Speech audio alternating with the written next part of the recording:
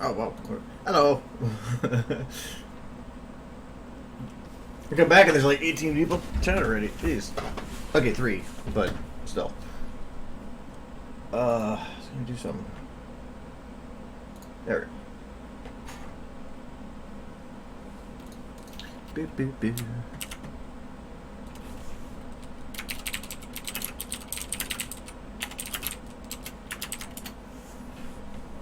Okay. And that. And that. Alright. Hello. Hello. Happy Friday. Thank God. It was a long week. It's a long and short week. What about music? There. Oh, there it is. Hello.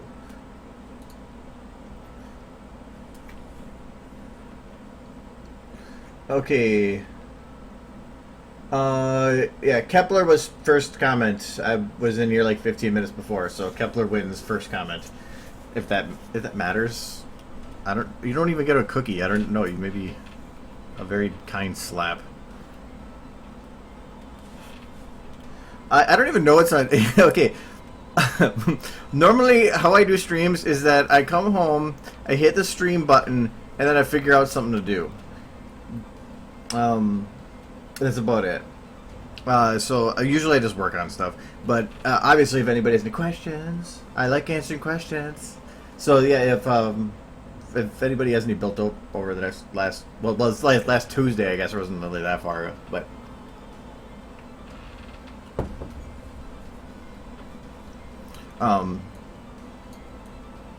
otherwise, what was I really doing on here? I think I was just trying to do the main animating bits still. Oh, you know what? I do kind of want to check one thing here. I did a test render of this part, but I never actually rendered it or encoded it. So I want to see what that kind of looks like.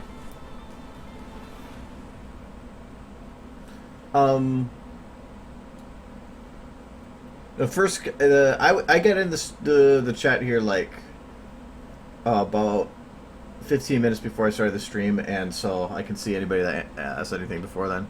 What was this one? I don't want Premiere. What the hell am I doing? Go away. Habit. I'm working on making a stream compilation of what the stupid moments on the stream, because I'm coming up on 1 year of doing this like weekly, so I thought I would do something about it.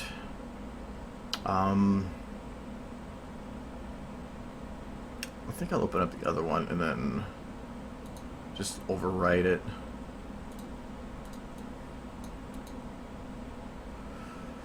Let's renders, don't want that.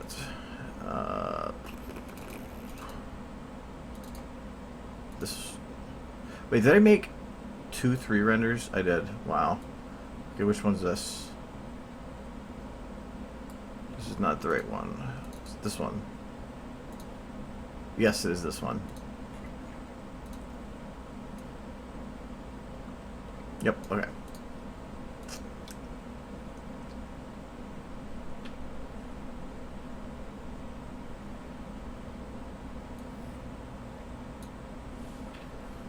Alright, now I gotta figure out where the timeline this is.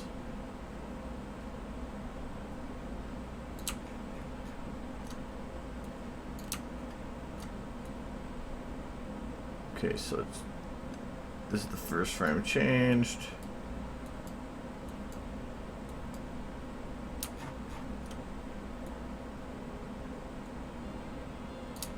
Just should be about there.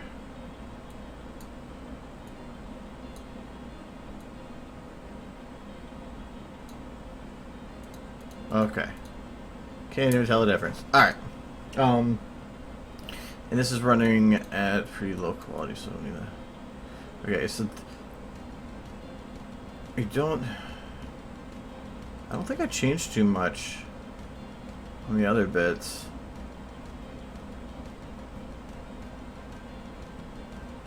What's it from here? Oh wow, that's loud. Hold on. How do I turn down the volume on that? Oh, I know how.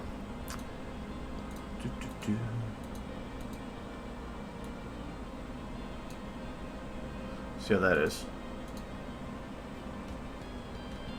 That's way too low now. How about this? A little bit better. That's not the correct timing though. I think I broke something on here. At this point is supposed to be not where it is. Did I extend something? I only care about one bit. Sorry. It's how that one scene went with her jumping back or whatever. It's highly dependent on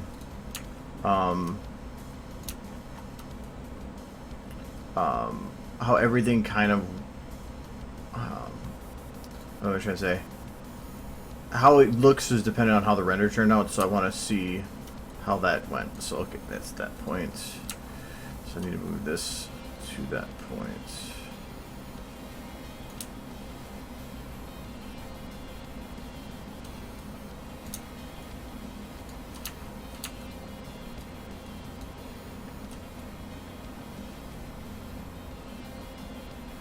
Okay, so this should be the same. Just about. Okay, let's see. Is the audio the right now?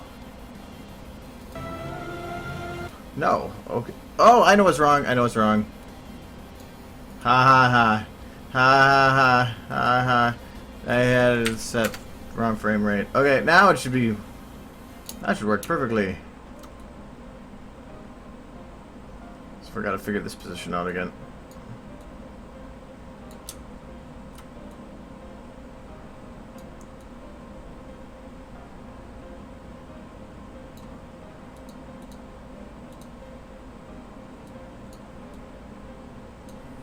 Okay, now it should work. Ha ha ha! I'm so goofy. All right, it's from here. Okay, let's do test encoding.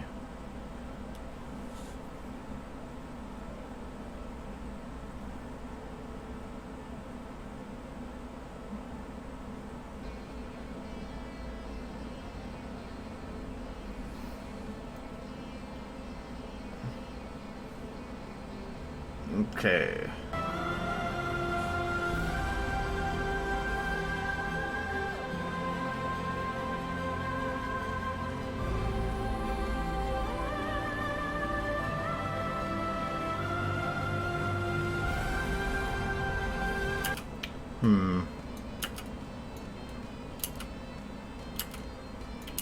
Still don't like how her legs kind of look here. I think her butt needs to turn a bit more with it. Even if I didn't change anything, it should work fine. But I was more worried about how the tail moved, but the tail actually looks pretty natural. At least once she takes off and moves, so that should be fine. I'm going to zoom in so I can work this a little closer.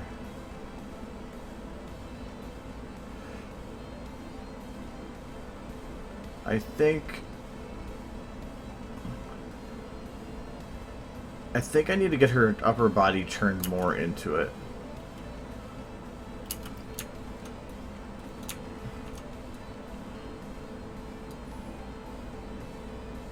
Okay, wait, I wasn't paying attention to chat for a little bit. I am, okay, for what, in terms of, like, going back, like, 10 minutes. Alright, what I'm doing, I'm checking out encoding stuff right now.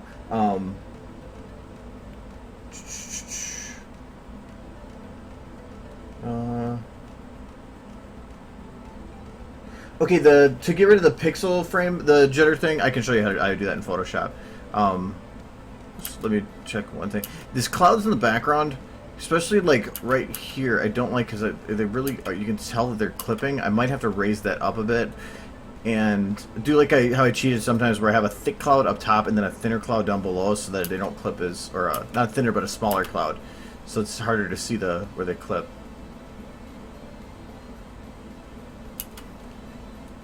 I think I might need to have the camera move quicker right afterwards here, because I feel like it doesn't time right. I don't know, it looks okay though, for now. Anyways, I'll show you what I do in Photoshop then.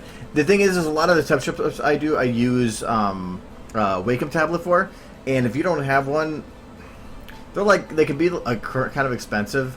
I got a good deal on mine, but I recommend if you can get one because it makes things so much easier. Let's see what. I want to find a raw picture I haven't touched up before I touched up anyway. Actually, you know what? I'm gonna do this one because it's probably an extreme example. All right. Ignore the face because this was like a goofy version of it. Okay. I gotta adjust my desk so I can have access to my desk here. All right.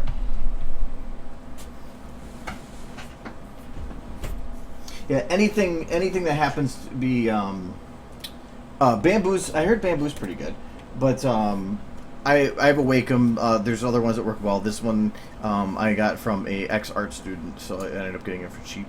Okay, so but this is the old Celestia model, so you can tell that there's a lot of the errors in the skin here and the body, and that does not look good. You don't want to have that in the final. It's the reason I never used this Celestia model before. What I end up doing is, if you use Photoshop, there is similar things in other programs. There's this nifty little thing over here, little finger thing. It might actually be as the water droplet. This is the Blur, Sharpen, and Smudge tool. Blur is kind of useful, but Smudge is the one that I really like to use. What you do is you grab Smudge, you put the strength down a bit. I put it usually at about between 10 and 20%. And then, let me adjust the screen here. And if you have a tablet or something, the bracket keys on Photoshop, you're going to hear the ding ding, because whatever. That's changed. It allows you to change the size of the brush. So like now I'm on the Wacom, so I have free control.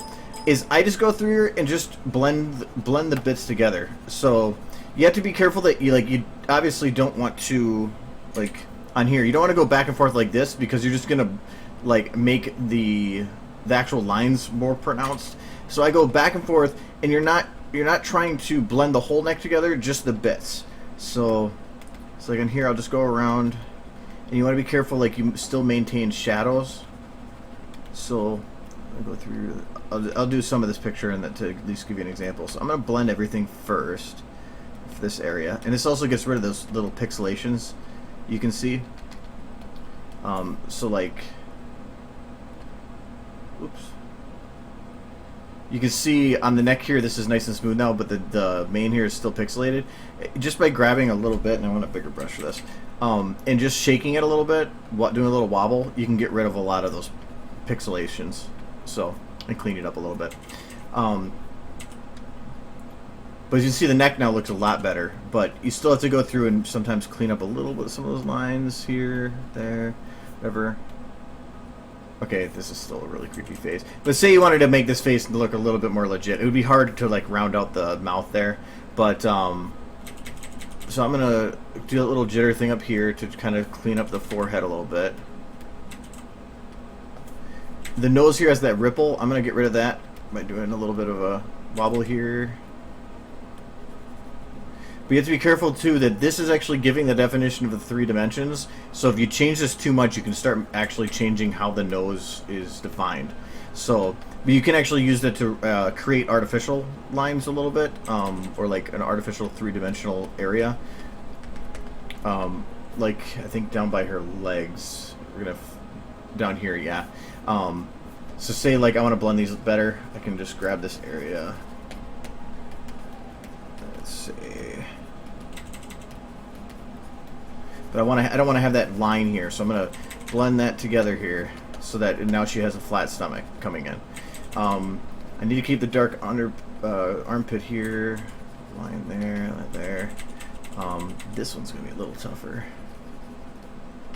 because I need to get rid of that little ripple.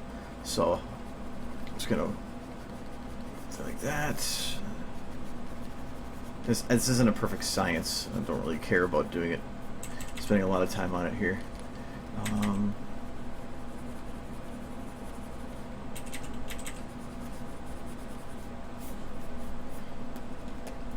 So that looks better, but obviously that arm is kind of broken. It's going to make it difficult. Plus, I think things are a little bit weird here. I think the arm might have been overlapping on something. Like just fixing the leg is nice and easy. Bam, like that. There's also little bits on the face here that you see that her jaw is actually clipping through here. So I can actually like grab the this is the stamper tool, and just to get rid of that bit, I'm just going to choose this little part right here, use the stamper to mainly get rid of it, and then grab the smudge tool again. And there, now that's gone. I'm going to make her head melt a little better with the head there, and I'm just going to try to nudge the head up so that it's a straighter line.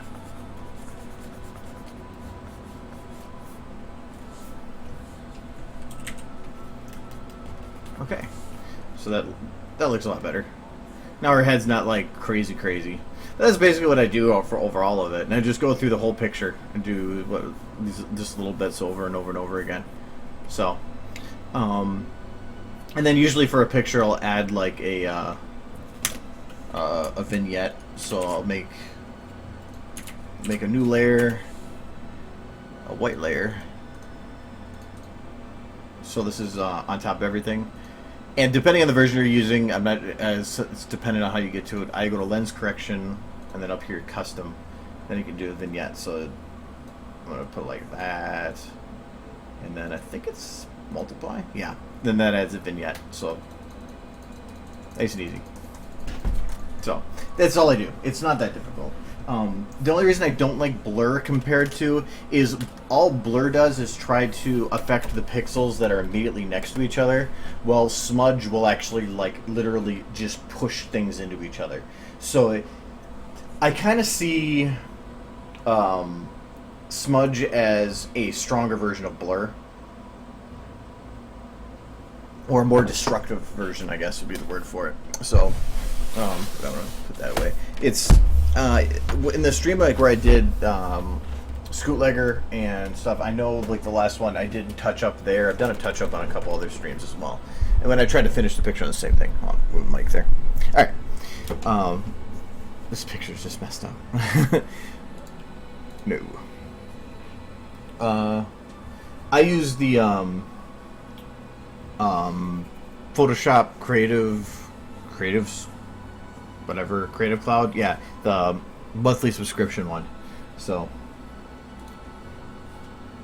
did I miss anything else in there? I'm not sure. I think that is her other eye appearing in her mouth. I'm not 100% sure. And this song I'm playing in the background now is actually, I think this is Final Fantasy. Let me double check. Yeah, it's Final Fantasy's Dust to Dust. It's an extended version that plays it 3 times over.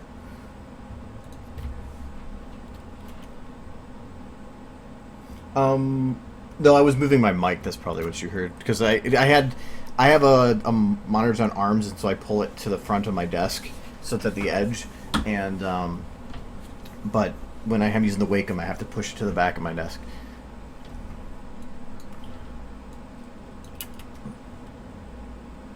Okay, so I'll keep that for now. I kind of want to figure out right here. Did I turn up the volume for this part? I thought I did. I'm gonna turn it down a little bit. I feel like I need to do a second transition in here somewhere, because it should be.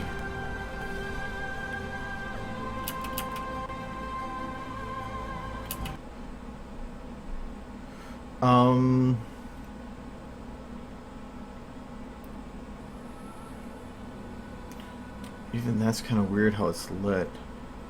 Oh, it's. I was like wondering why there's lines through there. It's because the glass. That's why. Okay, I'm just stupid. Never mind. No, I want to. I need to figure out some way to do this shot quicker.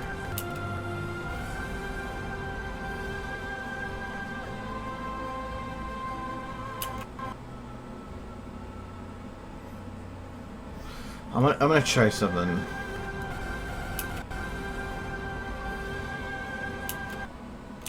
So when she does her here.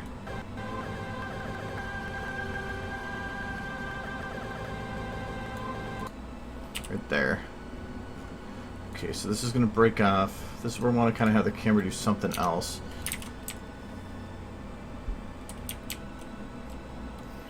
I don't know. I don't think a shot like that would work. And the only reason I don't want to do this is that it right now it looks kind of interesting with her wings, but at this point she's not going to have wings, so having them out would not really work very well.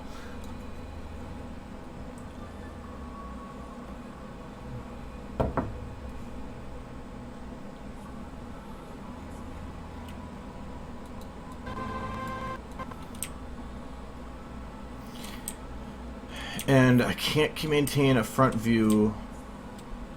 I'm actually even...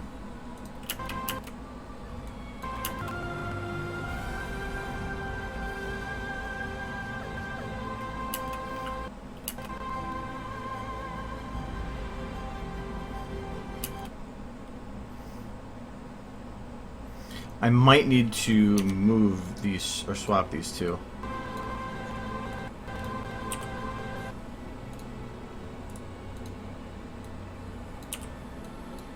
Again, if for those that haven't known, I put bookmarks where I have current scene swaps or scene breaks, because if I move shots around, at least I can maintain where the separations are so I don't break timing.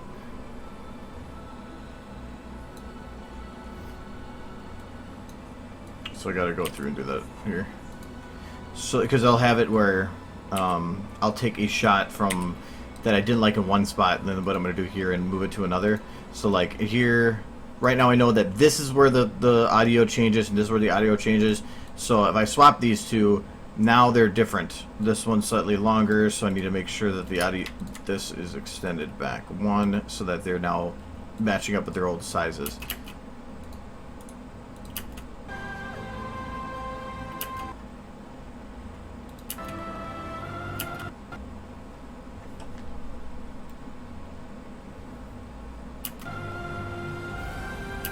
I can't, because the statues aren't going to be there afterwards. They're going to be gone. So, and I can't keep showing those scenes because they're supposed to be, the statues are supposed to be gone, and there's supposed to be ponies in their place, but I don't want to actually show that until later. So I can't break away here and then come back to that distance shot, because if I do that, it makes me have to show them, and I don't want to do that yet. Here I can get away with it still being slow-mo. What I kind of wanted to do was originally, have this camera like back here and showing the glass fall. The problem is that just that one shot would require me to completely recreate a background, something there, in a lot of detail. I don't want to go through that. That's a lot of work for something that's so minor. So, or to like show like out here the glass falling. Plus, it'd be going into a shot that's not established, so I don't really want to do that. So I had to find out something to do here. Wait, turn off lighting.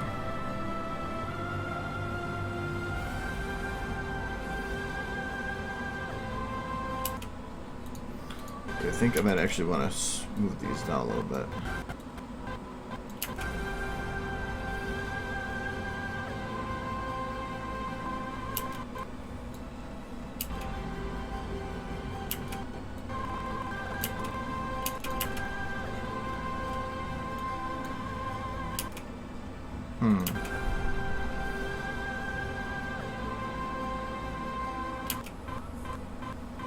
I think I might actually fade that camera.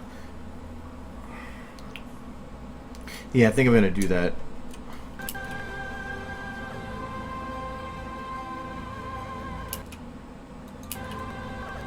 So from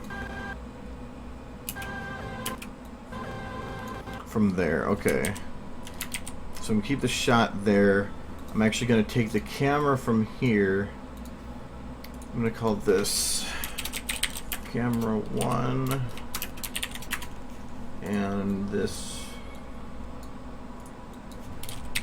camera 2. Oh, no, it's not camera 1 again. Why the hell did I put 1 again? Man. There.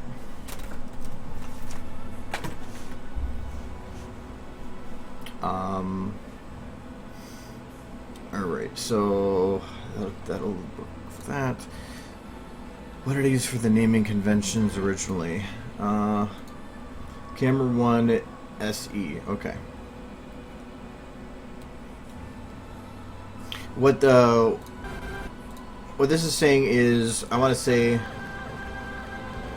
what frame I am affecting these. So at this point, this is going to be at, I'm going to say frame 5590. So this is going to be this one here.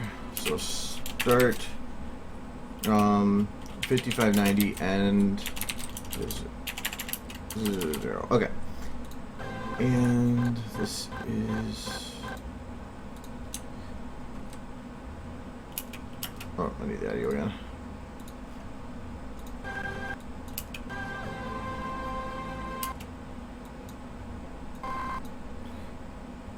Okay, so if I do 5630, it's a 2-second fade. That's 50. Okay, so I'm gonna say okay, and 5640. Okay, so what this is saying is, or at least for my own reference, is this camera is going to be rendered for. I can delete the shot actually. Now this is where the bookmarks come in handy. Bam! Everything's realigned. What it's saying is, and actually, you know what? I'm going to put bookmarks there just so I know. So that's 5590 right here, and 5640, which is right here. So when I do a final render, it means on this shot, when I render shot 6, or this shot itself, to render it once from running from 0000 to 5640, and then to render a second time using this camera, go from 5590 through the rest of the shot. Though normally I would render the whole shot for each, it means that when I go into After Effects, I can see the frame numbers, and I can say, okay, we'll cut these off at those points. So anything beyond those points in that bit with that camera, I don't have to worry about. That's what it's supposed to be. So what I did on the Destiny video, there was, because I did so many fades, I had like 5 cameras. That's why I keep zeros for the start frame number, and actually that needs a space. Okay, so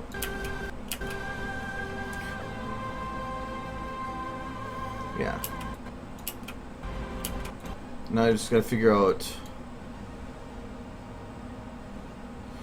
what camera I want to use here.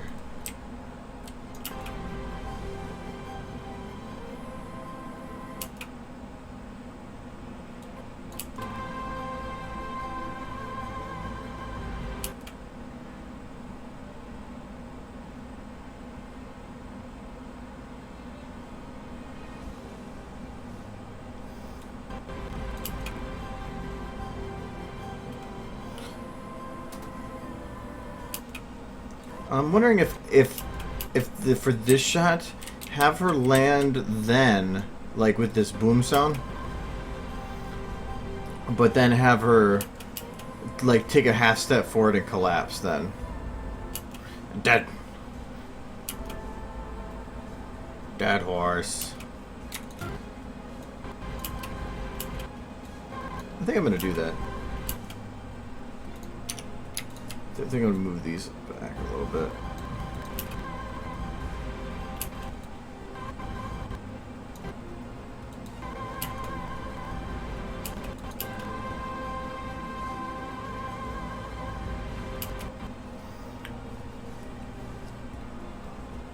I can't really prevent keyboard sounds. Keyboard sounds are like from my keyboard.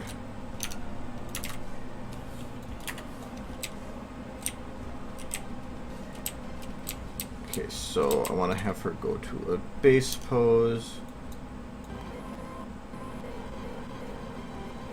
She's standing here? But she's already standing in this shot. She's cheating. Well, I'm going to take advantage of the cheat then. Twilight.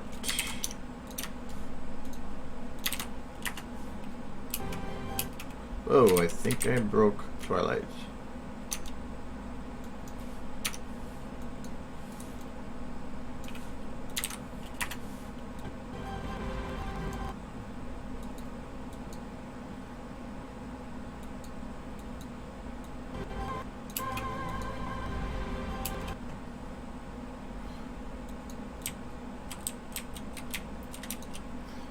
Your wings need to go away.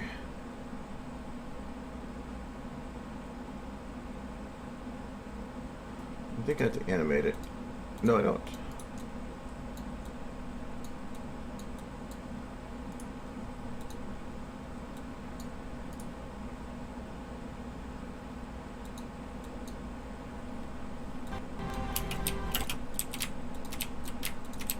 Why is your wings so spread out? Oh, you're not supposed to have wings here. That's why. Bad Twilight.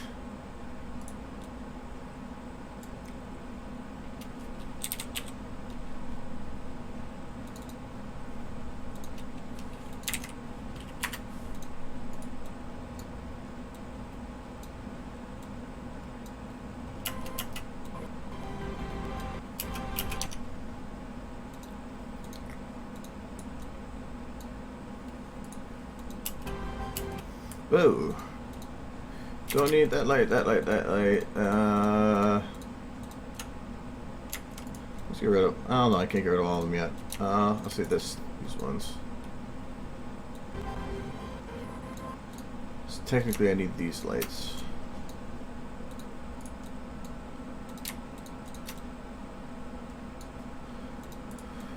It's gonna be tough, I have to actually blend that bit from here.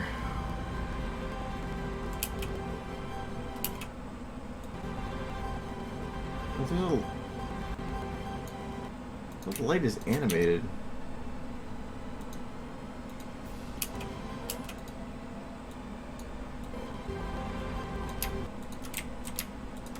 Oh, I bet you there's some hidden lights in the windows. Yep.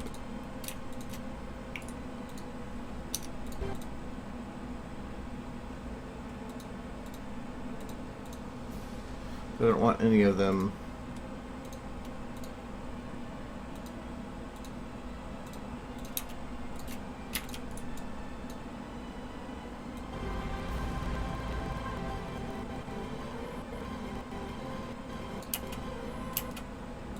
Okay, there is some lights hidden on this one. Where are you, lights?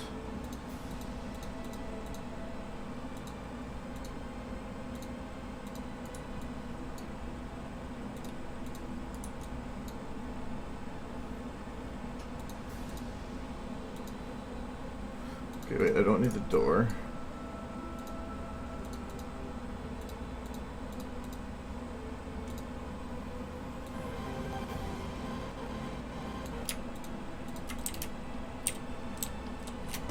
Oh wait, no, it's not that. It's the fact that there's nothing in the way.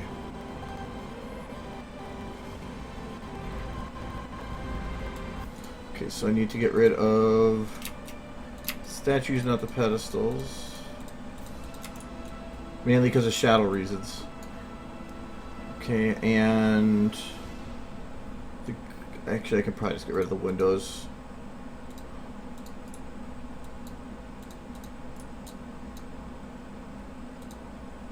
Okay, now is it lit the same? Yes, it is. Alright.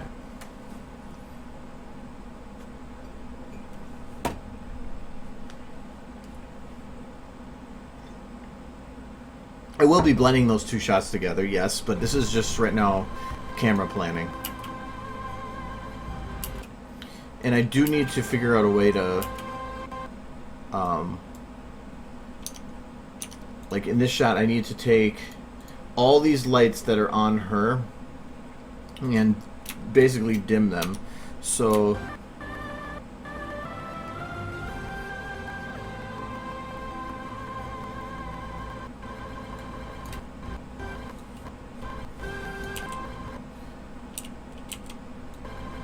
from here to here,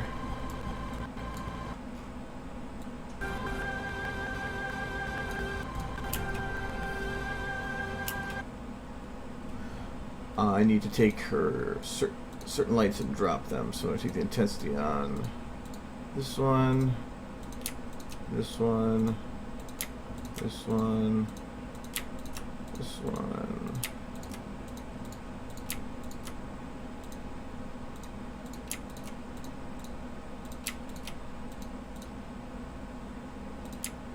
Yeah, I'll grab the sun through the windows too, just in case. Alright.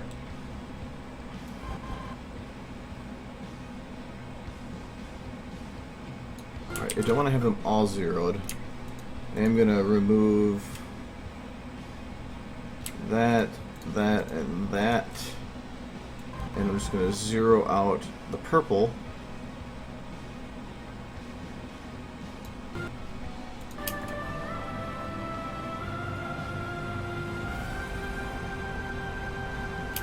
Autosave.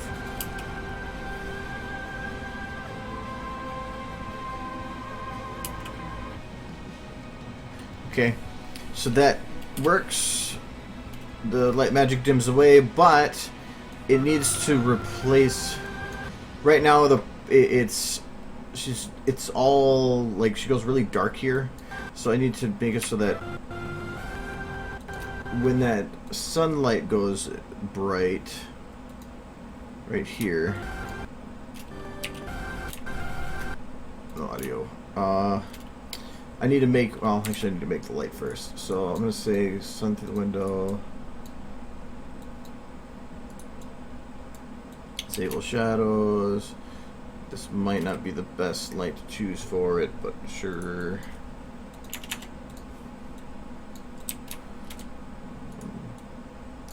Metrics, min.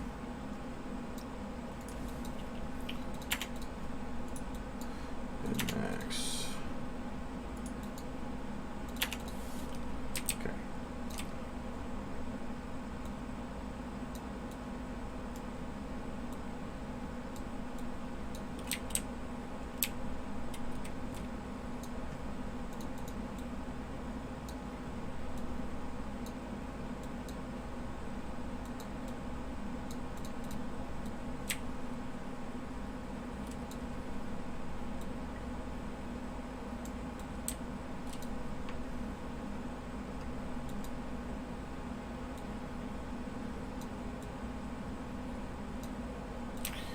This is going to be just the body light around her. Way too bright still. And we gotta get more of an angle on it.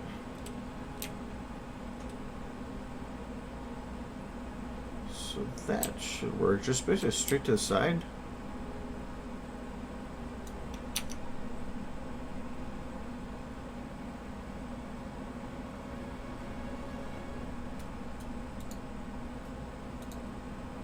Yes, perfect. Okay.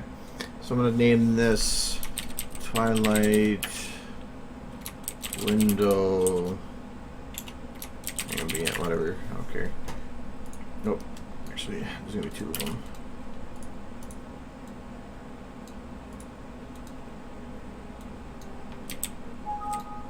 And this one.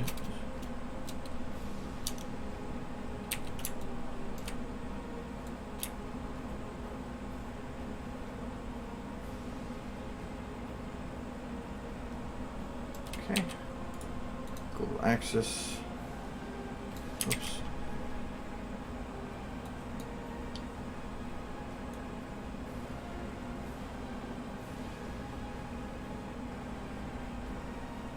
Okay.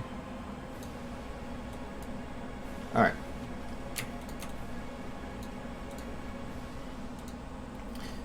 That will give a much better turn the camera off here.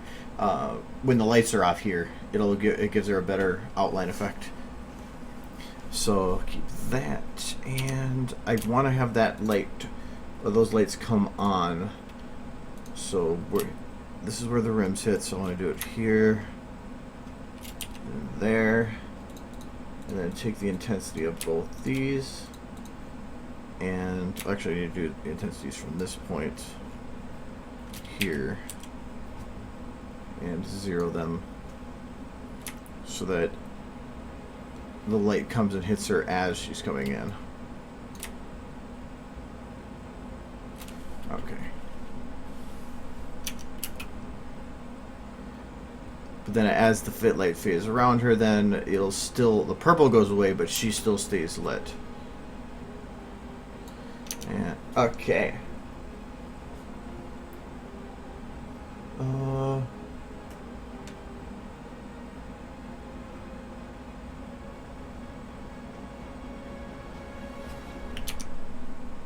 Okay, I don't think I hit the statues at this part because they'll be visible until the very end. How's it look from a distance then?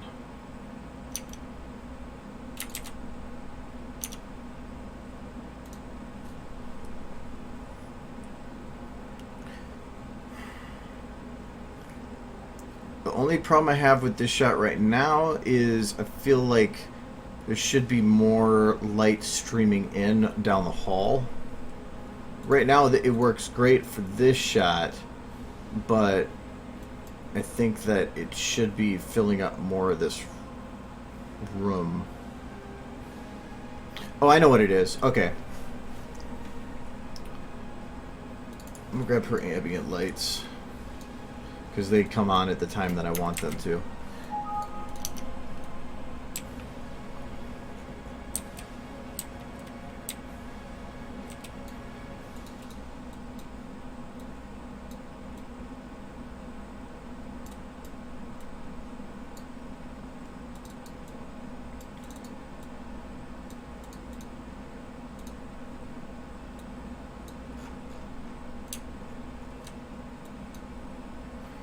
Alright, so I'm going to try to get these poles a little bit from the sides. So grab that light. This one.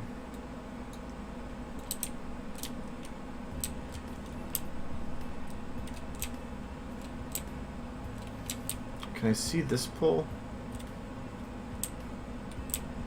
Or am I looking at this pole? I'm looking at this pole, okay.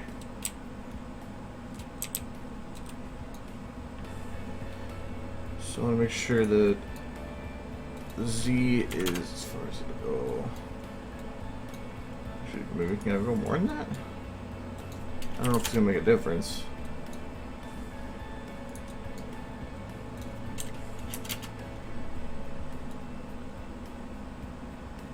It does, okay. The floor is not really visible, so as long as I'm aiming it right, I don't have to worry about that.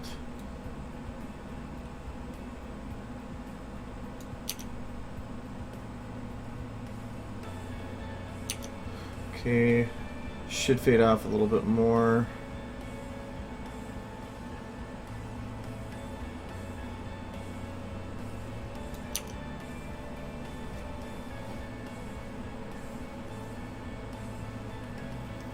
Okay, that works. So we're going to call this column light 1. Oops. What am I doing? Stop it. Stop it. Alright.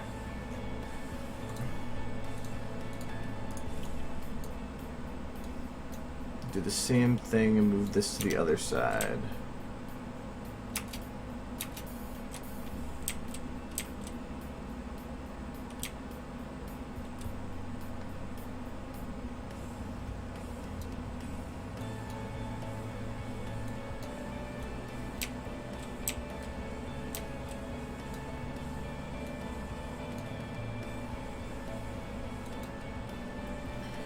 Okay, so a little tighter. Like that. And zoom out just a bit. Okay.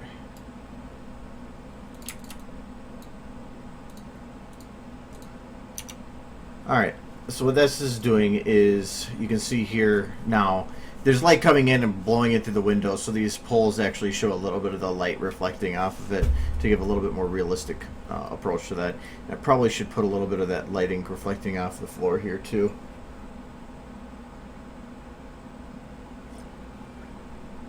I kind of thought about the pole thing before, but I just didn't really get around to it.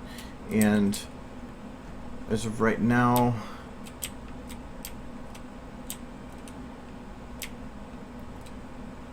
there's volumetric lighting bleeding through the ceiling, which is probably going to be due to the shadow 10. No, it's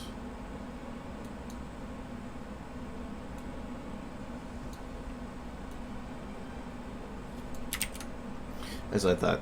I don't think I'm going to be able to do much better than that. Let me see though. because right now how the volumetric working, it kind of makes it pixely up here, and you can see the things in the wall, but I don't like that. I don't want this stuff coming through and hitting everything. I want it coming through just the walls, but I don't know if I'm going to have any luck in doing that.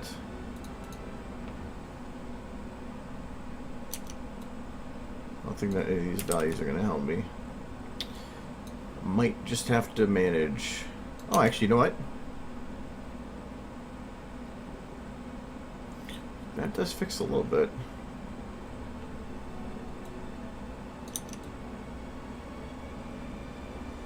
Because that's not the one causing my problem, actually.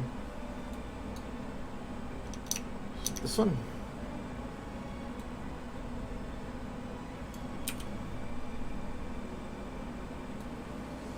Yes.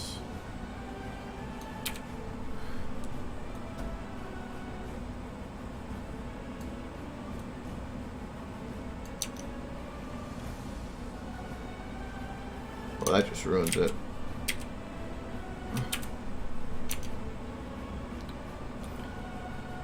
Or do I even need the close one?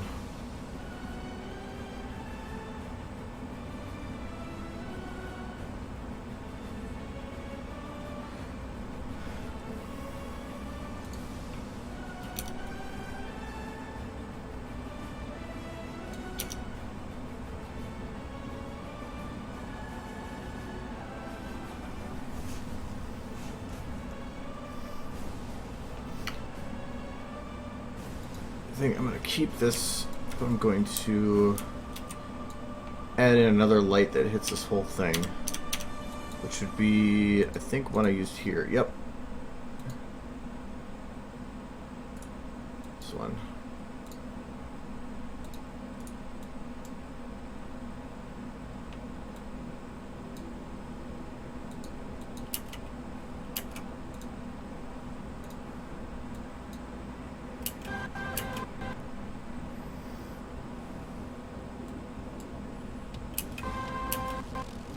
Okay, don't like how yellow that is. I don't know if I'd said it that way before or not, but way too yellow.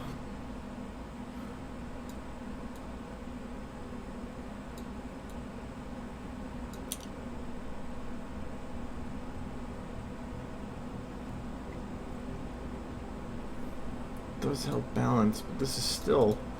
I might have to really play around with some of these lights, because it's not gonna, I think, behave the way I want it to. No matter what I do.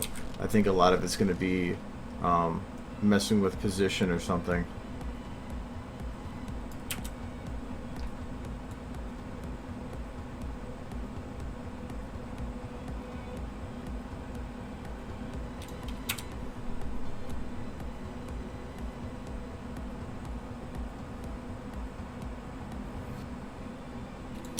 So that might help a little bit. A little bit.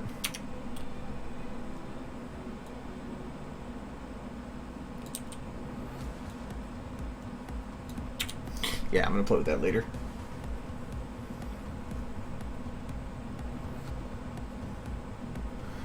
And then those side windows will be dimmed, but I can't do that in this current setup. So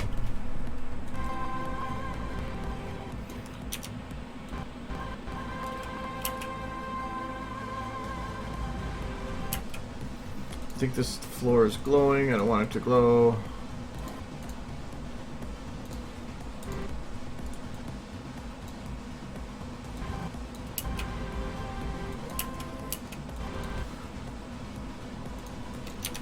So I think for the camera, I want to have it be like, she's gonna drop, so she's gonna be like, bam. I think something like that.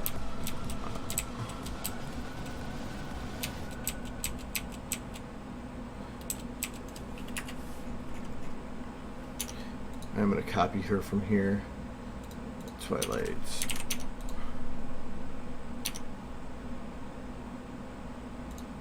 Why are hall props in with actors? Get out of there.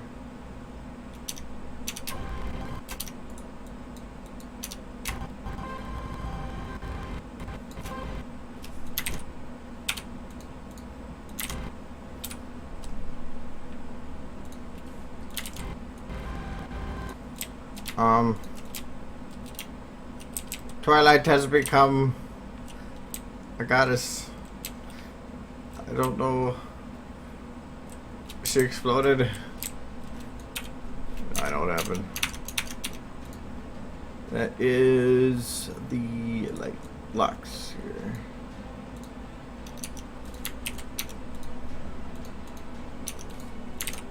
There we go.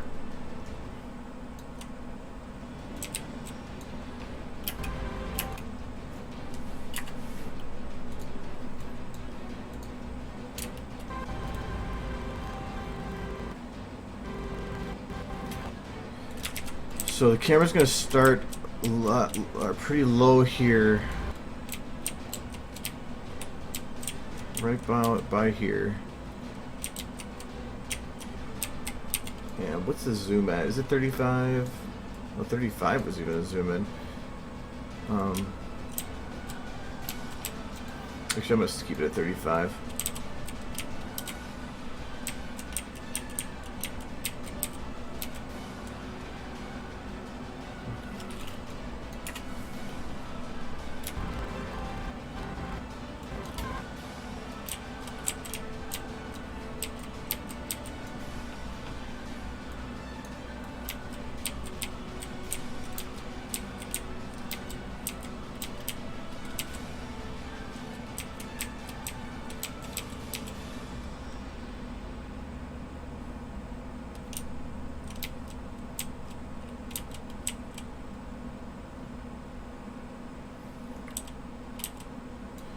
Do like that.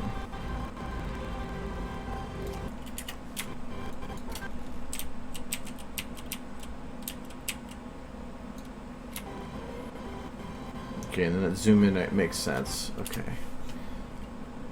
Let's see how that works.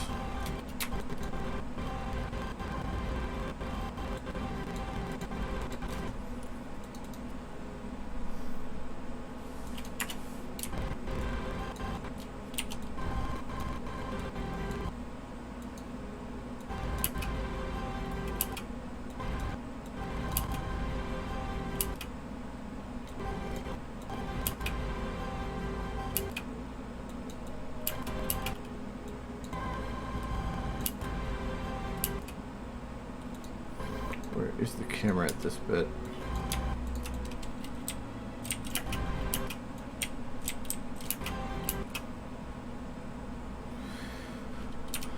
Okay, I actually want to have this stay closer to the ground.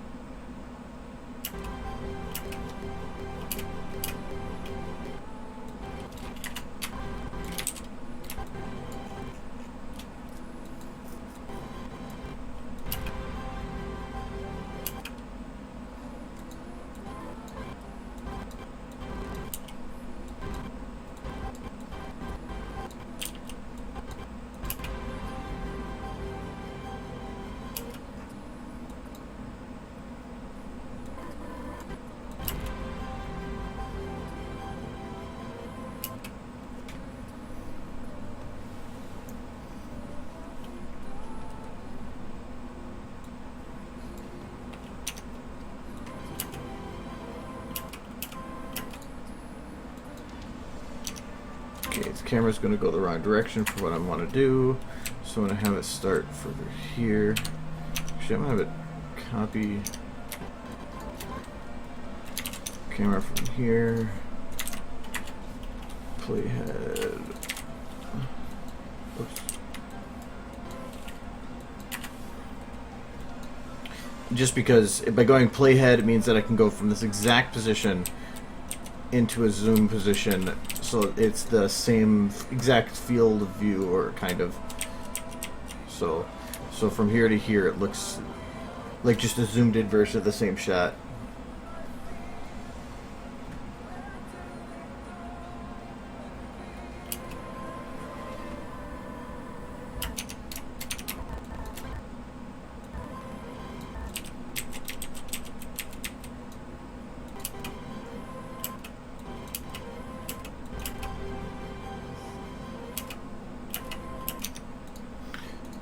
this camera, I want to actually have it go in so that it has a stop point, and then blend it so that it actually has a slow point.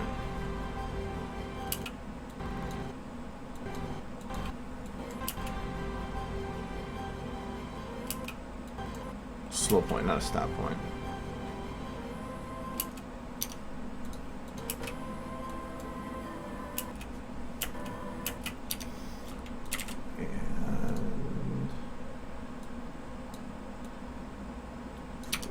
There.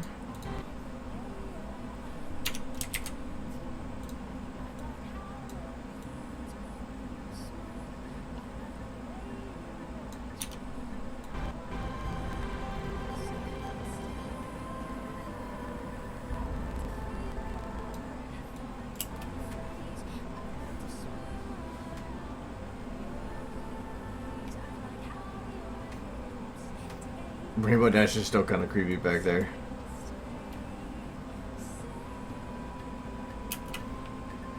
I kind of want to like do a little basic lighting on this so I have an idea as to what I'm looking at here. What's the skybox I was going to use? I thought I remembered that.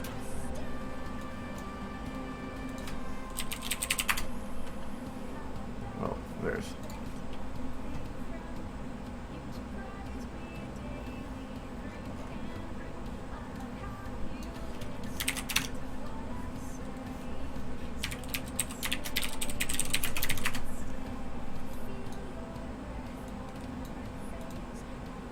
Yeah, I think that was the one I was going to use.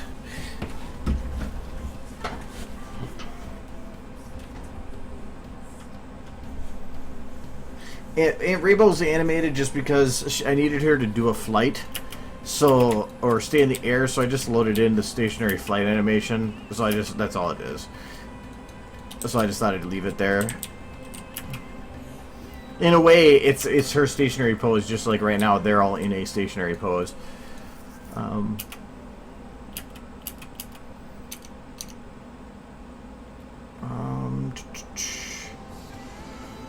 Okay, the lighting is very, very basic here, but what... Okay, for here, I don't need all these rim lights, so I'm actually going to get rid of some of them. I don't... This one's... Well, that's the center, so I can get rid of this one, and this one.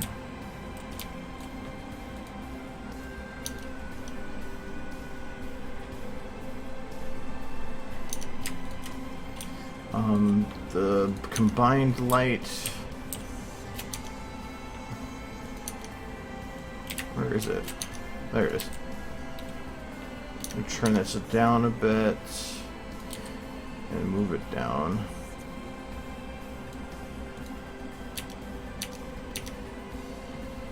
You know what? I'm gonna get rid of it. At this angle, I don't think it's gonna be as needed. And instead, I'm gonna take some of these rim lights.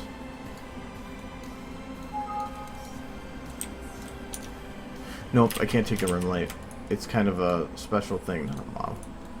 I just want to take the coloration from it.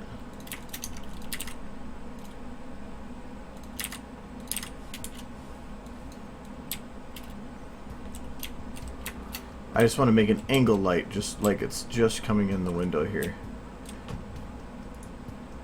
Disable shadows.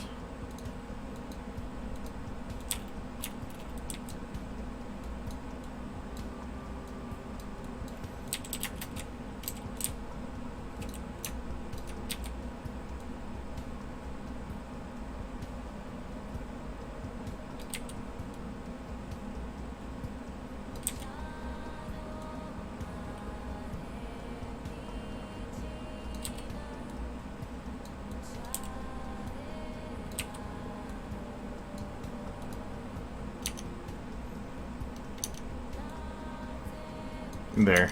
Now it has a little bit of light coming in through here and hitting that. But you know what? Actually, I probably want to. Oops.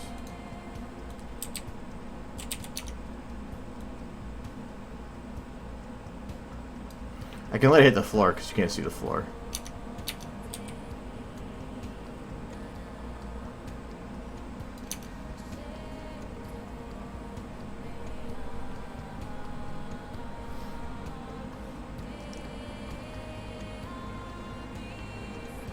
Okay, I'm gonna make that a lot brighter. I'm gonna rename this wall light main. Not rename.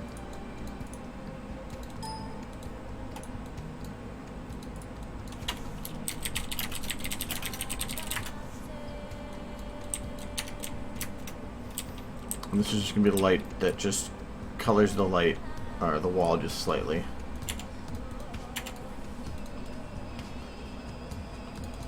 Just for that little bit of extra bounce coming up. So like that should work for now. I might have to add a little bit more lighting around here, but do that. And now I want something in there. I want to light some of these. I'm gonna grab that one again. I'm gonna call this what?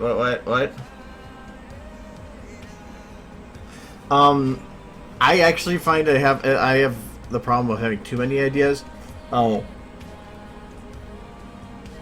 I end up doing is I read a lot of fictions, and in some of them spark ideas for stuff, but it's a combination of that with music. Like the music that I'm listening to now, I listen to a lot, or I listen to like those huge like 10-hour ones, and get to add to the list. But I run into songs that give me ideas, and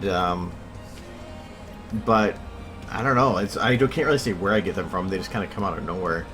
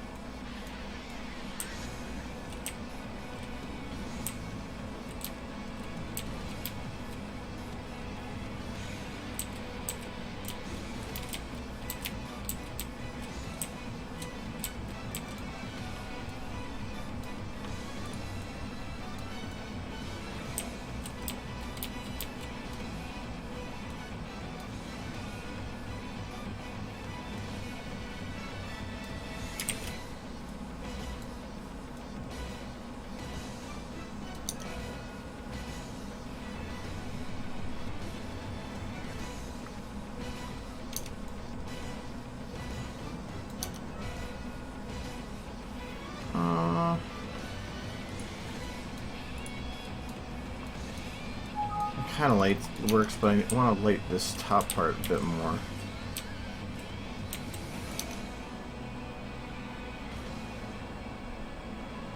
That's fairly good.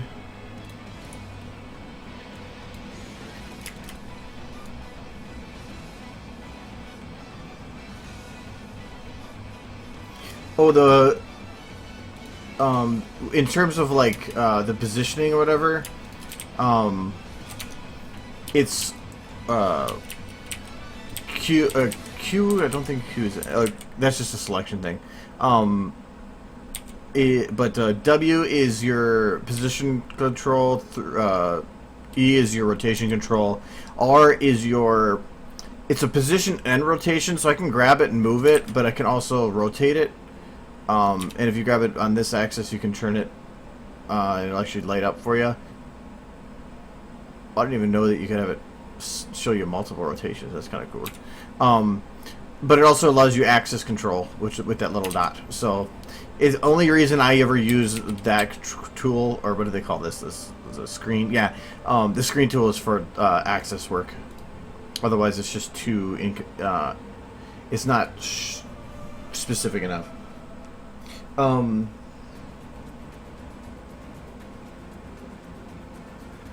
storyboard everything. That's technically that's what I'm doing now. I'm building. I'm doing the lighting for this because I want to kind of see how the lighting will turn out. But the fact, like right now, all these shots, none of it is. All they're doing is standing there. I'm planning out the camera shots and positioning before I do anything related to animating. Lighting I can get away with because if I'm going to be doing something similar to that shot, the lighting is going to basically be the same anyway. But I don't do it. That's why anything that's red here is something that's basically in the initial storyboard. So these shots are in that phase. But I want to kind of figure out how this shot works. I think this shot could look really nice when lit, but I'm not sure. So I'm playing around with it here. Whoa. Why am I sideways?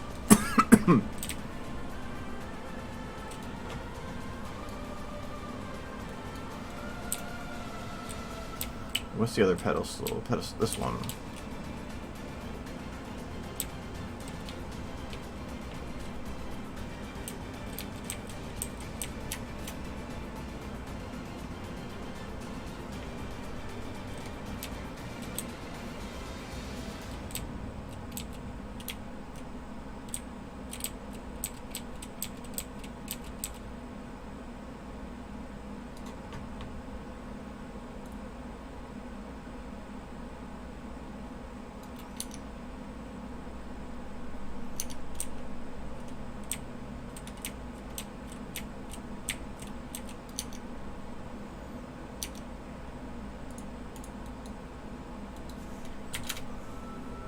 Yeah, but I can't draw, so don't expect me to like actually draw out storyboards. This is the best I'm gonna do.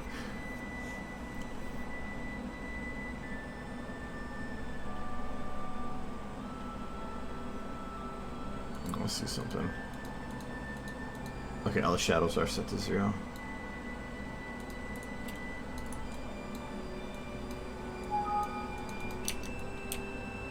Right, and there's one pedestal left, which is right here. Should be lit on this side.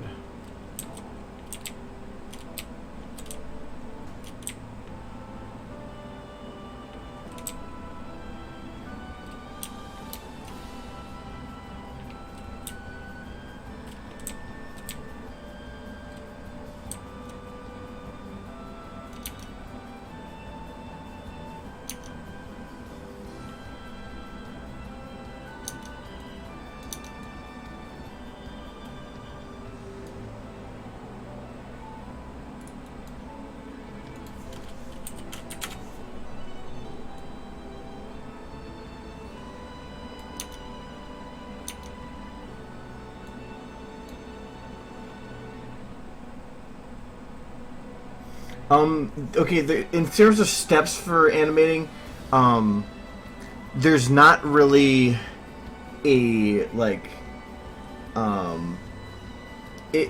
obviously, yeah, get the map, get the models. I think that's might be going too far back, or the initial stuff. How I do it is, if you're talking about like a full video, before I even animate, I do this, where it's like, I'm setting up the structure of the video. And usually that's before even doing that is normally before you even start a video, you have an idea in your head of what you want it to look like. So you just have to figure out how to get that into the engine. So normally, if you already know that, you kind of know what the scene you want to look like. So I scene build everything to begin with. It may be going overboard, but I completely build out everything that I could possibly want to use for the scene, and then I go into that scene because. If you start breaking shots up, like here, because I have some of the stuff here broken up towards some stuff's in shots and not in others. If I had a scene builds that I kept modifying over time, I'd have to keep going back and copy pasting new stuff that I was adding in a scene build to every shot, and that's kind of a waste of time. So, and especially when like here I have stuff organized. So I try to do all the scene building first. Then once the scene building is all set, then I'll go through and do some of this this camera work, setting up how I want to do the shots.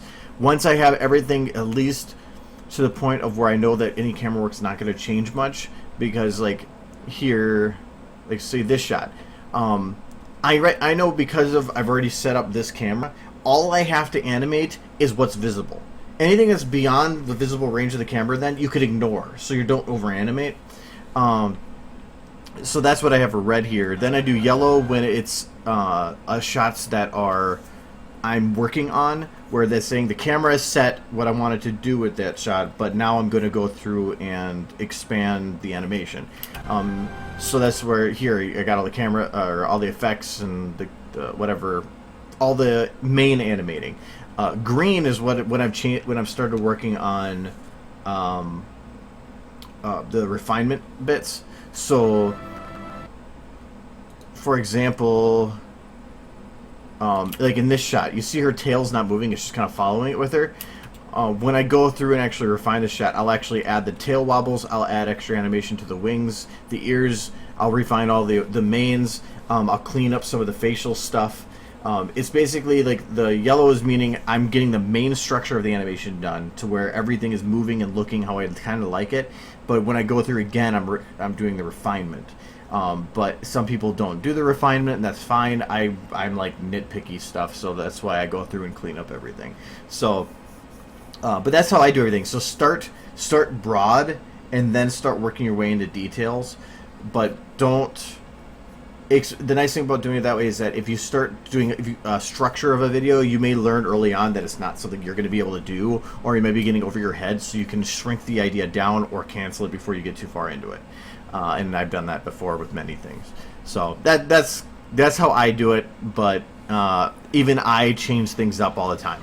So sometimes, like, I'll get some shots like here, say I really like this shot. I'll maybe put a lot of effort into this shot and have it almost fully animated and cleaned up before I even get some of the other shots done. Especially if it's if you're doing a parody of something. Actually, to me, the most important aspect of scene building is not as much lighting. Lighting, I feel, is really important. But the problem is scene building. You normally you're building the entire scene, not the shots. So it's hard to get the lighting down perfect for what you'd like per shot. What I feel with scene building is it's adding in the little details that make a scene believable. So you need to add in enough that the scene goes unnoticed. So like, what's an example of such?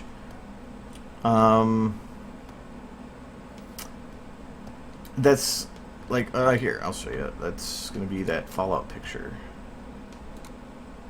That's here. Oops. There you go. In this picture, yeah.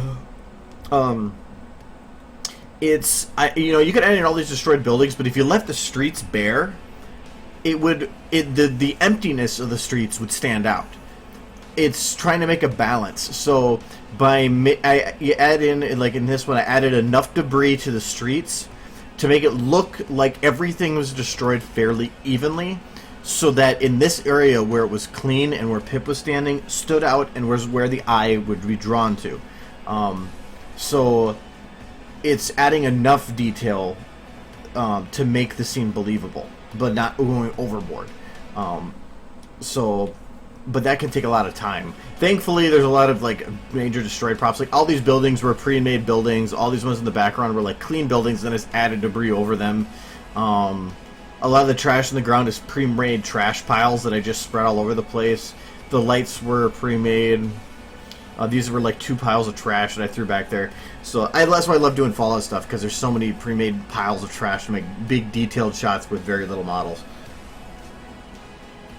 Yeah, I will give you that artistic destruction in a way. Yeah, but yeah, so lighting to me is important. But when it comes to lighting can be done later. It's getting all the details of the shot done. And like I've said before, this scene was created in the void. It wasn't done in any skybox or anything. So you don't need big elaborate maps to make a scene. You just need to have a couple base models to start from and then a crap load of little stuff.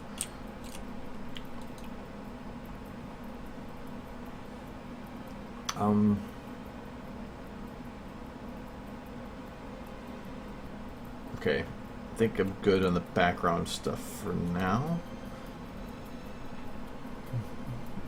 Yeah. So I want to do the pedestal light.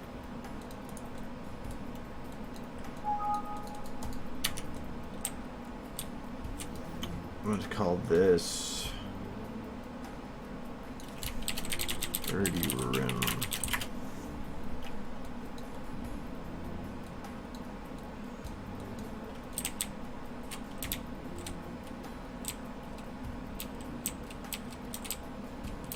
So this is going to be the light that's supposed to be hitting her as a rim lights that do like that, but maybe not as bright. Yeah, that'll work. And I don't want it to hit the thing behind her, but I don't have a choice. So if I don't have a choice, I have to just drop the Z so it's not as bright past her.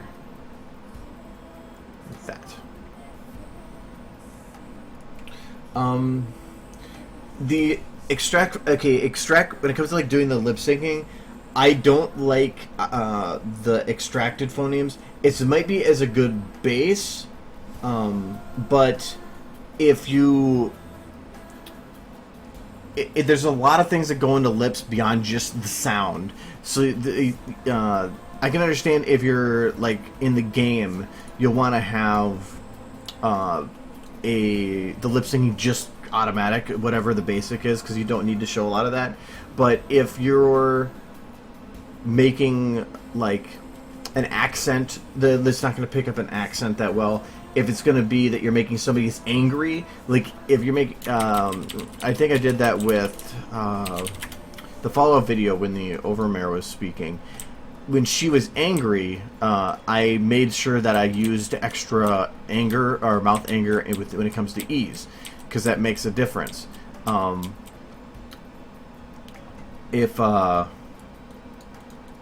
Or if they're sad, how their lips are going to bend are a little different. So I recommend doing it manually for that, but it's also, lip syncing is boring, I think, so it comes down to what you want to do with it. I mean, you don't need to make a Pixar animation.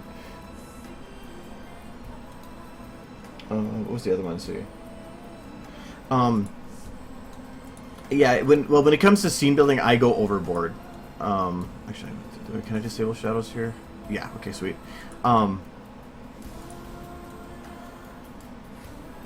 Or no, please don't break. Yeah, I like it with the shadows. No, the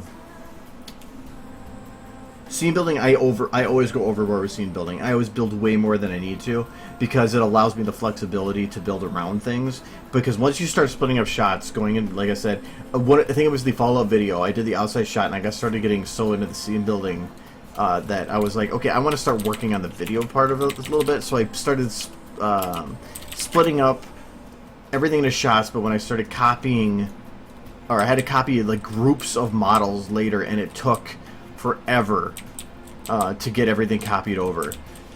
And it was like there's like 3 giant groups of just a mess of models, and that was really, really annoying. So I wish I would have done more of the scene building before I did that. Oh yeah, this is never actually, I renamed these wrong. Wasn't paying attention.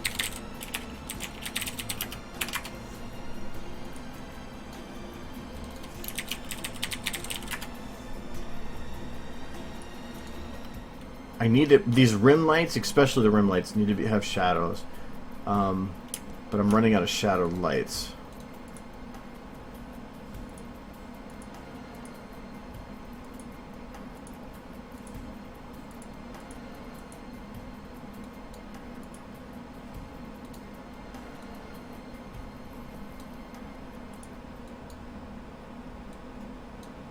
that one needs a shadow.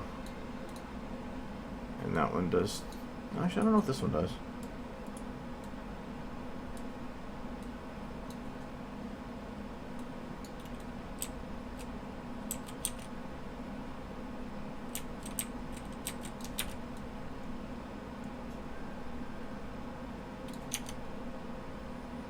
There, that'll work. There, save some shadow lights. Apple, rainbow.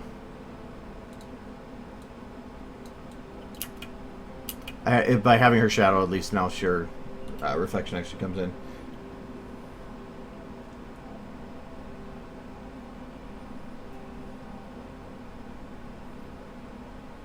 I don't know if you move at lower quality. The render, they should look the same, or just about the same. Yeah, lower quality, but those shouldn't affect your lip syncing at all. Ah.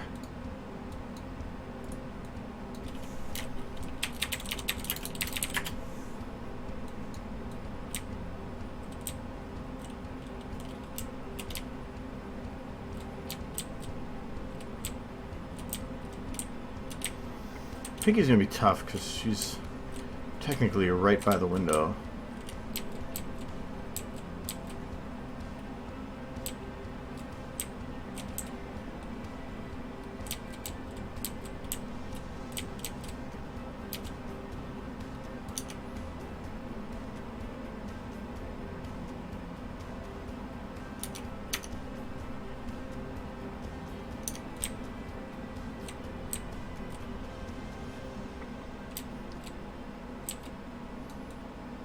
I'm going to do that, and then I'll just give her a brighter highlight. So there's 4 ponies in this shot. Fluttershy's not, but I'm going to keep her in this anyways.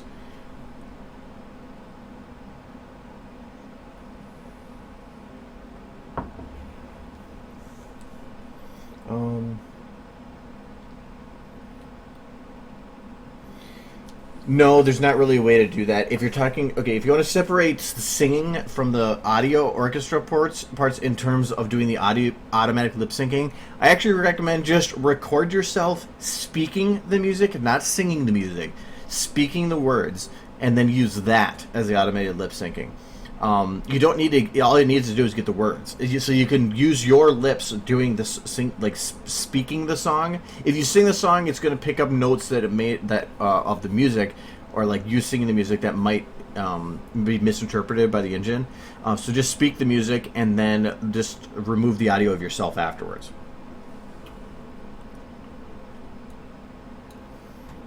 And. Okay, so I got everybody's rim. Now I need to do... Okay, disable shadows. This is going to be Verity main.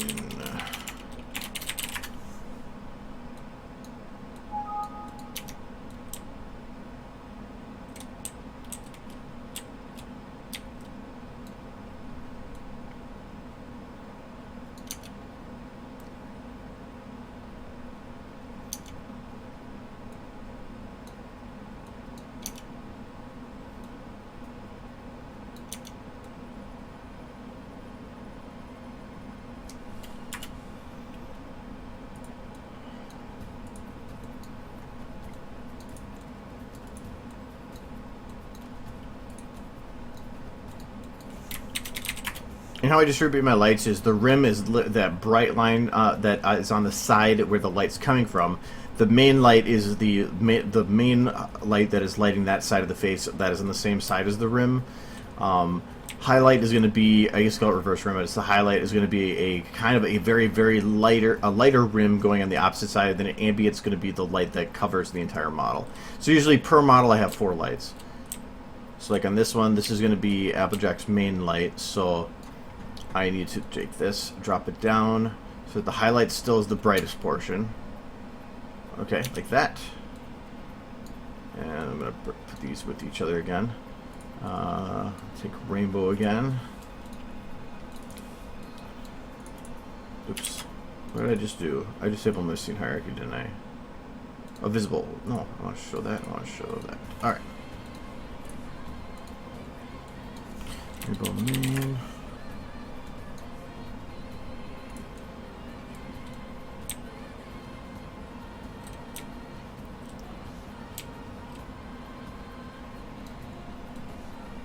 This I have to be careful with because Rarity's down there.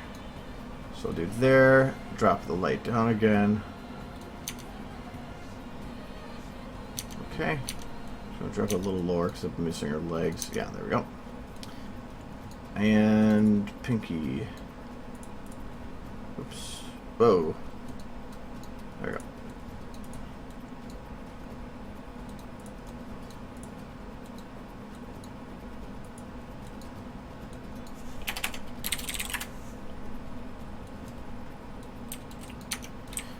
Pinky's going to be a little bit more difficult because of the lights coming around her like that.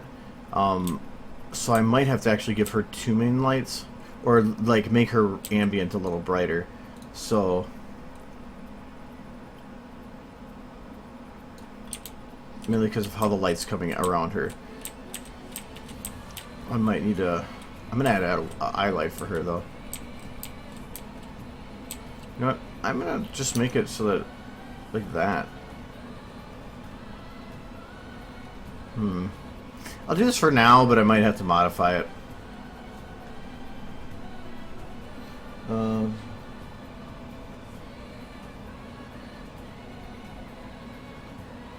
Well, just practice. I mean, nobody's bright the first time. Per shot, if you had to do an estimate, anywhere... any shot usually will have at least a minimum of 3 to 4 lights. The most I've ever had is 18 to 19. Problem is if you have volumetric lights, you can start getting to a point where if you hit too many lights, it will destroy how the volumetric lights work. So you've got to be kind of careful with that. Alright, so this is going to be Rarity Highlight.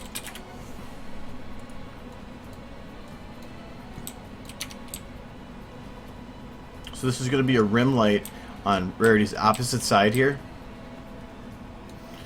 Like right here. So you can see that that's lighting her other side. But it's not going to be as bright. So like this. And probably even a little dimmer than that. I'm going to remap it. There. Okay.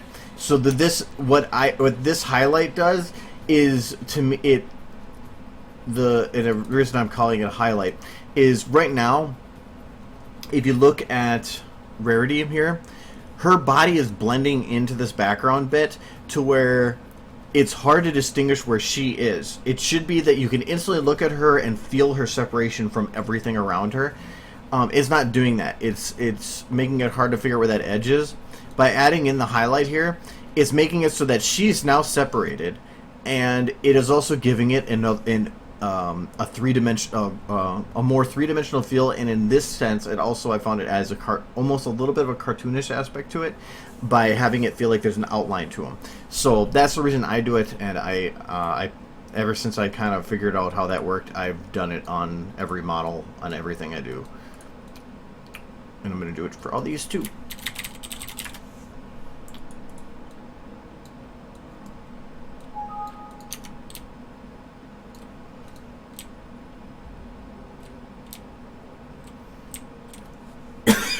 Sorry. So in this case, okay, I got rainbow lit here. I might need to leave her a little brighter there, just because as I'm getting closer to the window here, I'm going to need to have brighter lines on either side to where it's almost more of like the highlight is a rim.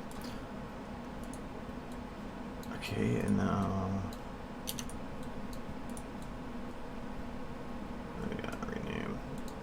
and I do highly recommend that you name your lights. Yes, it takes a little extra time, but it can make things a lot easier when it comes to modifying later, because you don't have to go through and figure out what does this light do, what does this light do. Okay, there, and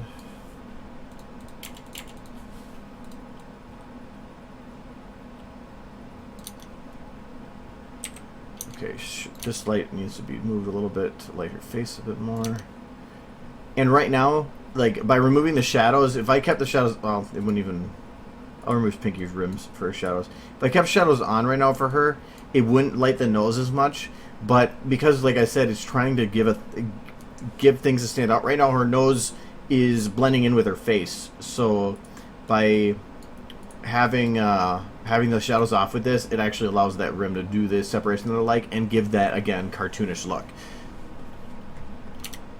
Her head's way too high. I need to turn this down just so that it doesn't seem so weird. Yeah, that's better. And highlight go there, and then do pinkies.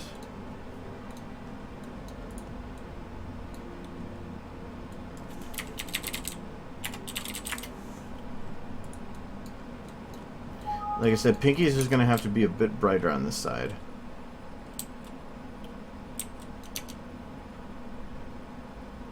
Maybe not like that so much. I'm going to drop it down, pull it back a bit.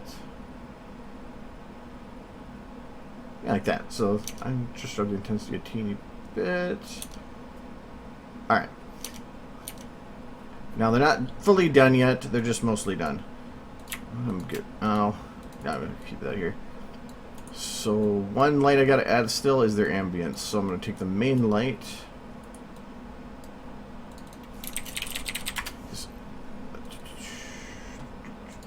This is going to be towards their front. I know. Stop beeping at me.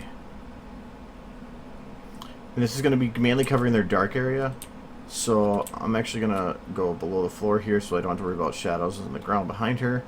And this is going to be very, very dim light compared to what I've been doing. So I'm going to go to 0 and I'm just going to up it a little bit just to give it a little bit more ambient glow. Okay, so that works for her.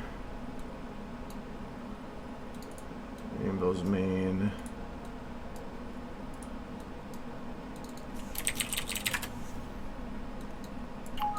Oopsie.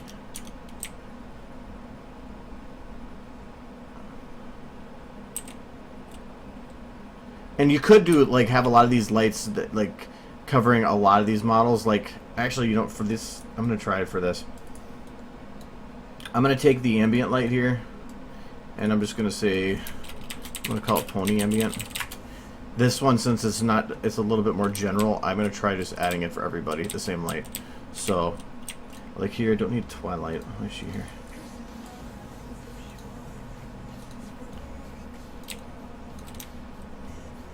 So let's do it from here. Max distance up. Let's do 10 up.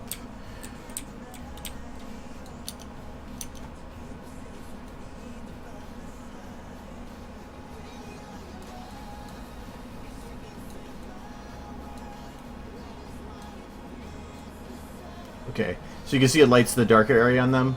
So from 0, I'm just going to go up a little bit.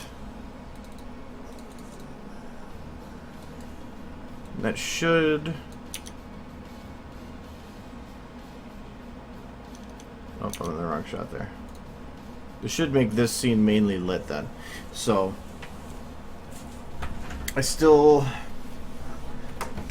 I might need to play a little bit with Applejacks there because I don't know if I like hers a lot, but I think it might have to do with how she's standing, not as much with the lights themselves.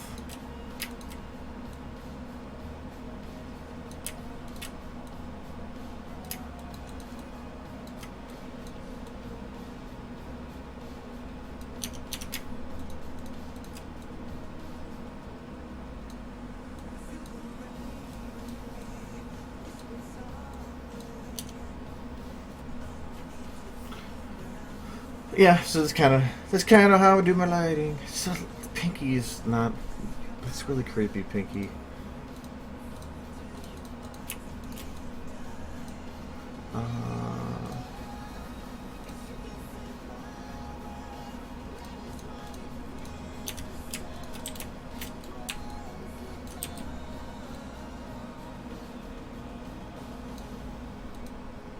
There we go. Now she's not staring at the camera.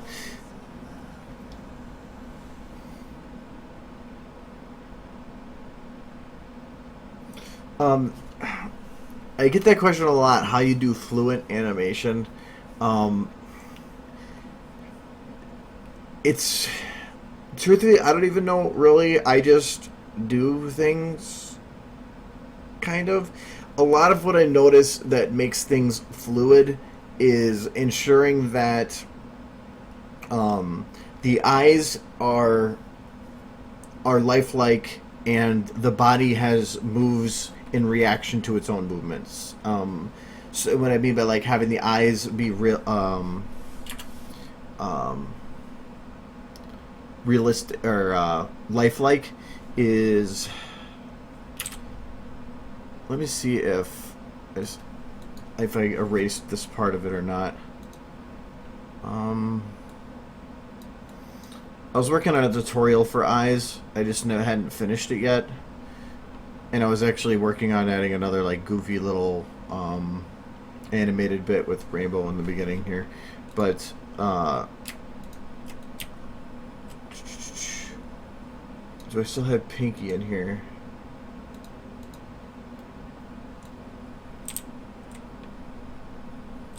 I think I do, but I don't know if I have a comparison. Well,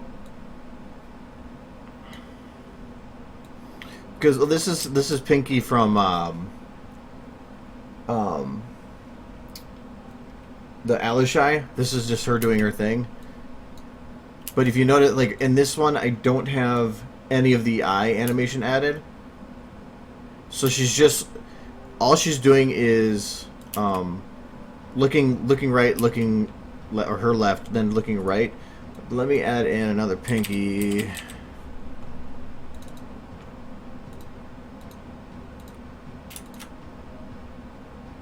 Actually, I'm gonna just copy that first.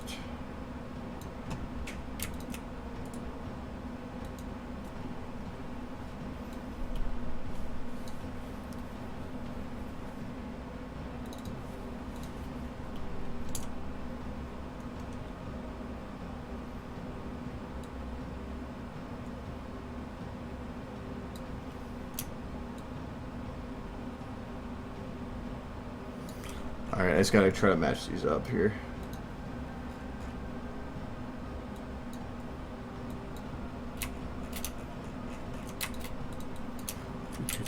So this is...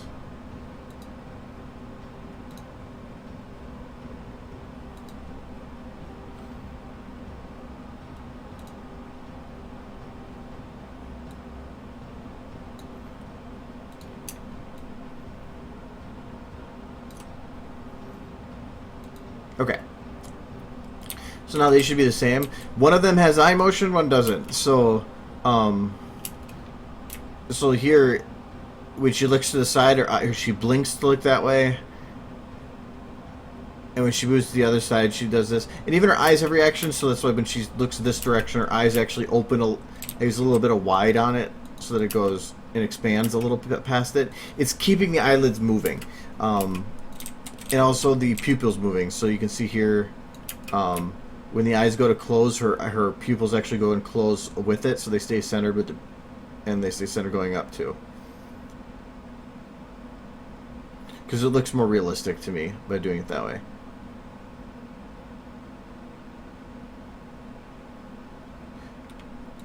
But compared to this, where it's just the eyes don't shut, it just doesn't feel as right. And I think. And here, this was the example I was using for using the eyelids. The eyelids are constantly moving, so it's a lot of it is when exclaiming something, the eyes will open wider, and then when the head drops, the eyes drop with it, open when the head goes up.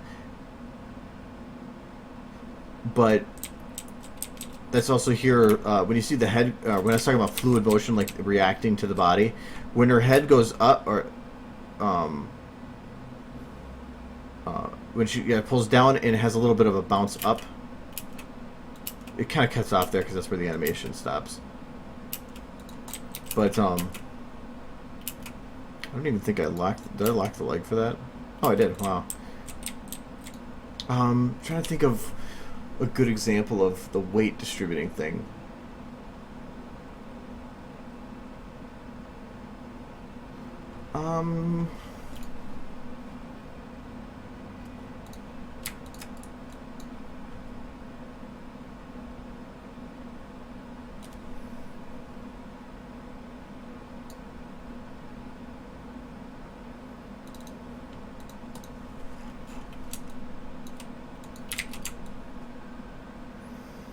Okay. This actually be better if I do it with Derpy.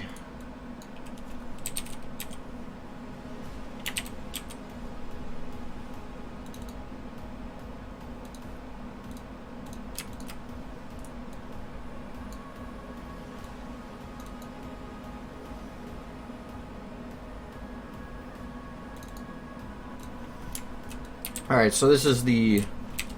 Oh, you know what? Nope, actually it doesn't matter. I can just do her.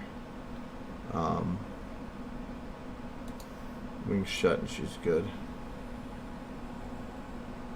Okay. This is from the Destiny, whatever. But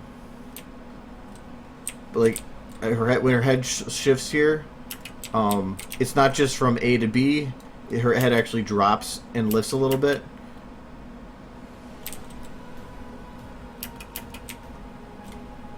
When her, I think when she does a slight churn. I'm trying to think of where this is.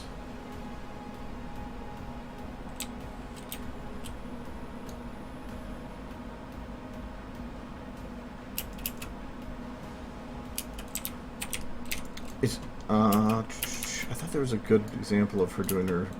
Well, even like here, when she goes from left to right, she bobs her head.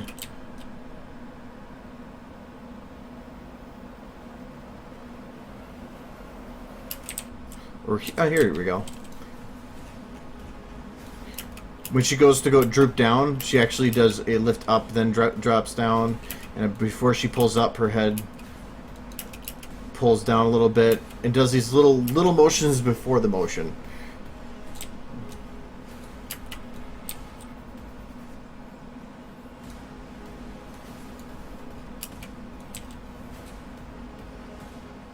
So it's the... She shouldn't just immediately move robotically from A to B. If she's gonna like move forward, have her like pull her body backwards to have the momentum to push forward. When she gets to the end of it, have the body move a little bit forward to go back into the normal position. I mean, just pay attention to how you would move.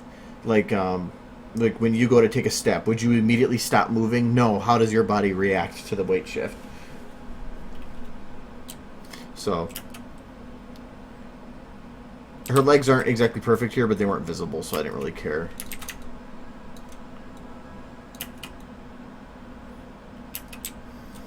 But even here, I think I did like a little... Oh, it's before that.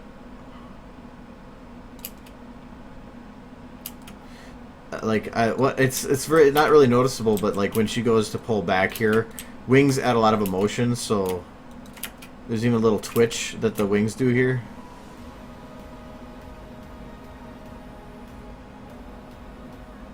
I spent a lot of time animating just the wings on that, for Derpy, because I felt like it's part of a Pegasus. They should constantly react to everything that they're doing.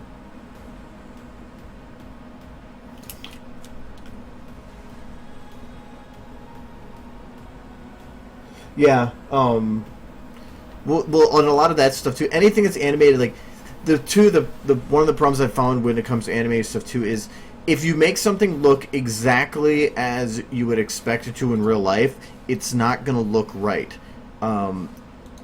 You have to make things look you have to put it to an extreme, like some of the pulling and twisting or whatever. You have to make it go further and do things further. So I had a video where somebody says like you want like it was for the FOMO video. I had somebody say that the emotions were too exaggerated. I'm like, well, that's kind of what you need to do though. It's hard to try to get a subtle look on a model, and even actors and stuff are going to overact something than somebody would in real life, because you're trying to make sure that people can visually interpret this stuff correctly. But that's one of the different problems I'm having with this one is you're trying to make somebody look sad, but when she's singing here, normally you wouldn't expect somebody to have that much head movement, but I have to keep them moving because your brain is already trying to tell you that what you're watching isn't real, and so you have to keep things moving to make it still make your brain think it's real.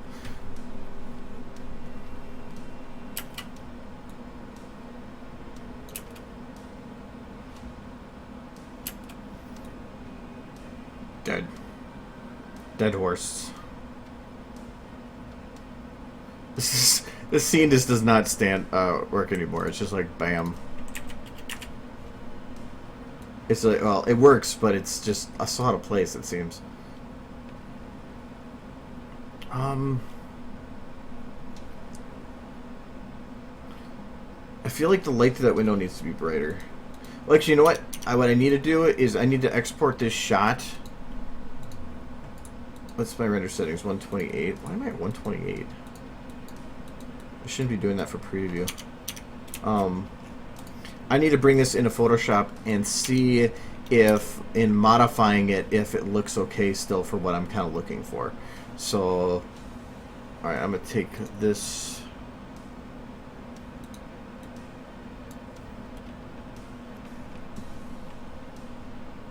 I'm going to call it, oh, I just 3. I'm going to put in speed grade. That's what it's going to be in anyway.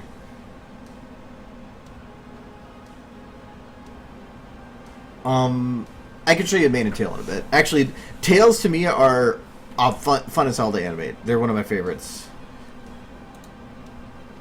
Let me just open up that thing. It's going to be man, blah, blah, blah, source maker, renders.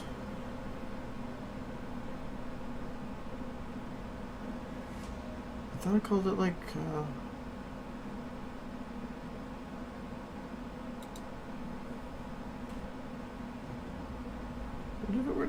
where did they go to?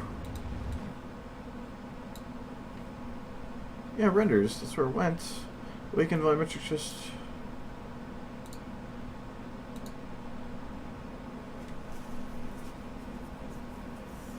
Or to put all the TGAs first?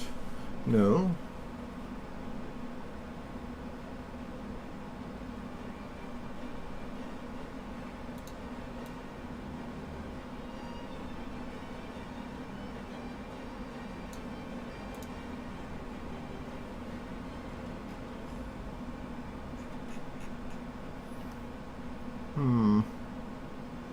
Why can I not see you?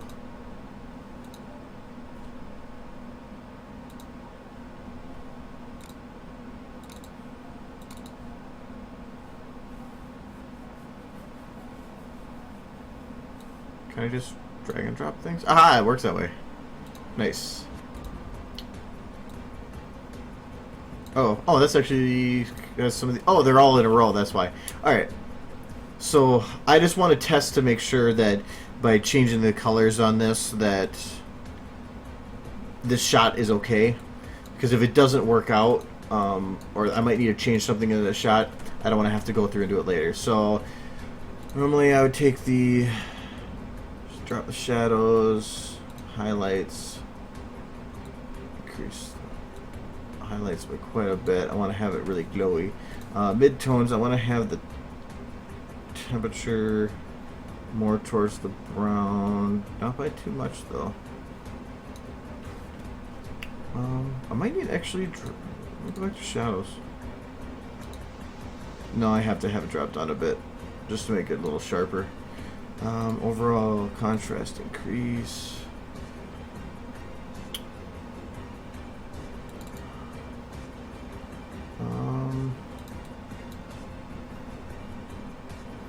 Yeah, I might need to increase the ambience a little bit on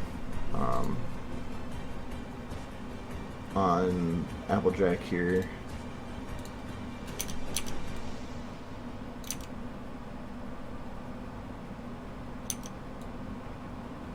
Because I don't want to have her face that dark. Because her face right now is way too dark right here. If anything, maybe take the main light. Where's her main? Would it be this one?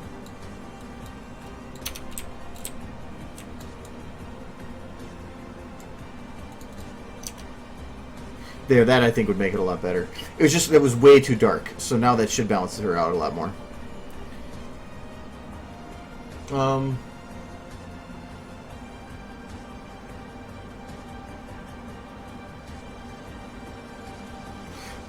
This actually, this map isn't a scene build. This is an actual map. that was made in Hammer. So, but if you, maybe not as much detail, but you can make stuff like this in a scene build. It would just be a lot of models and would really drastically decrease your performance, but you can do it. But anyways, I was going to show tail movement. So, actually, you know what? I have a good way to show tail movement. I'll actually show you how to do, like, tail movement with a large model. So I'm going to keep that. So, because it should give you an example. So, I am going to load up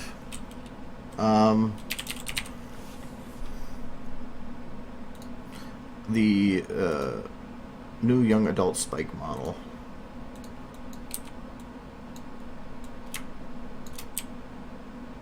Okay. This is actually a pretty nifty model. But I haven't actually, you know, I keep forgetting. I needed to play, check out the lip syncing on this thing. Let me do that quick. Okay, it's weird that goes up for that part of the mouth, but okay. Oh.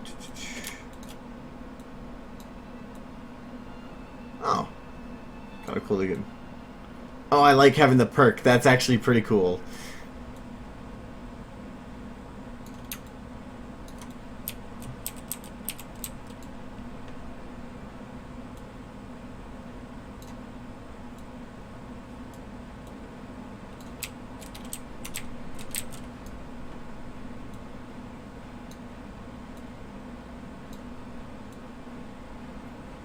This works a little weird, but it's fine. There's a lot of left. Where's the right ones? They'll get shoved in this one. Kind of. Where's tongue out? Oh. La la la la la.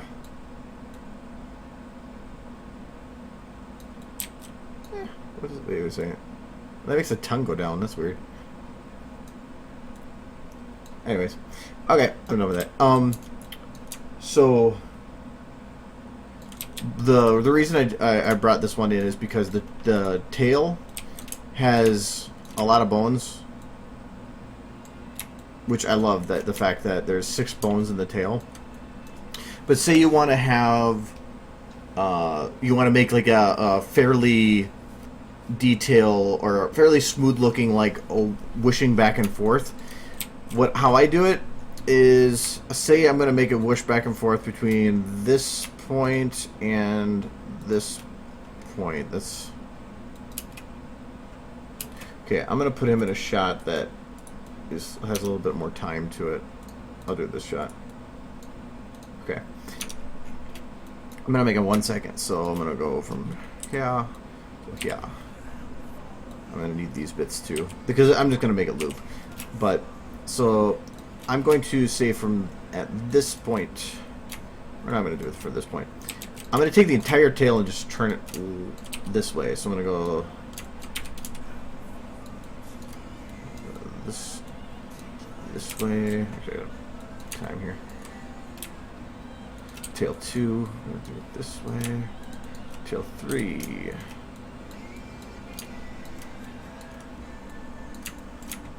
Going to go way out of what the range I expected to, but that's fine. So I go over there and over there. So now I got the tail. Oh, that's fine. So, all right. So I got the tail going way this direction, and now I'm going to take this other direction. I'm going to do the same thing, just the other direction. So put it this way. This way.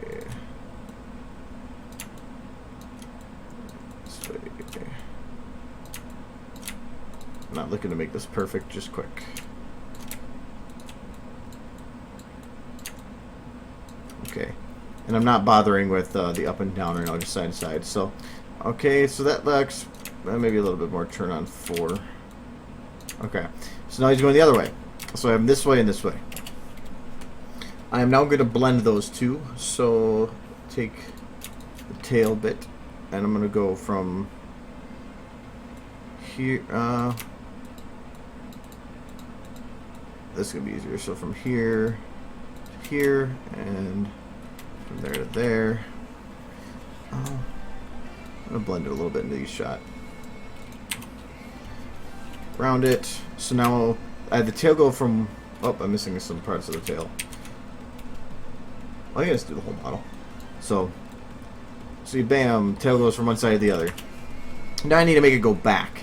So I'm gonna take from this point, playhead from this point, and I'm just gonna do the same kind of rounding thing that I did in the other bit.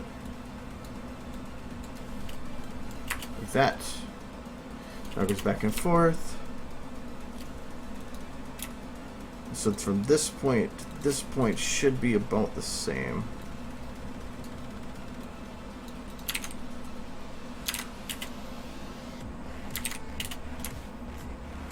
Almost. So do a little round there.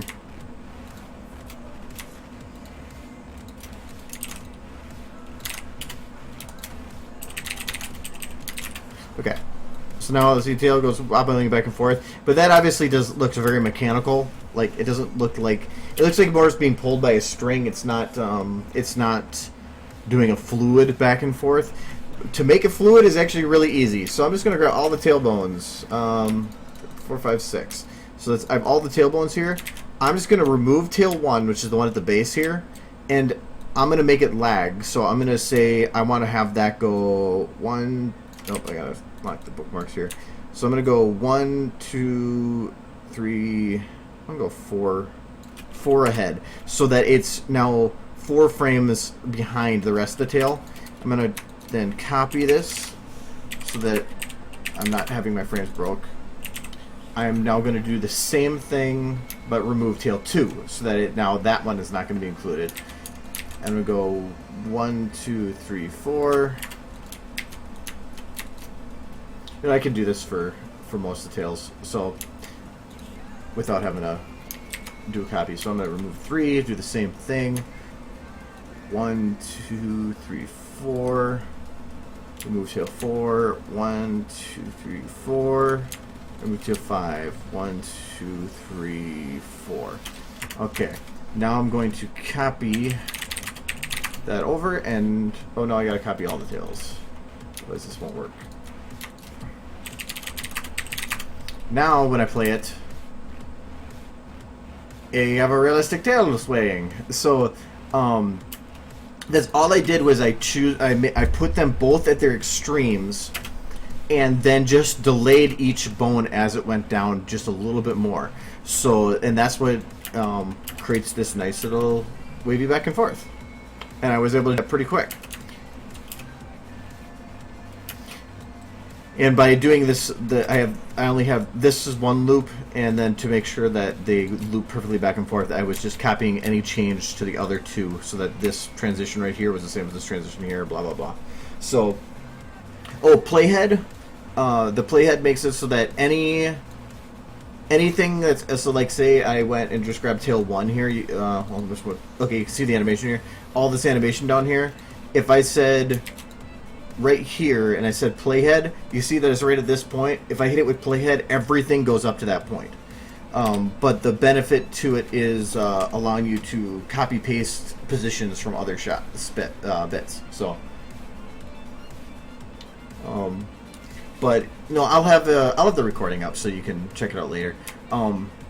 So yeah, that's to make nice little smooth tail motions or tail motions that go back and forth. That's really all it is. The tails usually have between 3 and 5 bones. It's 3 bones for the tail, but if you go and remove the jiggles should add that kind of animation naturally, but you can go and clean it up a little bit or just animate it yourself. So yeah, that's all it takes to do it. And it's the same thing with wings. When I go to make a wing open, just put it in an open position for all of it, like an extreme open, and then delay them. You can make them flap that way too by having a super open and a super closed, and then just delay how they interact. So nice and easy. And then you got a tail. Wiggle waggle. Go backwards.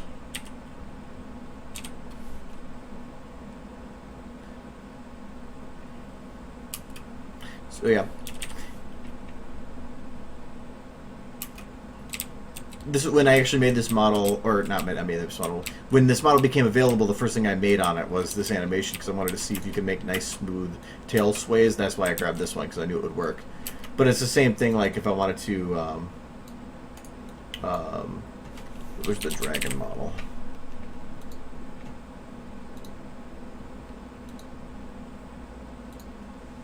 Because I'm pretty sure this dragon actually has like a crap load of bones.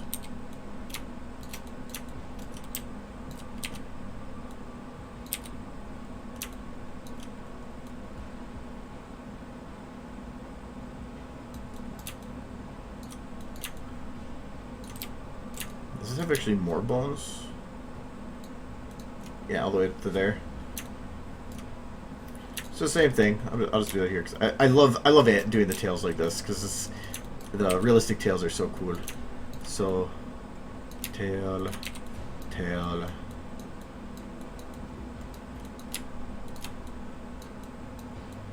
tail.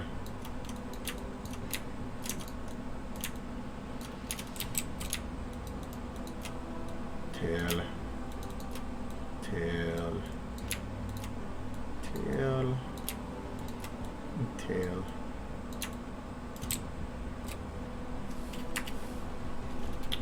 And actually, I'm going to do something a little different with this one.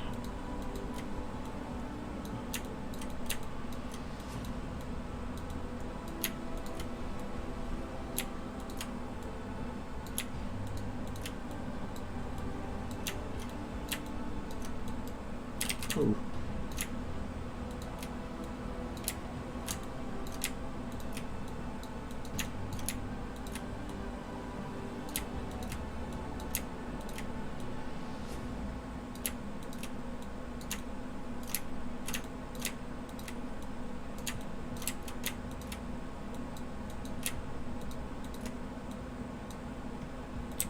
I don't know if I...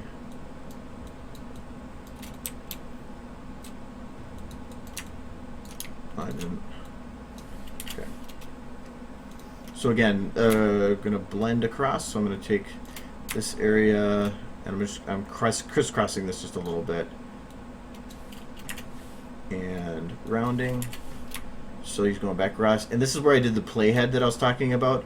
So I'm gonna actually let me shrink this down because I forgot.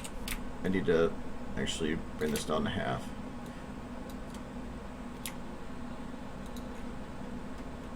Okay, that works. So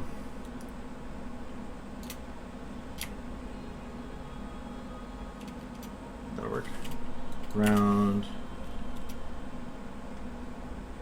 Okay, and now this is going to be the second bit. So I'm going to choose every point after that. So right now it's only in that other position. So I'm going to go back to this other spot so that I get the pose that it's at this position. And actually, hold on. I think that tail goes up here. That's fine. And I'm going to playhead it so that it goes back to the original position on this side because the playhead's over here. So now I can go and do the blend on this side.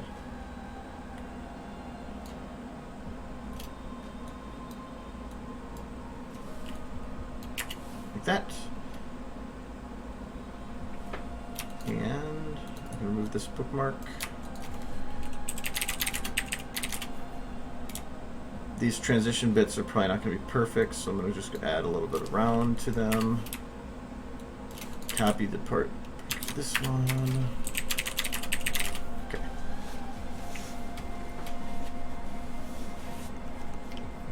I love this. I love this keyboard. It's loud, but it's nice. So okay, so tail goes back and forth. But even, you know what? This kind of stops more than I wanted to in that. Oh no, it doesn't. Okay, goes, wobbles back and forth. So same thing here. We're gonna grab all the tailbones. Bam to bam. And this one I'm gonna, if you wanted to add more sway, you can. Like before we did 4 ticks, four, I say ticks, but it's 4 frames moved. So let's do it at like 7. So, well, how many across is this? So that's 1, 2, 3. Oh no, it's 24 frames and it's 2 seconds, so 48 frames at 8 bones. Is that divisible? My brain had a fart moment. I thought it is. It's 8, 16, 24, 36, 44. No, it isn't.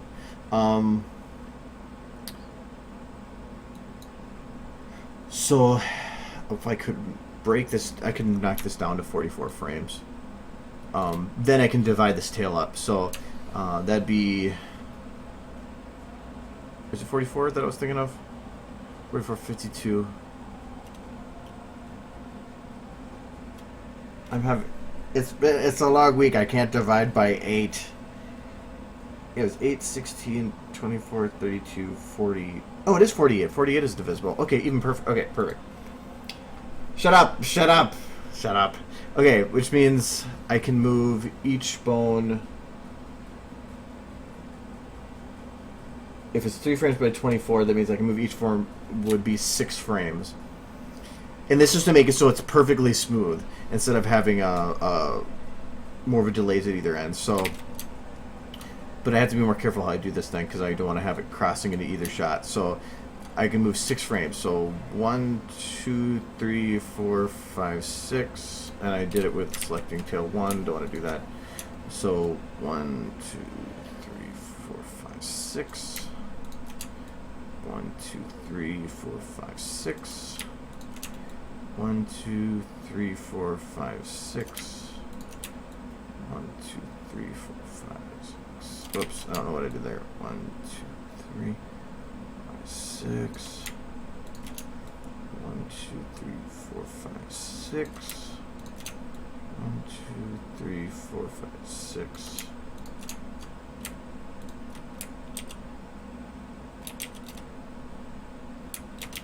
Okay, I think this is just the one then. 2, 3, 4, 5, 6. Now, I'm thinking that should just about... No, if it's divided by 8, the 1 doesn't move. So it's not going to be perfect, but it's going to be a lot closer than the other one was. So, bring it out. Okay, so this should be a little bit more of a fluid back and forth. Well, it's kind of actually more like a whale tail. I might need to keep it slower. So I'm just gonna easy to fix though. So I'm gonna take this bit. I'm just gonna move it back 1, 2,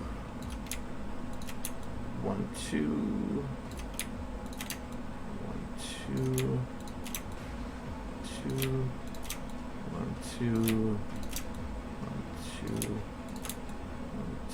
So that should be a little bit, yeah. So now the tail's a little bit stiffer.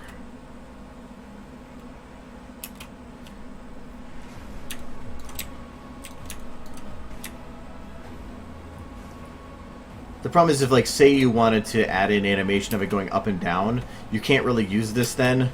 So you literally would have to, like, well, kind of. So I could say from, like, this point to this point to have it go... Oh, no, that really wouldn't work either. Well, I mean, I could do it like this. Just like... Oh, not like that. From here to here, have this bone go up. 1, 2, 3. This bone go up.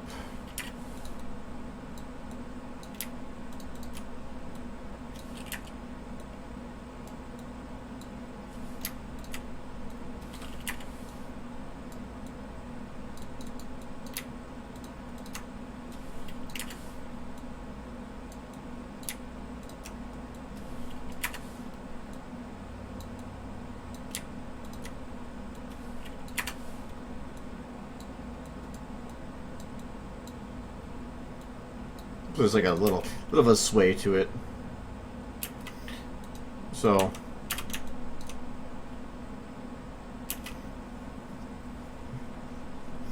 I love dragons. Dragons are cool. The sky dragons are pretty awesome. I wish there's a rig for it, because I do want to do some goofy things with the dragon, but it's just hard to work with without a rig, and making one for it would be time consuming, so I haven't bothered with it. But and they're so goofy. I mean, where's the? There it is.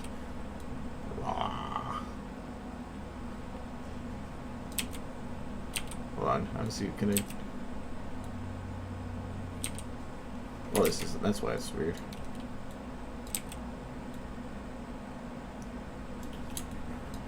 He's like a big wrench.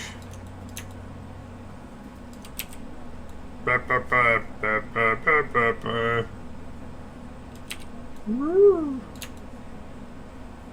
I do want to do something with him being Spike, though. With the big eye thing. So. Well, yeah, okay, enough with Dragon. Bye-bye, Dragon. Yeah, I was doing things with ponies. Ponies.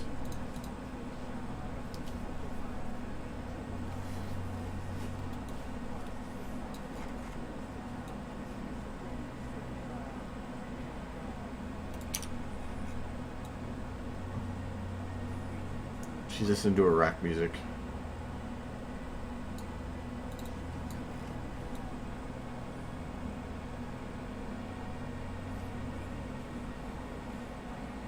Okay. I'm going to take the lights from this shot, all of them. I'm going to copy them to this shot.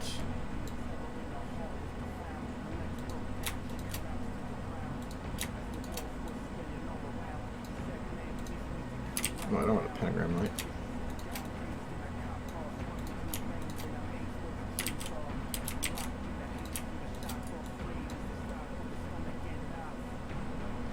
Okay.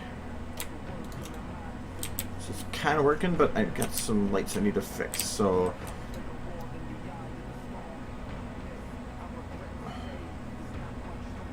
Why is... Like, put them in alphabetical order. I didn't want that. Whatever. So I need to move Applejack's lights so that they are where she is now.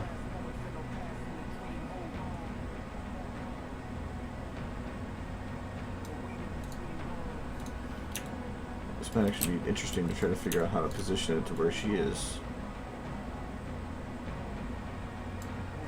Where is your rim light? Oh.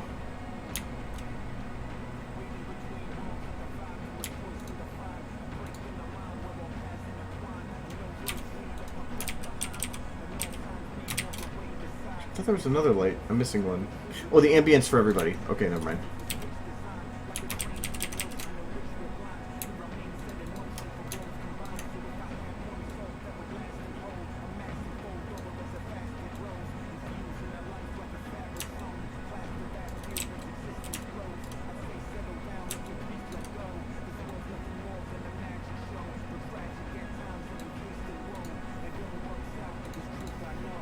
Okay, this is pretty close.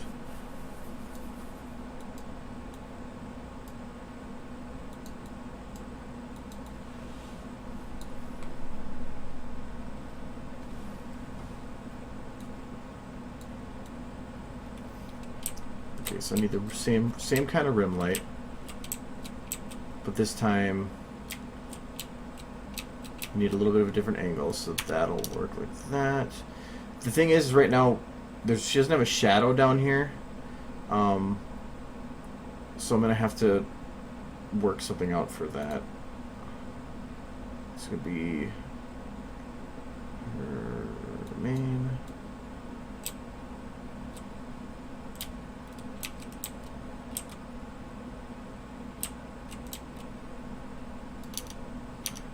Now that all these lights have already been set, it's so much easier to just throw them where I need them to be.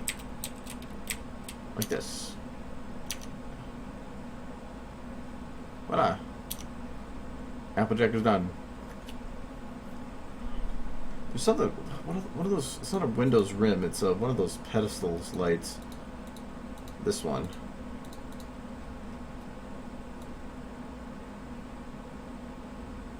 that one, and this one's, I gotta bring in a little bit more. There. Now it's not so bright back there. Now I gotta fix rarities. Rarity. Oh, that's rainbow. What am I doing? Rarity.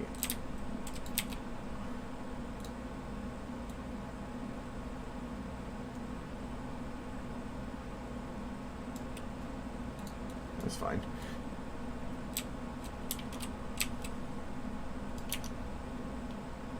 So make that her rim. Kind of.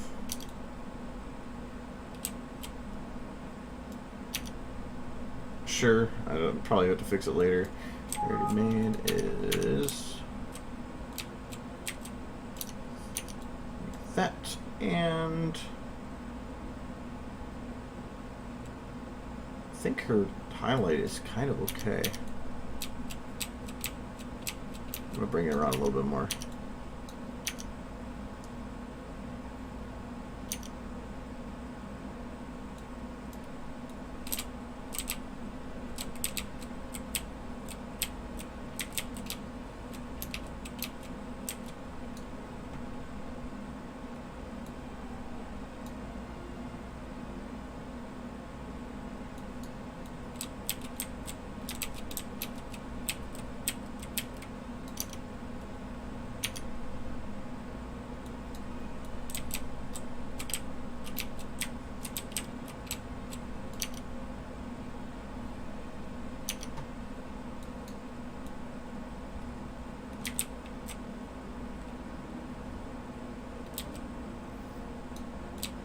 This ambient might be more difficult to get across. Oh, maybe. I think actually that could work right there. No, maybe not. Yeah, this one I think I'm going to have Applejack have a separate one.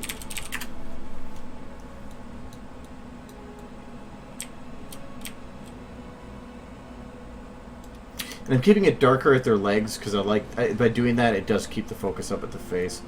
So this is going to be, we'll rename this to Early Rainbow Ambient.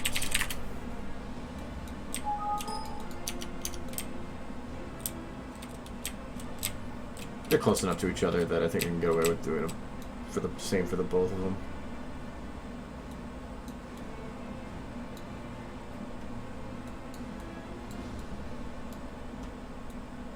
And again, ignore Rainbow's eyes. Oh god. Okay, when it comes to lighting, like I've kind of covered a little bit how I do my lighting, but it's not a, there's no like one thing does all thing. It's good. There's so many different aspects to it that the only thing I can really tell you is play around with it. Oh, what is causing the light right there? It's got to be rarity. Rarity's rim, I bet. Yeah, it is.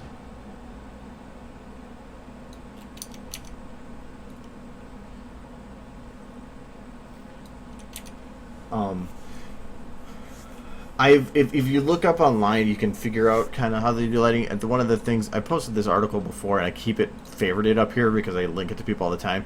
Flooby Nooby. This article is from like 2 years ago, but it goes over some of the cinematic bits from The Incredibles, and was basically praising them for how well their cinematography was in this movie. And so I highly recommend reading through it. It's a lot to read through, but it goes over the cinematic elements, breaks them down, and kind of shows you and names them how things are done in the movie, and as well as color. I think it covers a little bit of the lighting as well. So I highly recommend reading through that. Here, I will post for you to look over that. So read through that. You'll learn a lot, and good stuff. Yeah. Flooby Nooby. Oh yeah, I need a light twilight here. Okay, they're really weirding me out when they're just like staring straight up.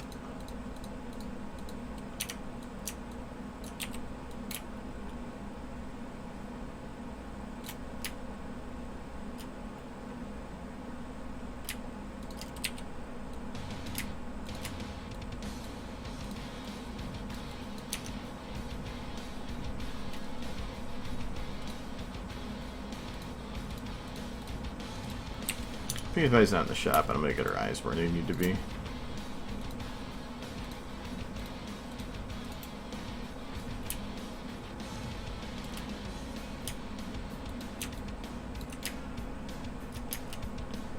Yeah, I'll keep her head there. I'm not really worried about her right now.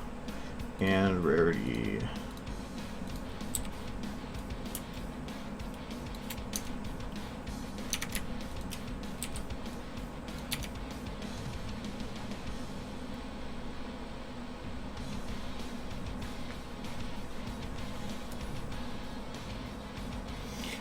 The Void map actually I think is called Void.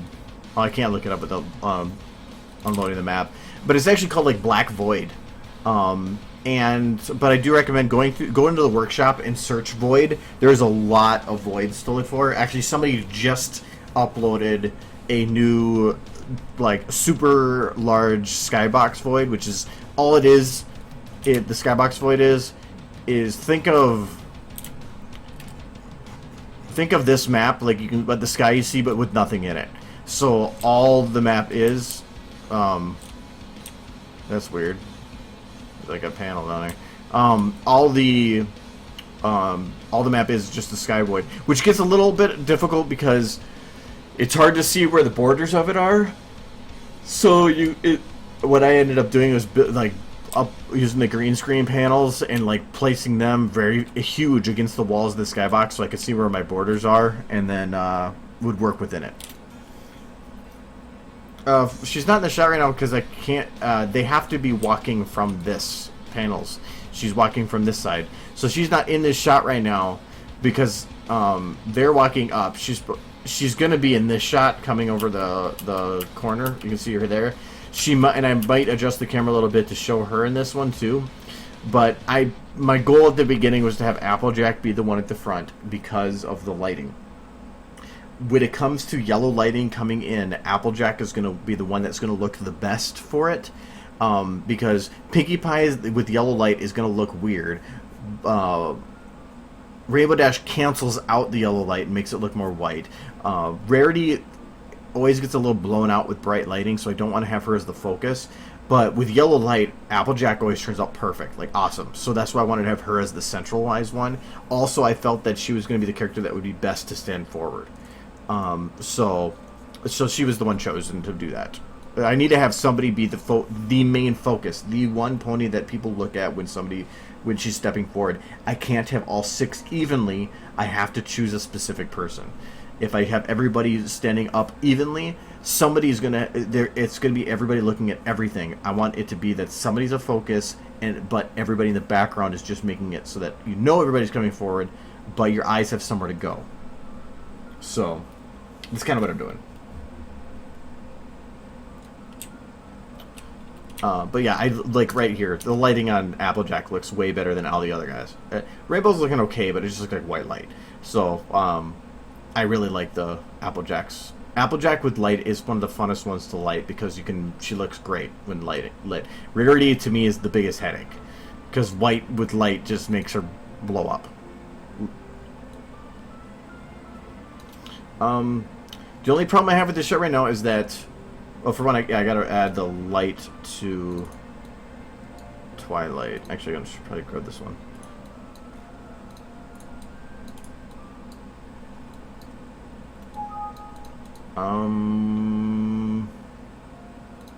To get rid of. Oh, this pedestal's not even visible.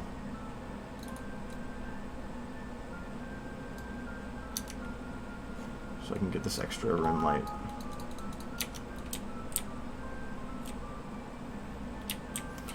This is nowhere near what she's going to be in her final position. I just what I'm using for now. And I'm going to actually make this an uber light because I can't. It's too close to the ground. So I'm going to make it an uber light and then decrease the height. And this should allow me to have a... right now, then it makes it a thinner light like this. I'm going to remap this. Like that. And I'm going to increase that. And now I have a light that would be a little easier to use as a rim. Though I'm going to increase the height edge so it blends a little better.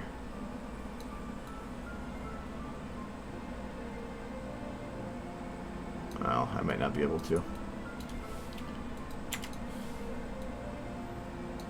That'll be fine. So see, now I can hit just her without having to hit everything.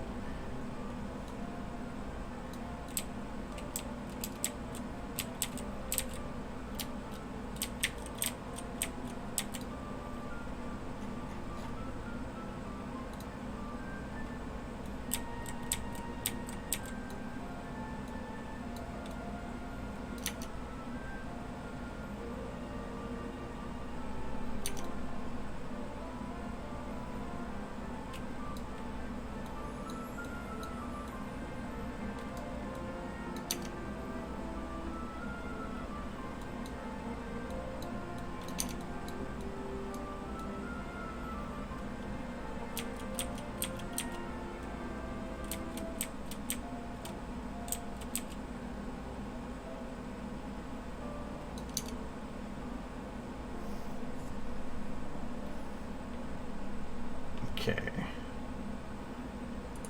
This is going to be Twilight Room.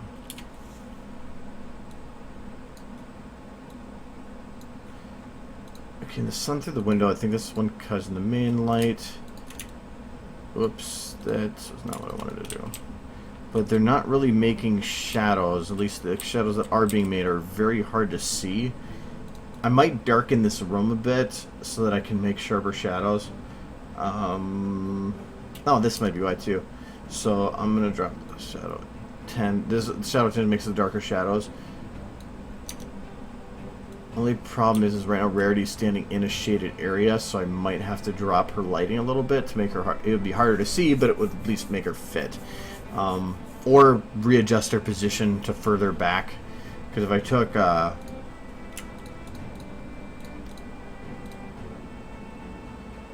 I won't worry about her highlight right now. If I went and moved her, say, over here, then she's in a lit area. Like right there. Then it makes sense that she's lit. Otherwise, right now, where she is, no. It doesn't actually make sense how well lit she is. But, oh well, I won't worry about it right now. No, I don't really want to do a job for anime. I don't personally. I don't like animating. Actually, I like making things. I like making videos. I like making content. Animation is just my way of doing it. I actually the funnest parts to me are actually the lighting, the scene building, the cinematics, all that. The animation to me is the part where I'm like, ah. So it's all the stuff building up to that I like to do, or the final refinement stuff. And the editing afterwards, that's the stuff I like doing. And that's why I spend a lot more time doing this lighting and stuff, because it's what I enjoy doing. Okay, she's dead. But that lighting is going to be much different when she actually is positioned, instead of, like, you know, leg clippings to the floor and stuff. But she's a dead horse. Actually, she should be... I mean, she needs to be she's dead. Why is she so happy?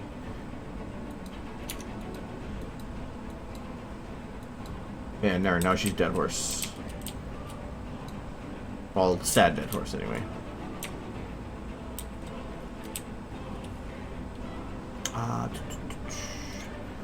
Okay. Oh, where's Applejack? I need Applejack back. Is that interfering with her light? Nope. And that's not interfering with Applejack. Nope. Okay. The only thing that's bothering me right now is that I feel like there's this whole scene is evenly lit from one side to the other, but it looks like there's more light coming from this side. So what I would normally do to fix that is I'm going to take this, disable shadows, is I'm going to make an artificial, a little bit of a extra lighting on that side. I did this with the Scootlegger video, or not Scootlegger video, Scootlegger picture. So I'm going to take from here, and I'm going to drastically decrease the intensity to like basically nothing. Because I don't want it actually lighting the scene, I just want it the volumetric portion. Increase the volumetrics like this. And where's my Z?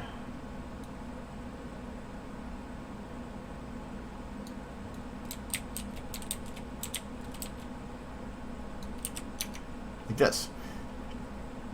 So now, and I might have to play with that a little bit, make it so that it doesn't blow out Applejack as much. But now it's actually making it feel like there is light bleeding through the camera lens on this side, so it actually helps balance out the lighting. So instead of having it like this, where everything's just even, your implied lighting is coming from that way, now it actually has lighting from that way. So, and I mean, I don't really even need to shadow this. That's not the point of that. So this is just going to be corner volumetric. So in this shot, I have a lot of lights, but the effect at the end is a pretty nice shot. So, of course, okay. See, boop, she's fine. Oh, she died again. No, she's gay. So, she's just exercising, or is it jazzercising? Something like that. Okay, I'm gonna go and take all the lights from this shot, and I'm going to copy it to the next shot. Oh no, I just copied it in the same shot. I'm retarded.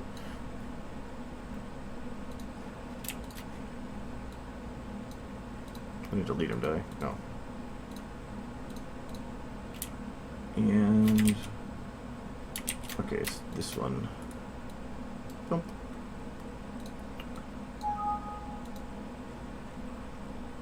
Gonna keep that one hidden for now. So it's the same lights. Oh no, it's because it's the same thing. Like if you shine a bright light at the corner of a camera, even though the light itself is not really is barely hitting the lens, but the lens is rounded. So it's gonna, even though it's hitting from the very corner, it's gonna like refract across the lens from that side, and so that's kind of what's going on here. Is that the light is outside of here, but it's hitting the camera, or supposed to be hitting the camera in such a way that the light's kind of bleeding through that side. So this is giving that feeling that the light is coming from this direction, and it's like it's lighter and darker. Without this light, you can tell that. I mean, it's a big difference in I'll try that one out. In the realisms here. So actually, I think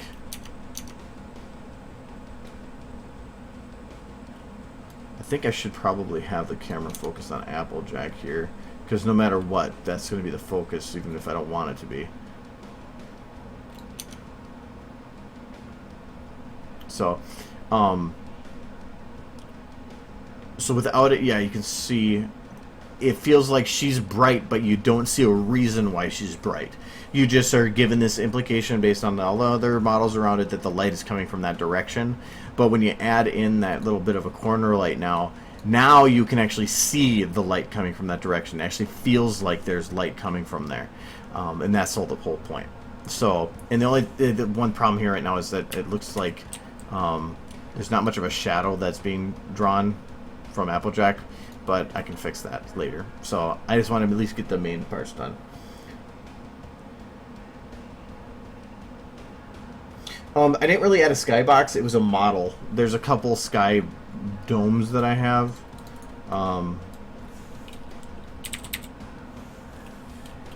Let's see if I can find a few. I think it was this one, actually. These things look weird, but when you go inside it, then you realize that. Why is the camera really weird here? Hold on. It looked like it was inverted or something. Okay, like this is a sky card, which is it's just a sky that's on one side. I think this was from what was it called? What's right there? Oh, that's Dota actually. I thought it was from Dear Esther, but Dear Esther has some nice ones. So here's one. This is kind of a bubble thingy. Dear Esther actually has this really weird one that I want to figure out how they did it. Okay, so you can see here, this is the actual animating thing that's going. It's a clouds that are going across. And I believe this actually transparent, so you can actually make cloud going around. It's kind of cool. But there's this one. This is I don't know how they did this, but like there is literally like a 3D 3D bit separated into this skybox. It's really cool. So, but I don't know how they did it, which is kind of sad. Where's the one? Okay, yeah, this is the one I used for the Fallout one. So let me just load that up. It's gonna be way too big though. And where was that from?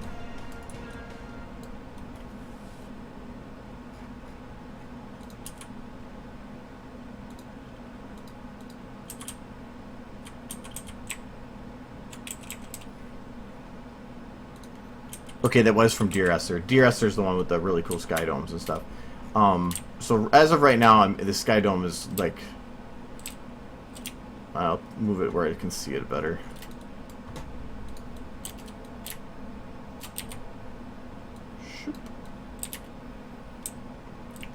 And sky dome is invisible on one side, just like most models are. But when you go inside it, it's visible from all sides. So that's what this is. But if you make it really, really big... Boop, now you have yourself a sky, a skybox, even though you maybe didn't have one. The benefits of using the skyboxes like this are you're able to actually animate it so that you could, like right now there's a sun in this one, so it doesn't actually work as well. But I could do this, and so I can actually have a rotating sky. Obviously I'm zoomed way out, but like now you can have a sky that's actually spinning around. And the other benefit is you can do texture overrides. So like on the Fallout one, I switching sides. I can go and add color.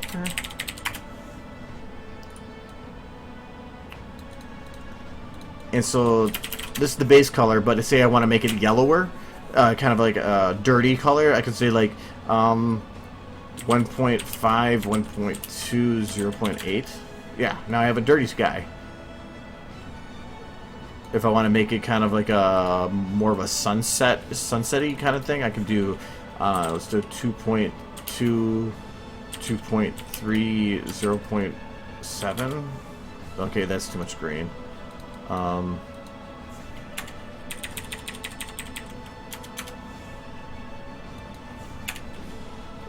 3 and 3. Whoa, that's too high of red. 3 billion, not a little high. You can just play with it. There was no color to it, it would help a little bit, but the problem with no color is that it would actually like remove some of these differences in hues. Let's start 5. Yeah, there we go. That's kind of a sunset-y skybox. So, and that was just by changing the color overrides. So,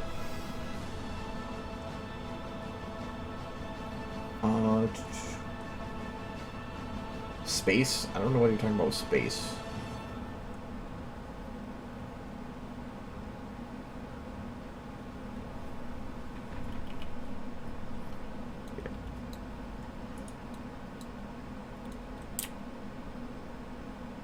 Okay, the skybox is gone, right?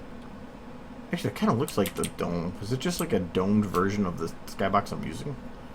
Might be. Who knows?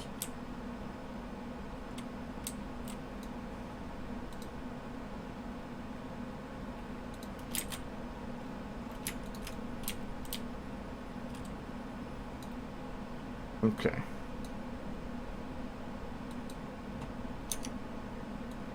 Which one was that lighting now?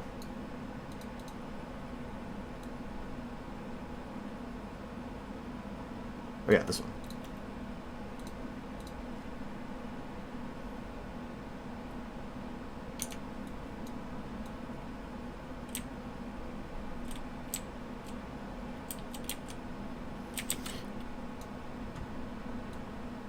It's the one thing I find annoying is that every shot you have to constantly readjust the lights to the new positions.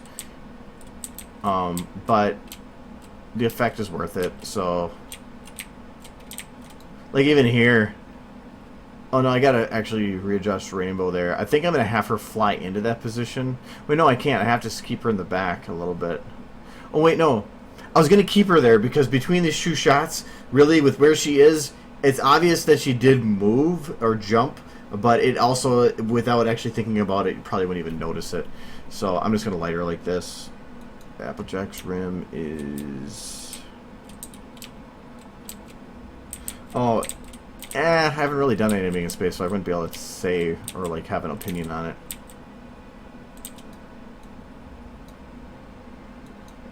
I think animating with 0G is kind of fun.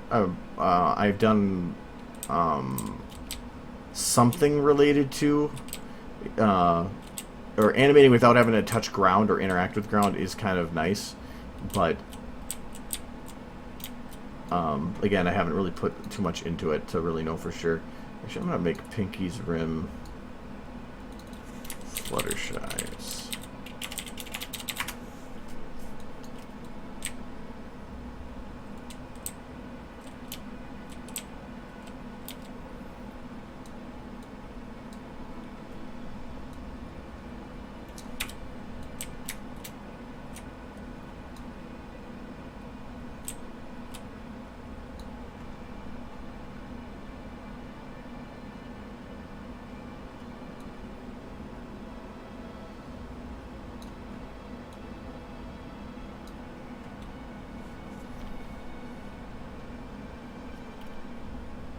Alright, have a good night.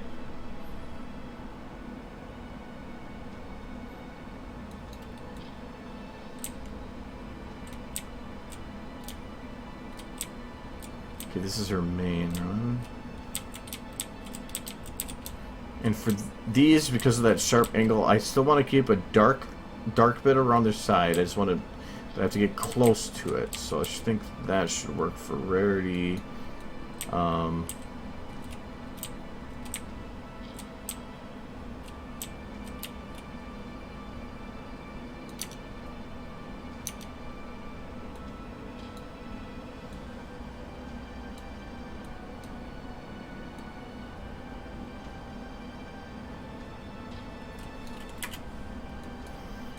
Rainbow.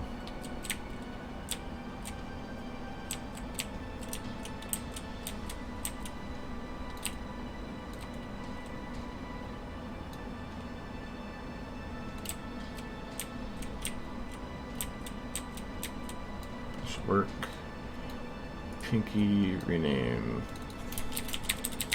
Fluttershy.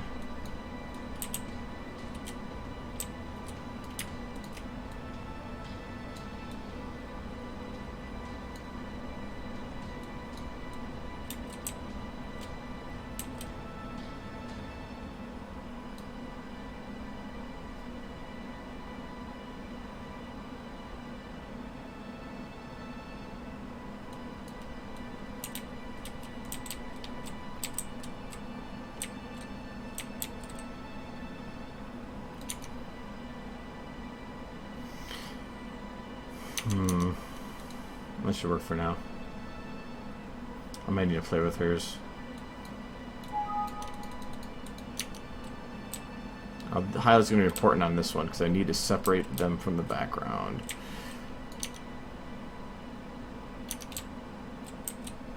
So like that.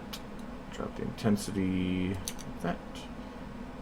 Just enough. Okay. Actually, I'm going to put it up just a little bit more because once I play with the ambience, it should change that quite a bit.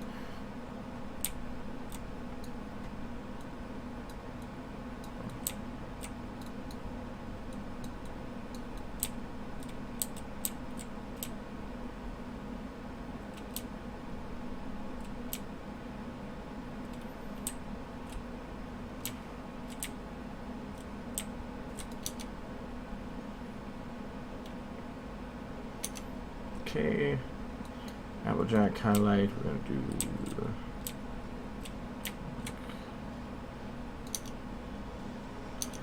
that, but drop the intensity a bit more.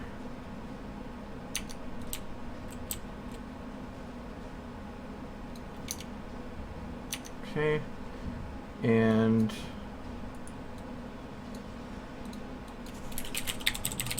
Fluttershy.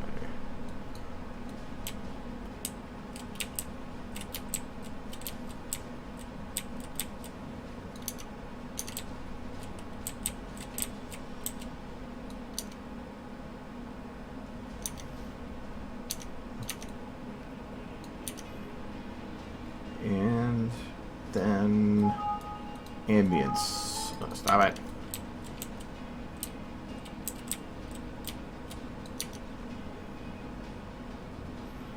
Okay, that should work for that.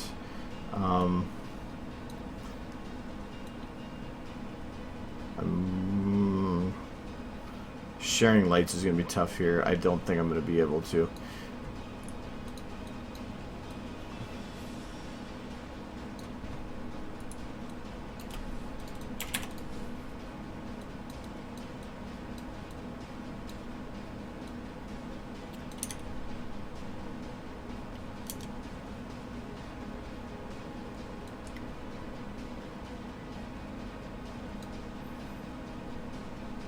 Okay, rarity looks okay, but I do think that rim now, the highlight's a little bit high.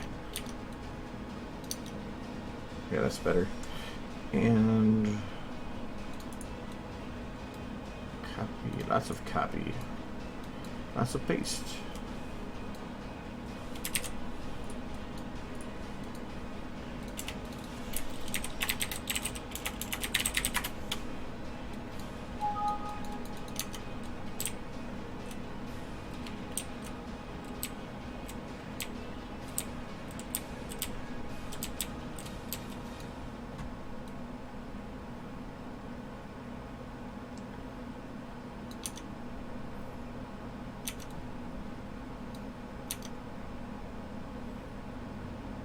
Okay, that gives Rainbow a nice balance. It saves every 10 minutes anyway. That's what causes the freeze.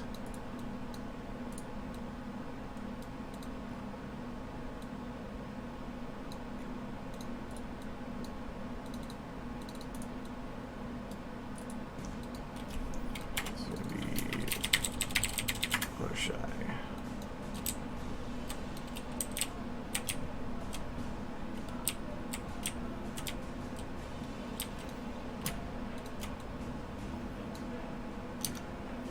Yeah, Fluttershy is gonna be a tough one.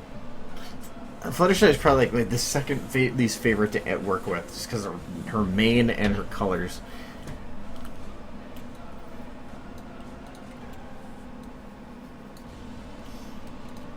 And somebody's, I don't think it's the window that's giving that. Somebody I think is hitting Twilight pretty strong there.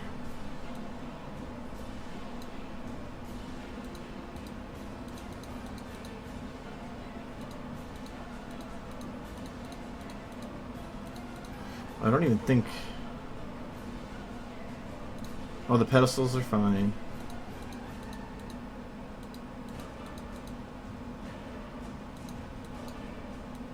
Oh, it's just her poor, very, very poor rim light.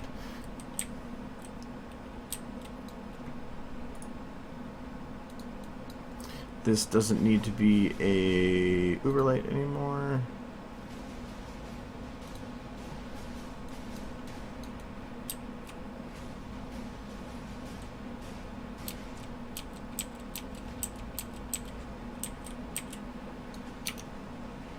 dead horse. How is it that she's... How is she dead in this shot but not in this shot? How does that work? Oh, I think I know why.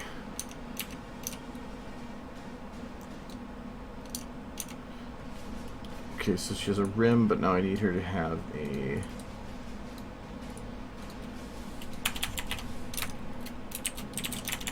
main.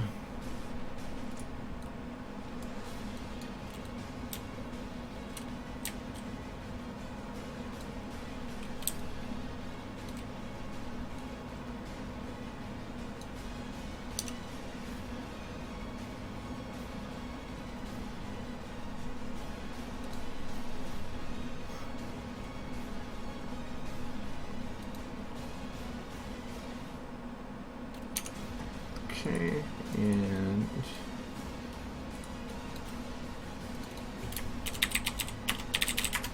highlight.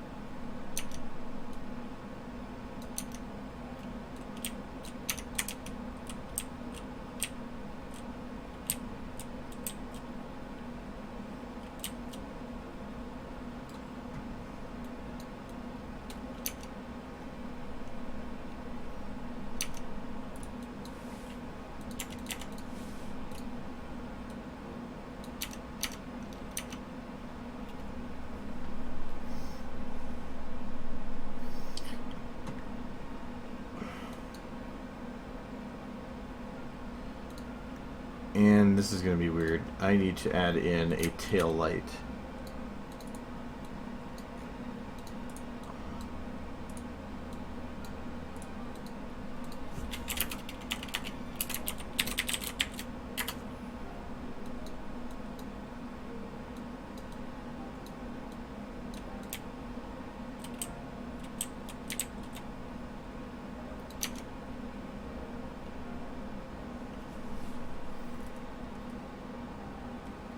Like that.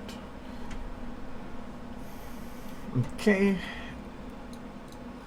That makes all those done.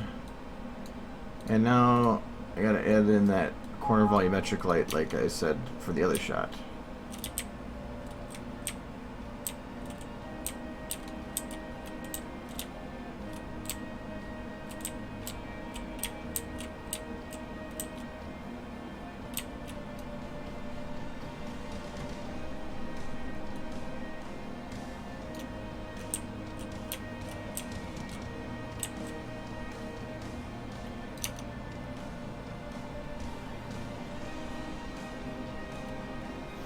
Okay, by adding that, now Rainbow's ambience is too low.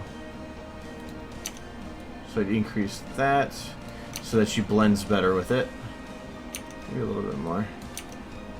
Okay, now she actually blends in that light better.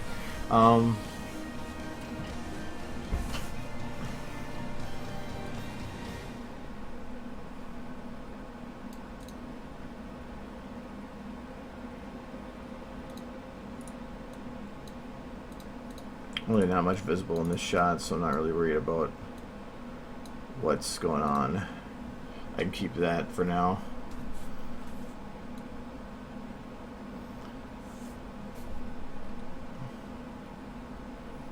And Twilight's lights on this one. Like on this shot, I don't need any of the rim lights. And I don't need the window combined light. I don't need this either.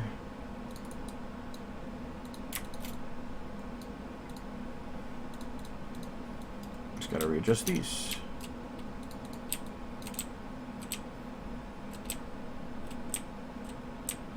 This is actually, this is gonna be a little bit of a difficult one because the light's supposed to be coming from in front of her, but I can't swap the rim to this side. The rim itself is actually gonna be pretty dull. It's gonna be basically like that'll be the rim.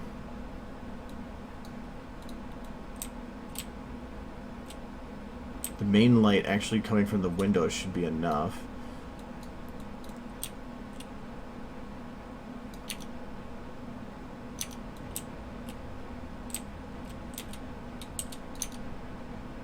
No, it won't.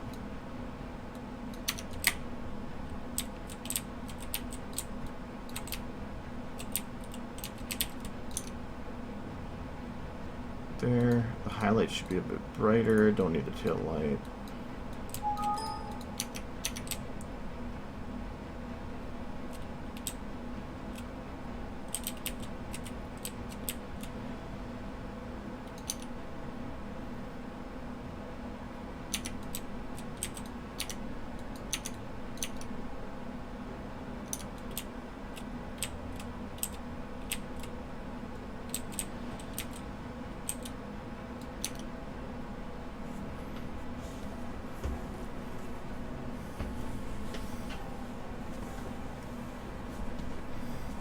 Alright, bye-bye people that are leaving.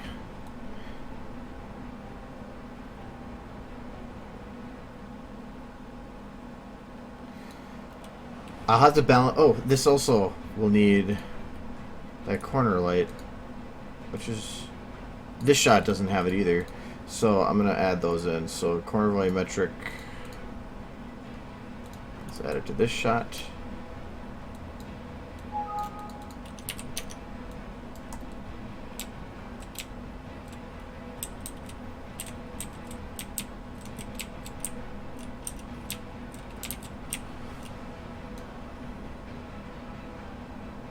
I don't want to cross through the whole shot. I just want it coming from this side. So that's what... Okay, that'll work for that shot for now. And I also need a minor version of it here. I don't want it too bright, and it still has to make it look like it's coming from that side.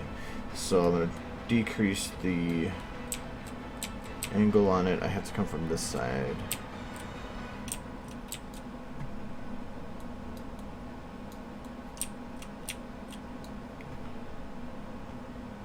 Z on it.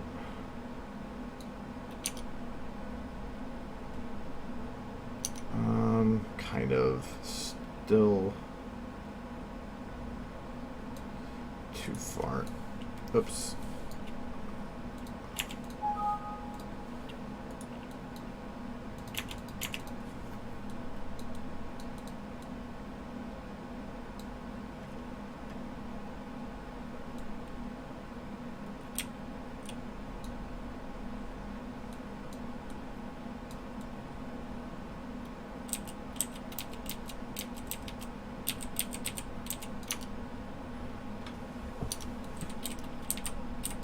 Okay, it's not much, but I think it might even still be crossing the camera too much.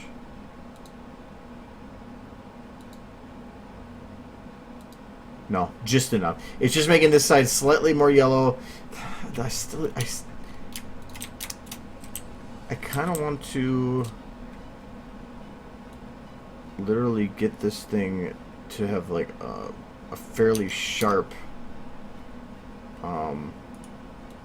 a little bit more definition on that side.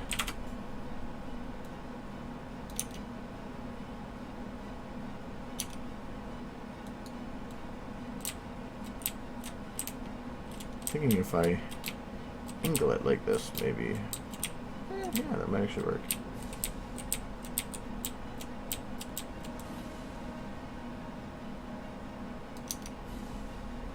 There, that should work. So it's just giving a little bit more yellow there. Without it, it just is darker and doesn't show the light coming from that side. So voila.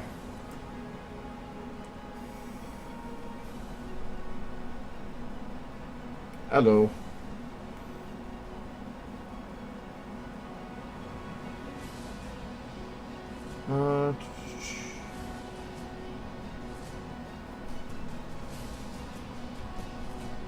No, I don't. Just because people are leaving. I mean, people go to bed. People come and go. I don't expect people to stay here for 4 hours. If you do, great. That's wonderful. But I'm not gonna like force people to stay here.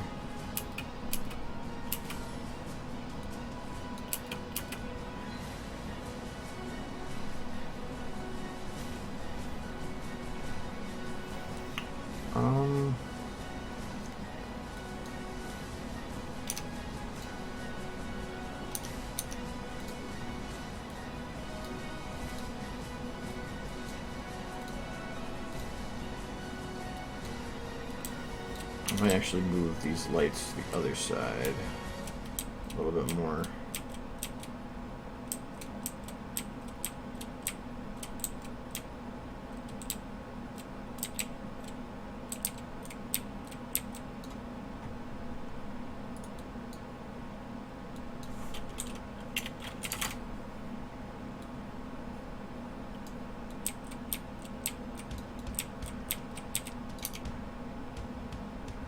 There. I just wanted to add a little bit more background yellow instead of in front of.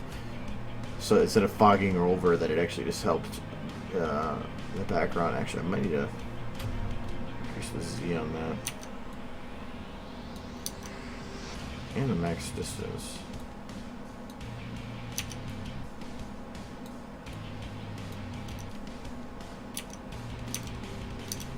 The Z should give a nice smooth fade away. If it's not doing it, it's because it's hitting the max, so that should be good. Yes.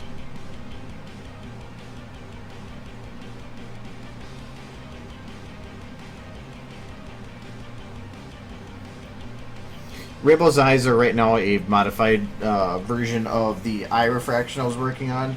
So her eyes are going to look weird here because they're actually like reflecting light instead of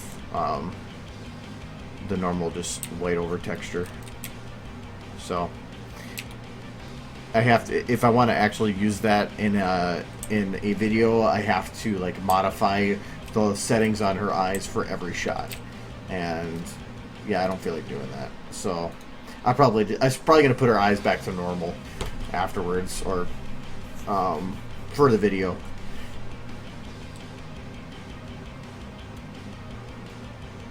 Otherwise, I have to go through and recompile everybody's model, and I don't feel like doing that.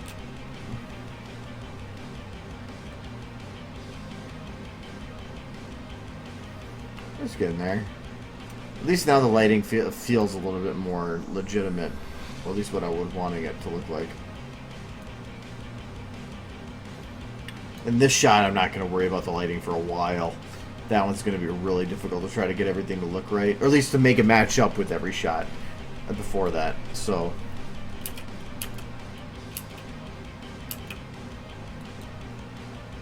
I'm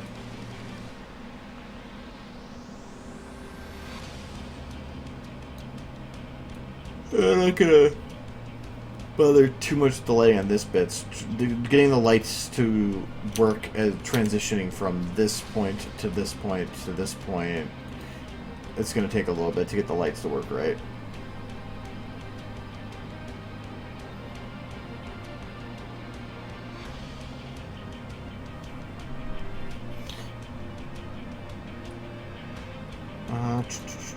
So, okay. I think there's enough of playing with these scenes. I still want to... I'd like to... Once I get some structure like this, I like to let it linger for a while so that I can look at it multiple times over periods of time to see if it's something that I actually want to stick with, or if it's something that I want to, like, potentially modify later down the road because I didn't like it. But getting it now, seeing how the lighting is working, like... This shot right here, I kind of liked, but I wasn't sure how it was going to work out. But now with the lighting on it, I actually kind of like that. So I want to keep that shot. Even like this one.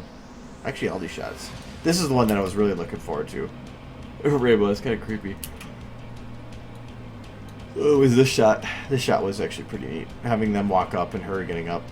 But, anyways.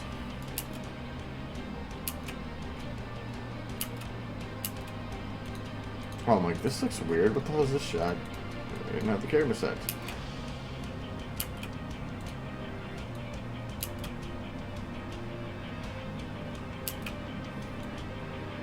Something seems wrong here.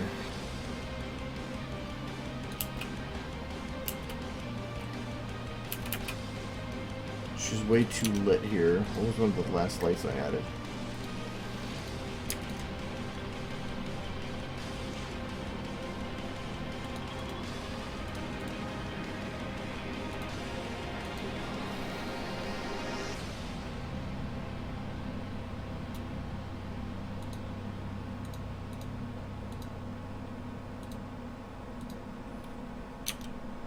She just seems like she's lit too much right now on her backside. She should be like dimmer.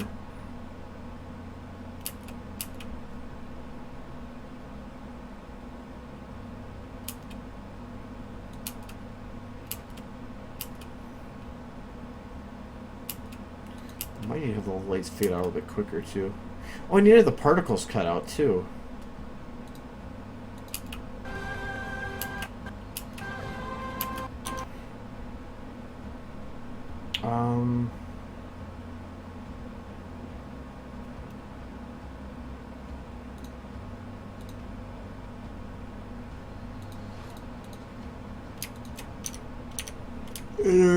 Central waves, that's not a problem. Spinning smoke, that does already fade away. Flying particles already fades away, so these are the only two I have to worry about.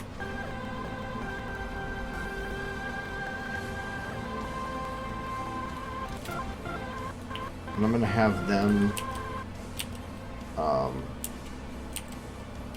just drop out of the shot. It's the easiest way to do it. Just drop by a teeny bit.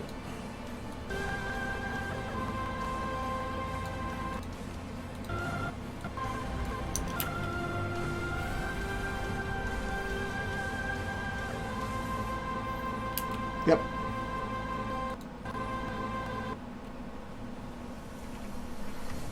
Yeah, trust me, I'll be getting some sleep. I got like 3 hours of sleep last night because Starbound got updated, and it's been kind of fun. Okay, what does this pentagram look like when it's unlit? Why did I just try dropping it on the window?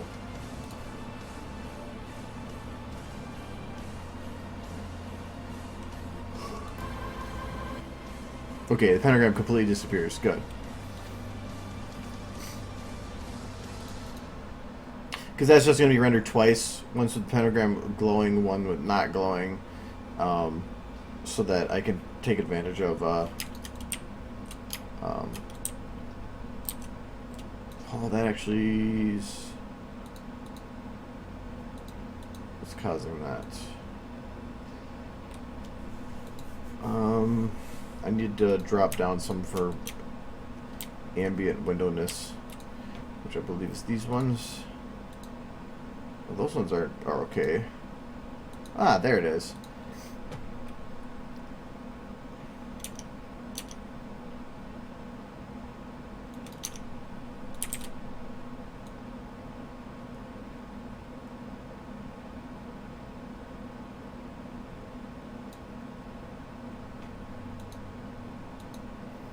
There we go. That should blend better now. Technically, I do gotta have something to light the ground here, though, because it seems really dark. But for now, that works.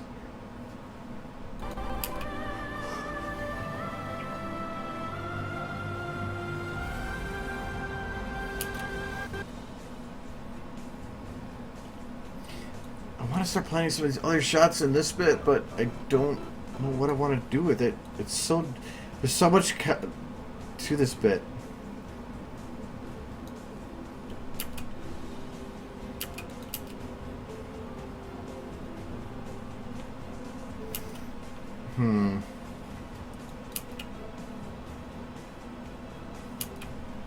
I could at least... oh, you know what I wanted to do? I remember now.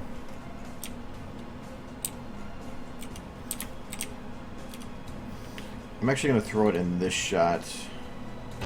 Because this one's already partially done. Whoa, this shot's way more efficient. Holy crap.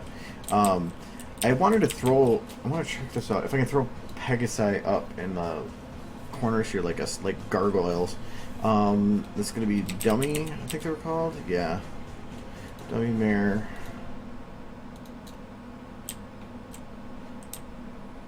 You know what? I want to make sure I got the same colors as the other ones. So I'm going to grab the ones from this one. Outside props. Statues. Statue 1 with the wings.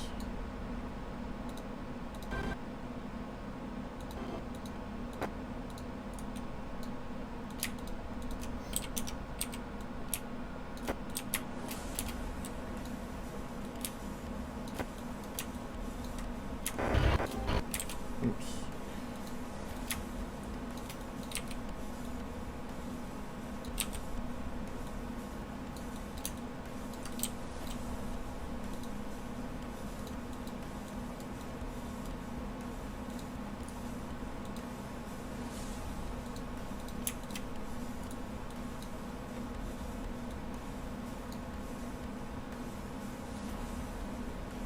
That had like a fighting stance.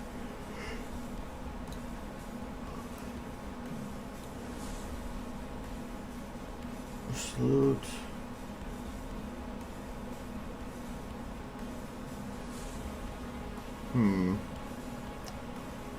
So it's the easiest thing to start from, and I swear I did.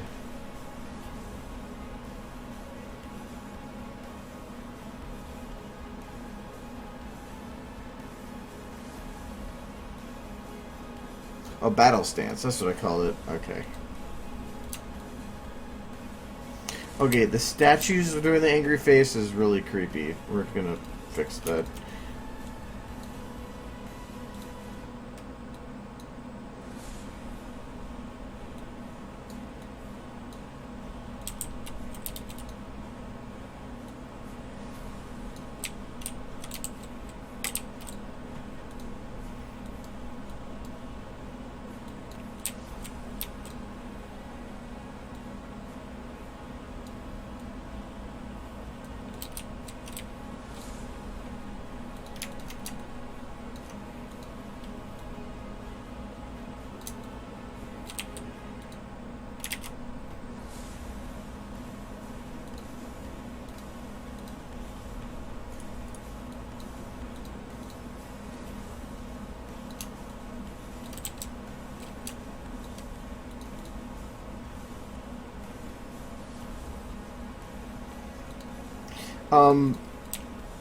Perfect symmetric isn't really needed. If you're trying to do like a rotation thing that they all rotate perfectly, then yes. Oh, damn it. Why is this not staying lit?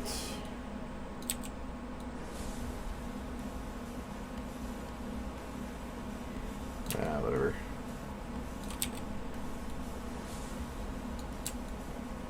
Actually, this is like tilted.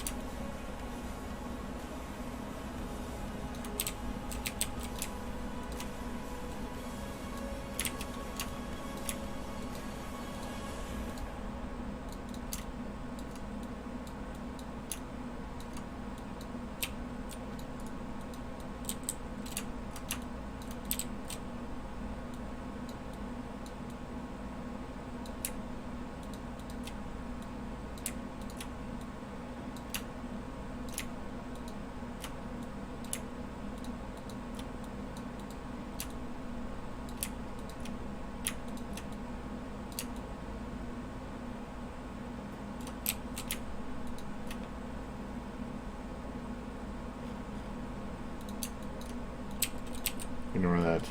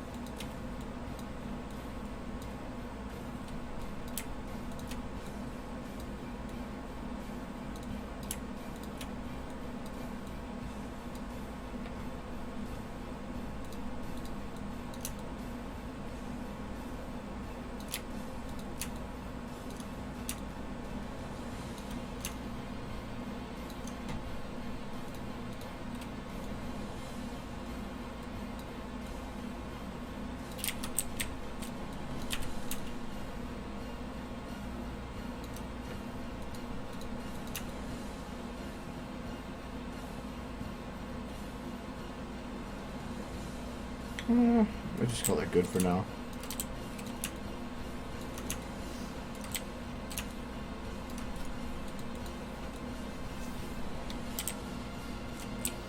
One thing I don't like is that the lighting on them right now, but that's basically because of the map lighting.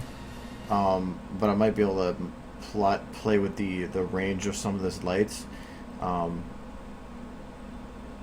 Because right now there's a blue light over here, that's why she gets blue over there. She's the green one on this side. But for where she's standing, there isn't any. And normally I would say, well, I'd want to mirror this so that, you know, the right hand's down here, but then the left one's down on this side. Thing is, I'm never going to have a shot that's going to show enough of that it would even matter. So I'm not even going to bother. So I'm going to say this is Gar. I'm just going to go Gargoyle 1, so it's easy enough for me to remember. Copy, and then it's going to go Bing Bing. Paste. I'm not going to bother renaming those.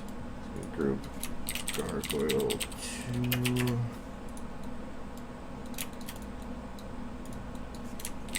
Gargoyle 3. And Gargoyle 4 I'm going to wait on, because otherwise I'm going to mess up positioning. So Gargoyle 2, I'm going to have it be symmetrical with the back, so it's going to be over here. And I'll show you why, in a second, why I didn't copy yet. So that would be turned that way.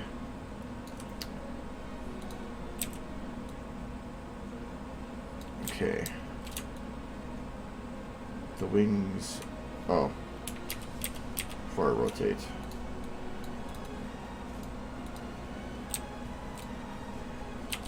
Now I rotate.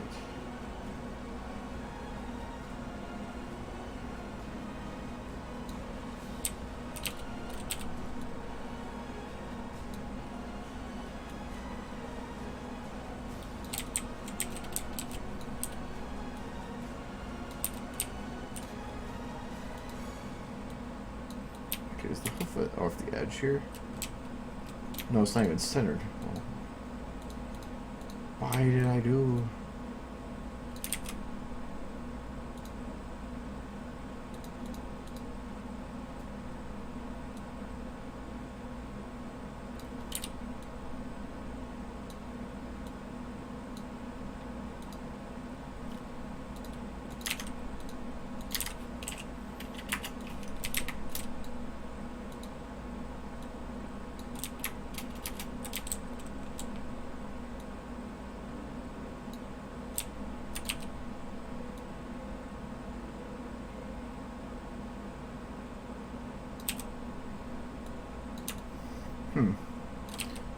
Might be different on that angle. I might have to just do a normal copy like that. Well, you know what? Now I know why. It was off center because the body should be centered. Aha! Why is that one living, not this one? Stupid map!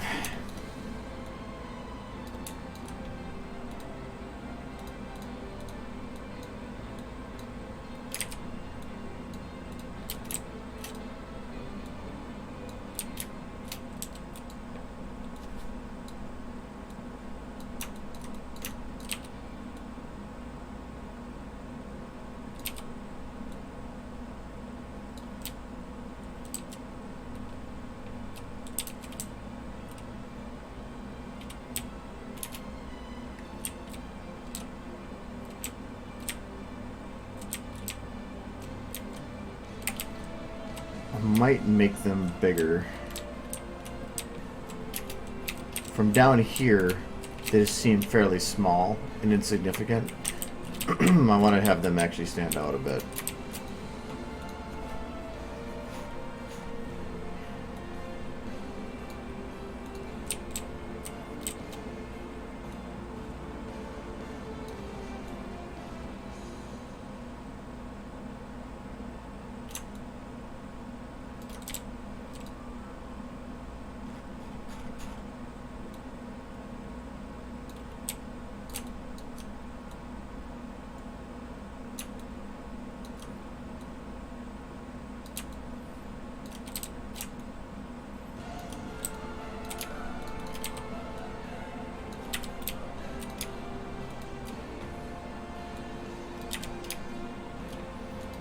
Why can't I?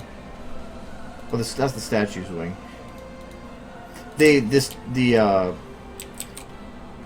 statues only have the normal wings, not the alicorn wings, and I wanted the alicorn wings.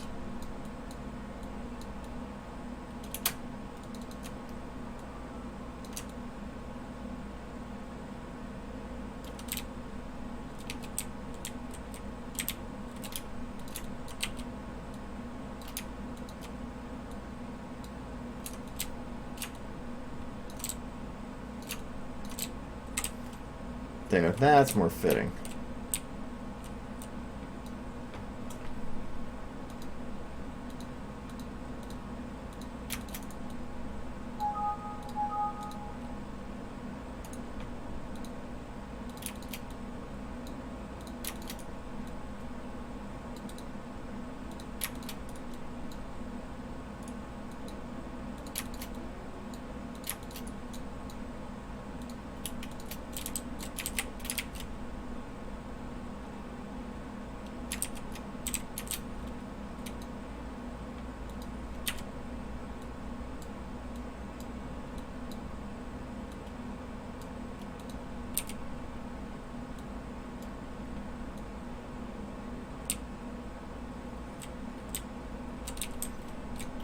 Why are your wings busted?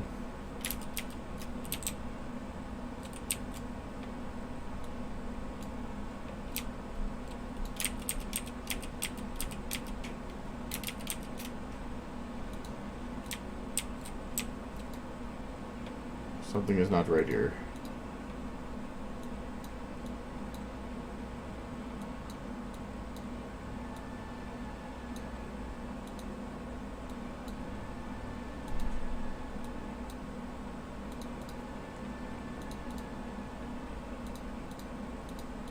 Somebody's wings are left over is what it is.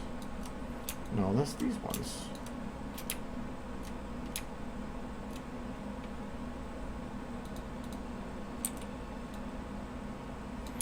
Why are your wings so far forward?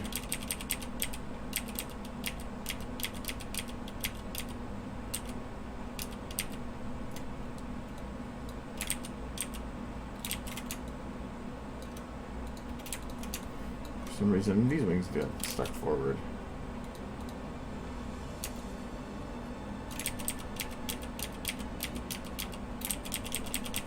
How did that happen? Whatever.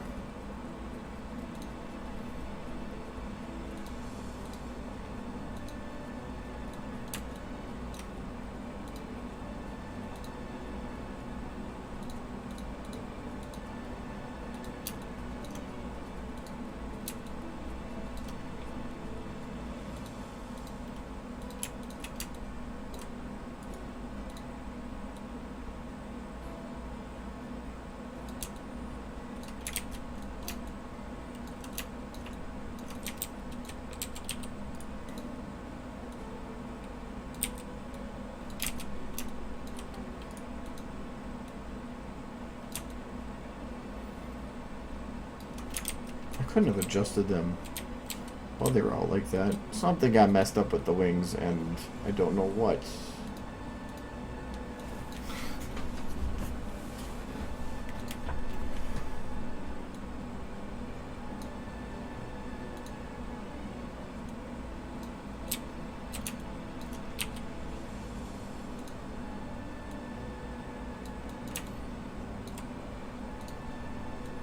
Whatever. They're fixed. And don't break again.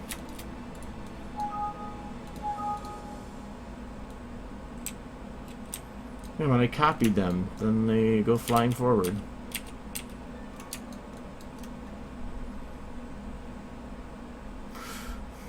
Oh, I think I might know how to fix that. I'll give it a shot anyway.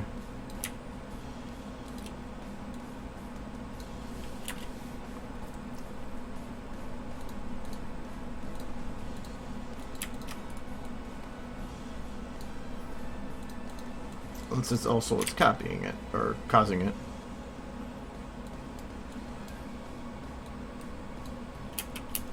Yeah, I don't know what, it's just being stupid. It won't let me copy them without breaking them.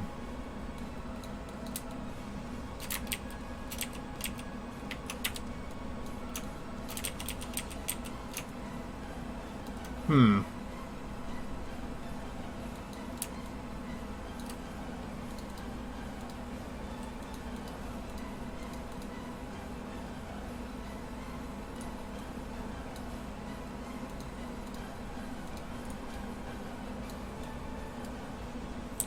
So tiny wings.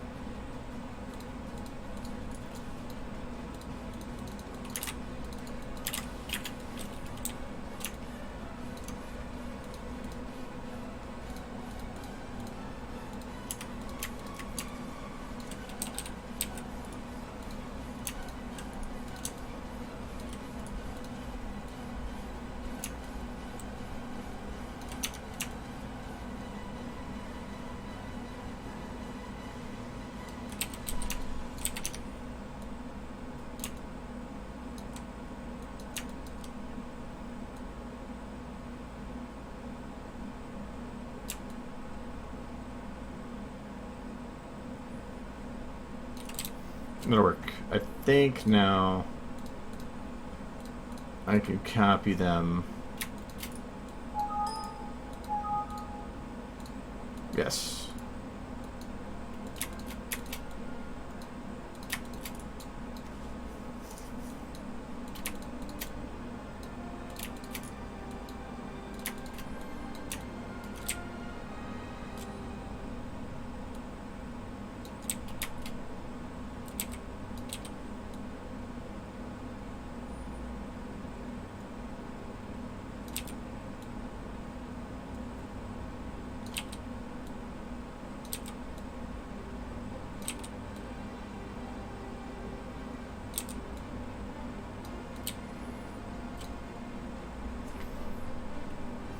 Oh, I wonder if I can cheat this.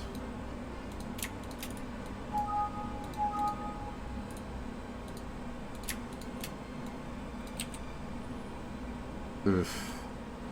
Would be difficult though.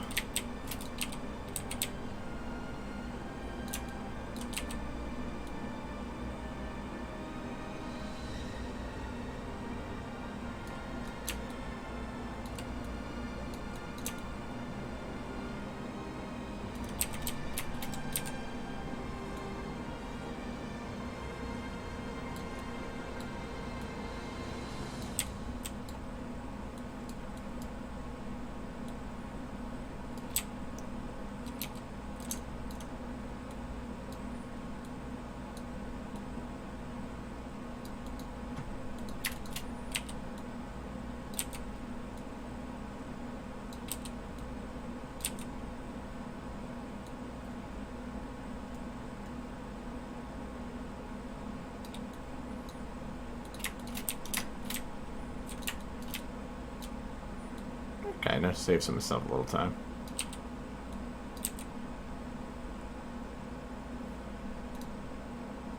Oh, music finally looped. I didn't realize I had 3.5 hours of music on that playlist.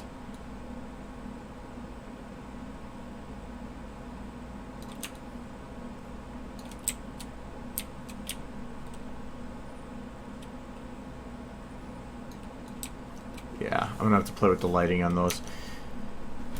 If anything, I think it would be kind of cool to make it so like those are supposed to be skylights of some sort, and so I have it like they're coming and lighting down on things or something.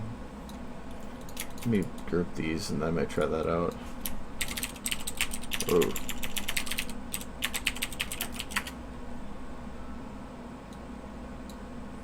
We'll go 4. Oh.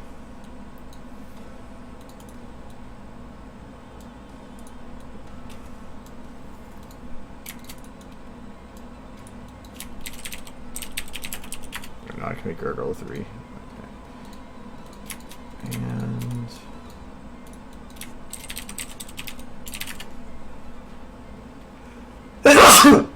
that's me.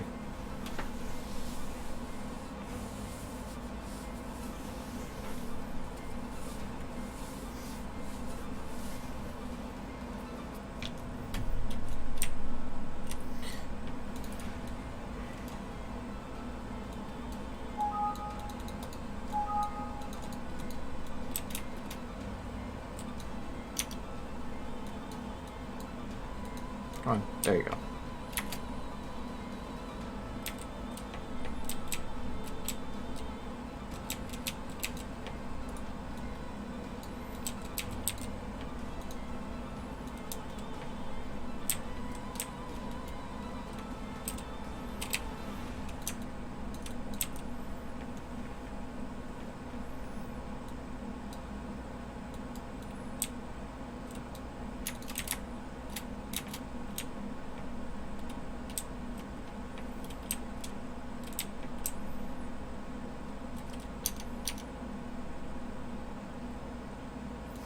Actually, you know what? I might have a little more fun with this. Stop it. And by stop it, I mean stop clicking the wrong buttons, me. I'm going to try doing this. I'm going to have... well, not that far over.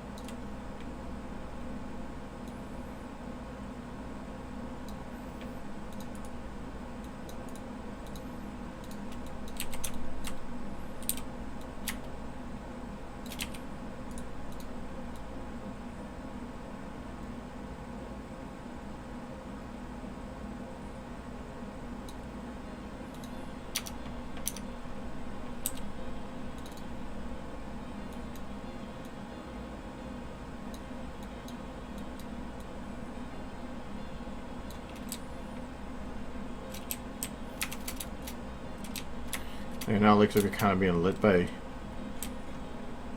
the respective sides. Where's my camera?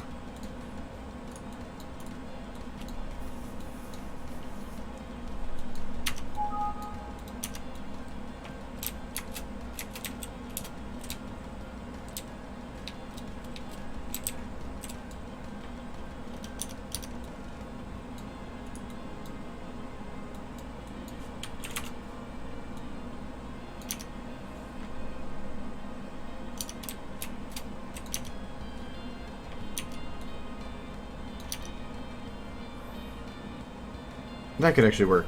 I might keep that. So this would be Marvel 2. Yeah, I'm not gonna name them. No real need.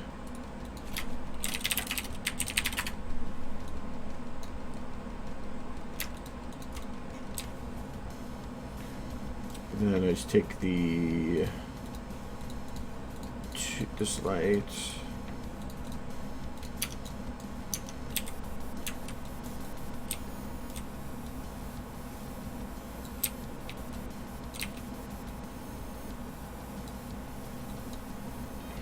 how is this one positioned here?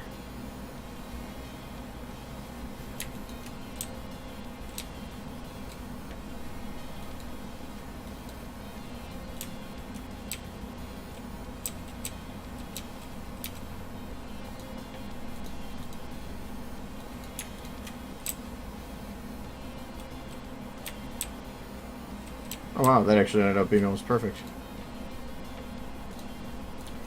So then copy paste. Do the same thing as the other one.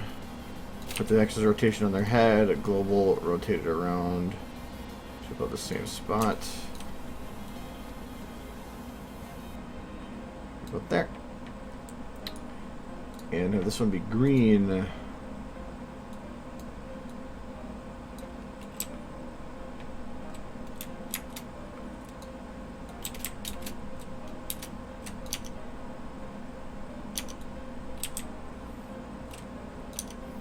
Actually kind of limits the fact that they're not really well lit in that corner.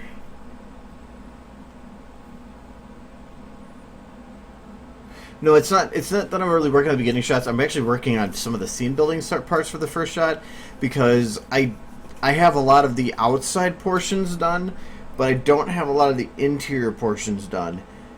I mean, I have some of the lighting set up. I don't know, yeah, for in this shot for how I kind of want to have the interior. But I don't have. I just want to make sure I have everything settled, even if it means like in this bits. I don't even know if the camera's going to go up showing that high. I thought about, but I know that when I get to this part, I wanted to have a camera shot that was. Oh, that's way too zoomed out.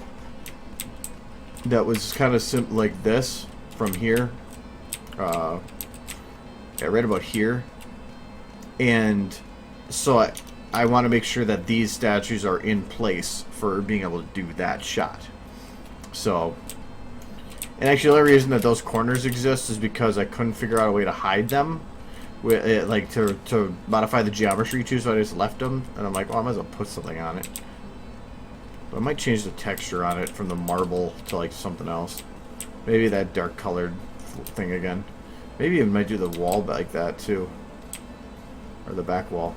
Make it all dark so they're kind of just sitting in a dark corner. I don't know. Things to modify with time.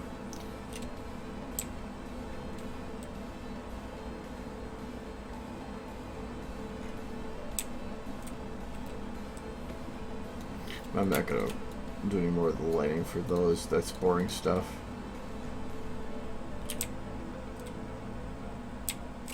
I think this is the lock video part. Yeah. Even that was just, I just wanted to see how well the lock could be animated, and it turned out pretty damn good.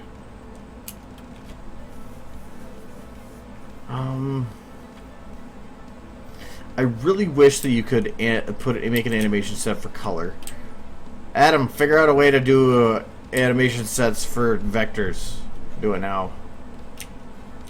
You will be eternally awesome. What else I want in the scene? I'm gonna make this kind of my base scene build, so I'm gonna grab the guards from here. I think the guards are in here. Yeah. Are they locked though? Nice, they're not. Oh, copying a group though. Ugh. Are they at least named right? Yeah, they are. Yeah, I hate doing that, but what do you do?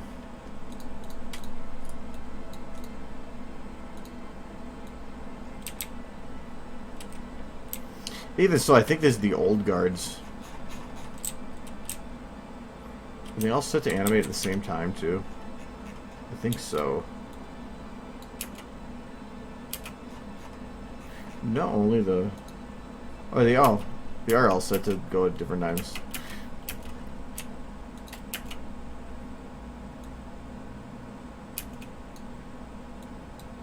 Though the shot's way too small to see it all.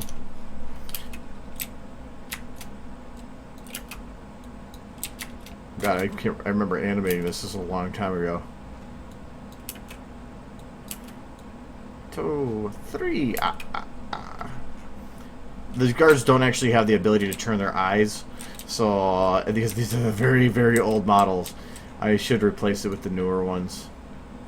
Wait, I thought I actually was working on that. I just would have to reanimate, and that's why I've been reluctant to. Well, can you just copy the new one to the old one? I don't think so.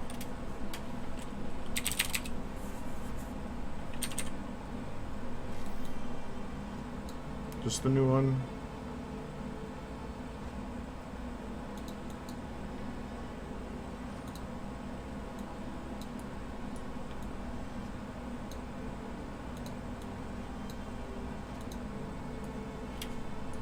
Oh, that's the old one. This is that's definitely the new one. Okay.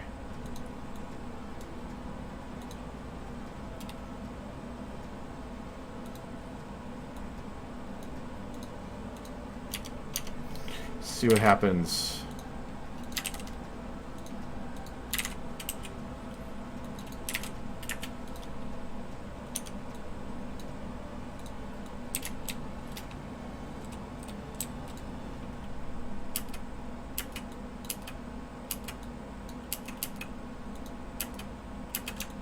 Yeah, he's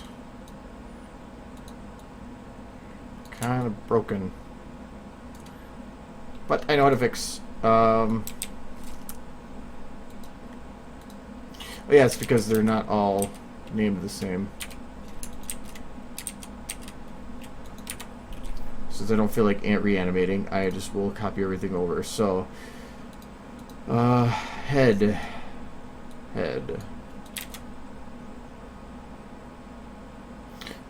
Oh, there's a job on these guys? Oh my god, I didn't realize that. Why do they not have that on more? Ah!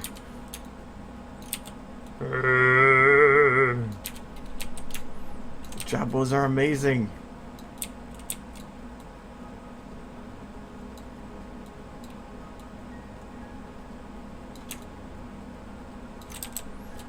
It's just so funny. I could do this all day. Alright, but I won't. But I won't. Alright, so I did the head. There's also the root. Spine 1, I believe, is chest 1. Yeah. So I'm going to do that. 2.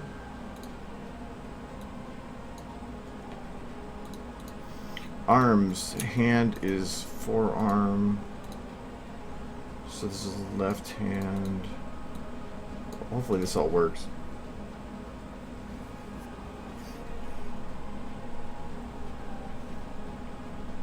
Come on, let's save. There you go. Fingers. Finger 0 is that.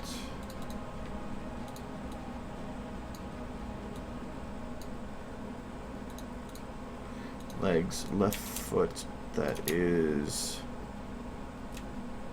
back leg 2.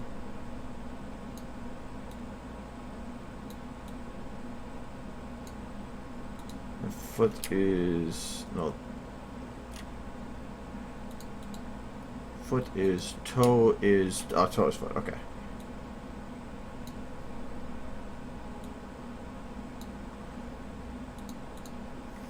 And then the unknowns. Oh, this is gonna be more fun. Okay, so neck is easy. Right shoulder is the same. Right arm, I believe, is the same. Right forearm. Almost. Left shoulder.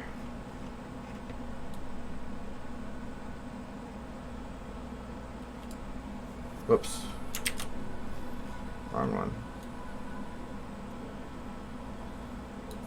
Forearm. Right thighs should be the same.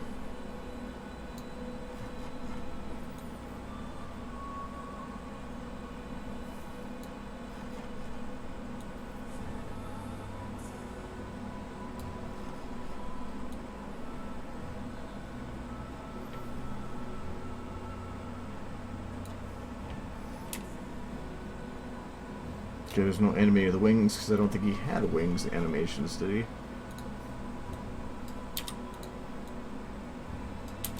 Wings were animated, but I don't think he could. And then tailbone. Okay, he is animated on the tail, so I'll do tail 1, tail 2. Alright, let's see if this works. There's no chest 2.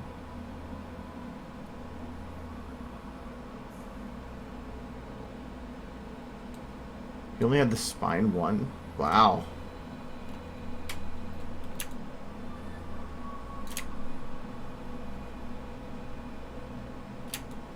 It's actually kind of creepy. Or no, root. Root, I think, is the Pegasus. Or Pegasus. Pelvis. I need to get that on there, too.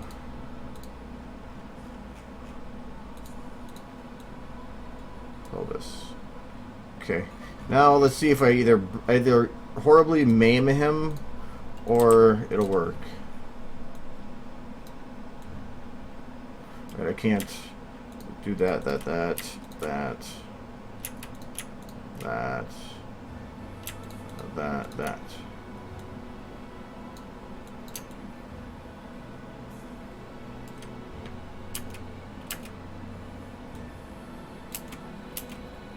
Kinda works. For some reason, his butt is being eaten by his armor, though.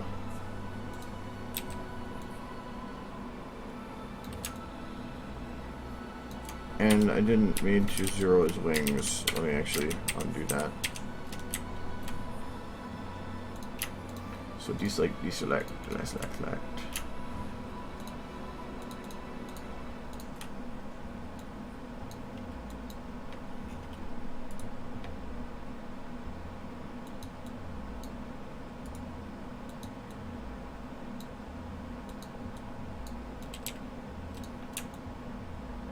Whoa.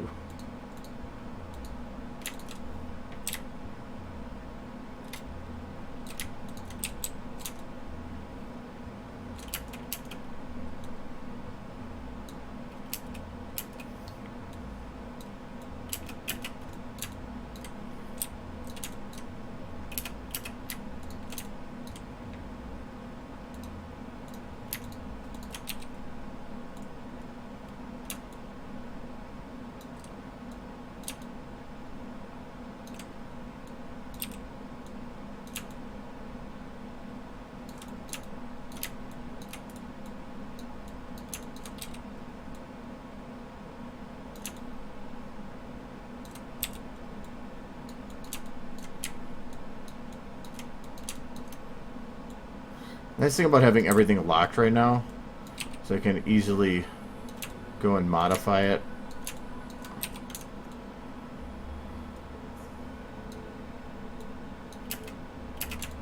Like right now is, what happened to your knees?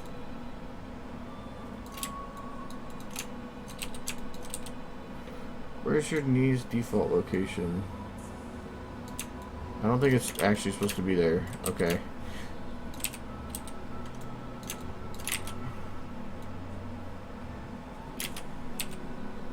I think it's supposed to be down and up more. How does that look? Fine, whatever. So I'm just gonna do it to both. Down and up. They're gonna be so hard to see. I'm not gonna be really worried about it. And oh yeah, your butt's like stuck in your armor.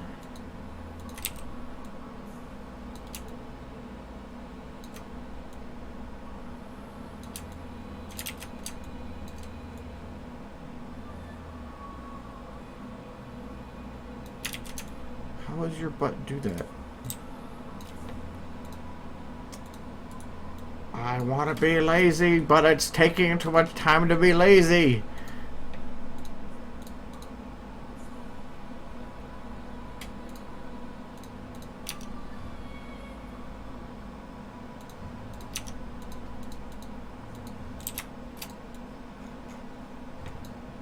Oh, I didn't actually copy his transform over here.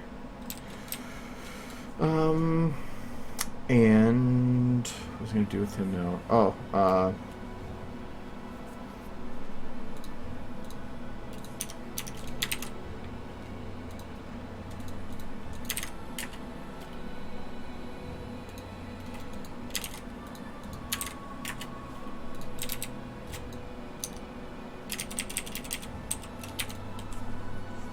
Where are you? Come over here. I need you for reference. Stand by your pony. Whoa. Ah, tornado pony. He seems way too happy to be turned into a tornado.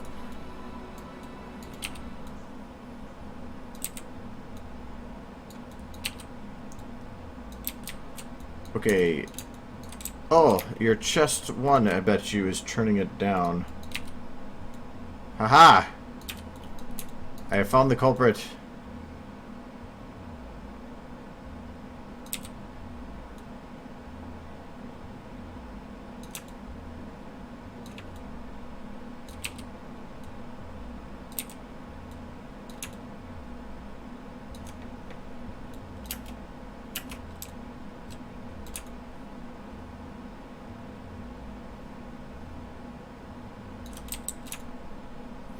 Also, I think your neck is eating your head.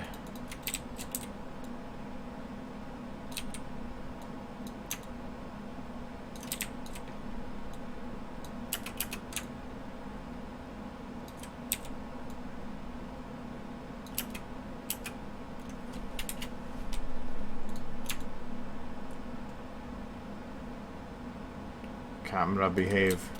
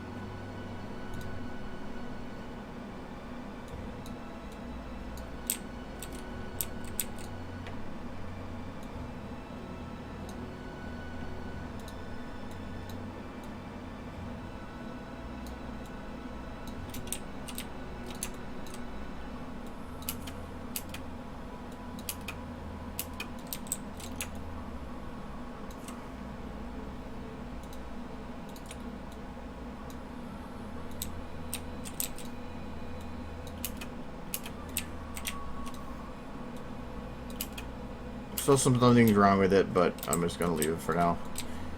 So that's with the new model, and actually I did need to...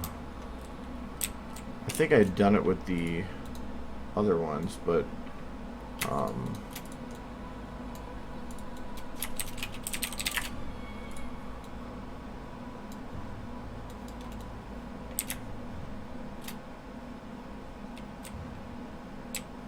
thought I'd made these ones metallic.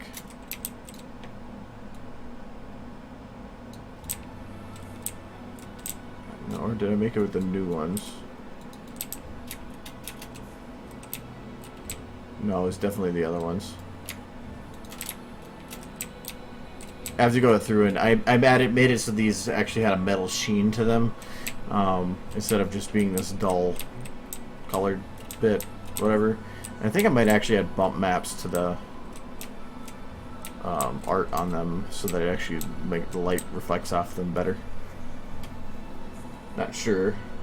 Oh, thanks. Oh, sorry, I haven't looked at chat for a little. Thanks for the congratulations. Yes, I thought I'd have some on there. I just didn't expect them to be as high as they were.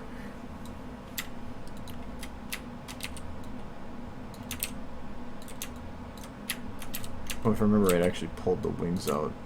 Yeah. That's how I did it. No, I don't want to pull that wing out.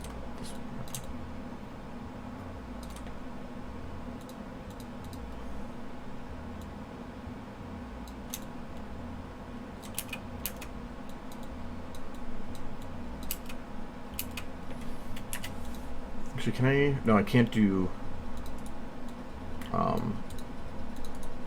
Actually, I don't need to do overrides here. I'm pretty sure I know where they are.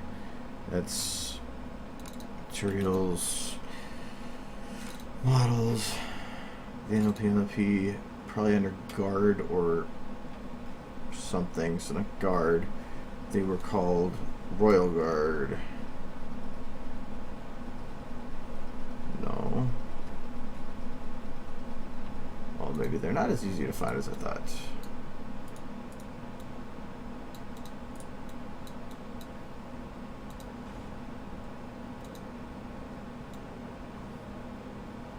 Oh, okay, I must have passed it.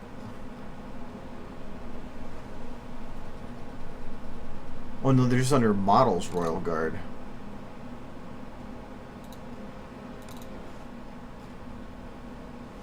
Must be really confusing here.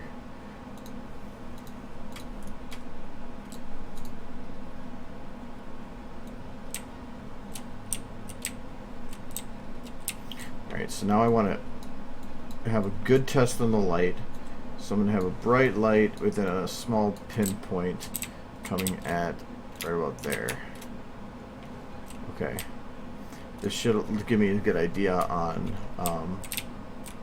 the shine that I'm going to go for. So first off, I need our armor. What is our armor? This is going to be the back, so I don't want that. I can just copy paste whatever I get on the helmet.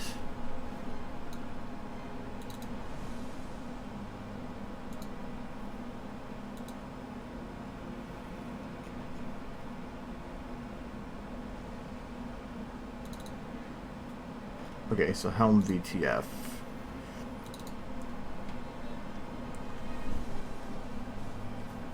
Oh, there is a bump map on it. Just doesn't really seem...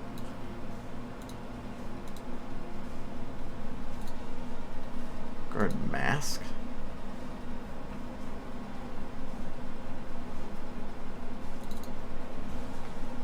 No, it's just it's a nothing bump map. That's stupid. I'm gonna make one. But actually, you know what? Bump maps are easy. I'm gonna do one right now. I'm going to take the helm. Well, especially bump maps like this, anyway. I'm gonna take helm. Can I import the helm? I don't think I can import it as a VTF, so I'm gonna take save as Royal Guard. So I'm gonna save this as helm. No, I don't want export. I want export, not save as. So Royal Guard helm. Right. Yeah. Alright, now import helm. Generate normal map. I'm going to increase the scale to 3.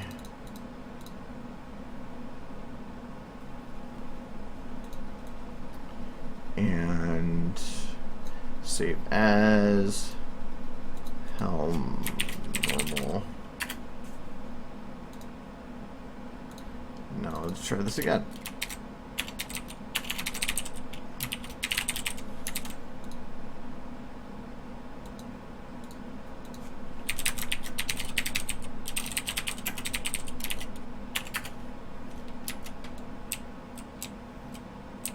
There.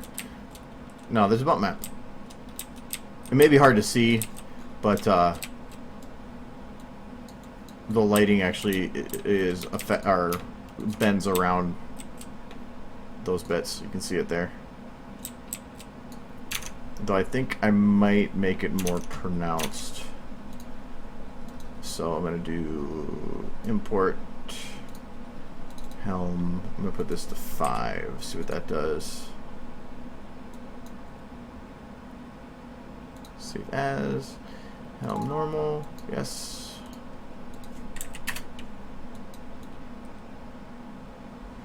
And that might be a bit too much. Maybe I'll go back to the other one.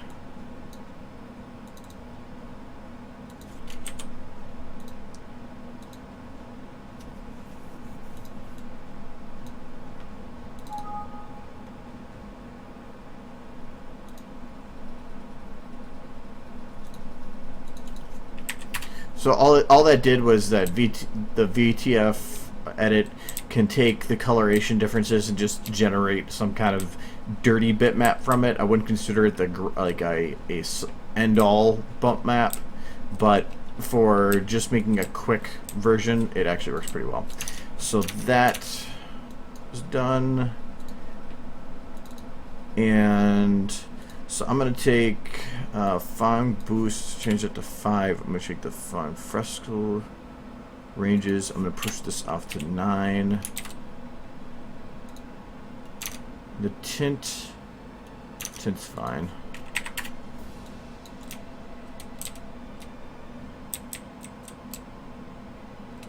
Yeah, now it's like metallic and stuff.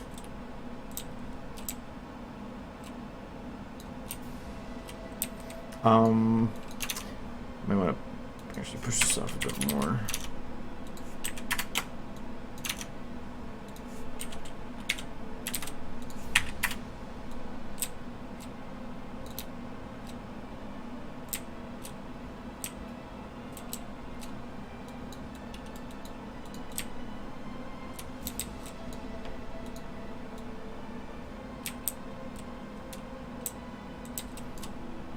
I was going to do the same for the butt armor.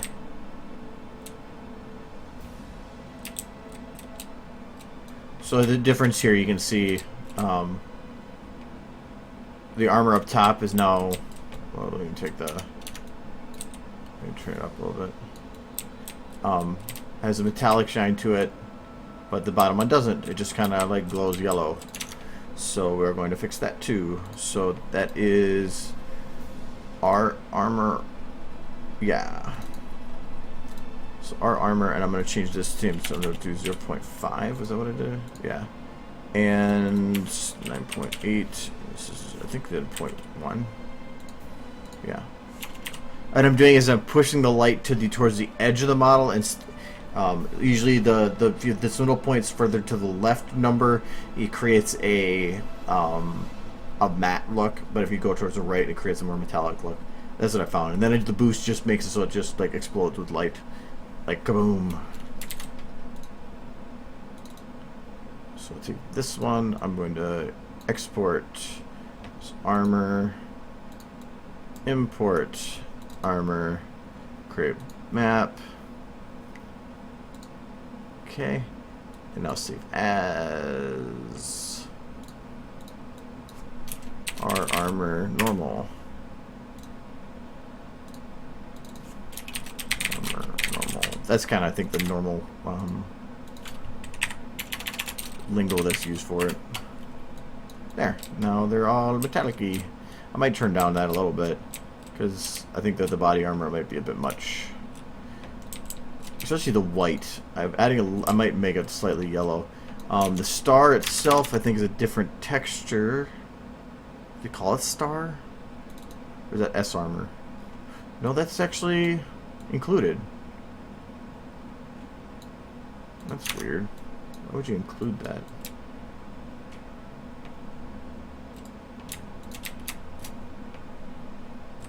Oh, whatever. It kind of actually works.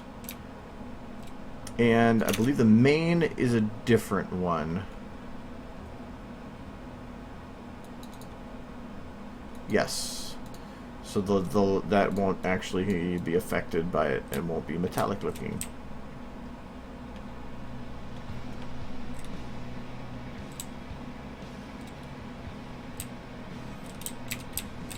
Oh, I don't think it's fisticuffs are done. No, they're not.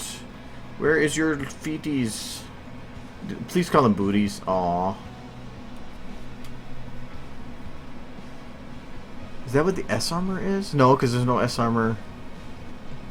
VMT shoes, that's what they are.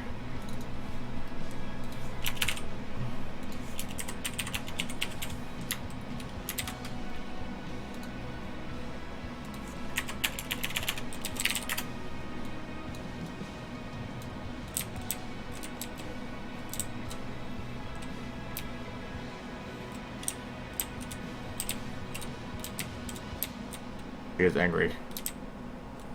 Probably because I keep shining a light in his face. Alright, he is done for now. Whoa, I just went somewhere. Oh, because I deleted that. Okay. I will play with him more later.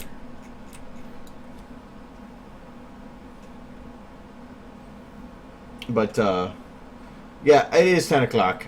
And I kind of want to go play. Like, I gotta eat for one. And I gotta go play some more Starbound. So, okay, Starbound is awesome.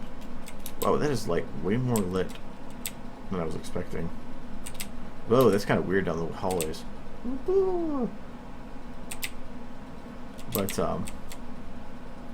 But okay, so I got equipment done. A lot of lighting, mainly lighting, but lighting is annoying and time consuming. But look at the pretty. She even agrees. Twilight, do you agree? Yes. So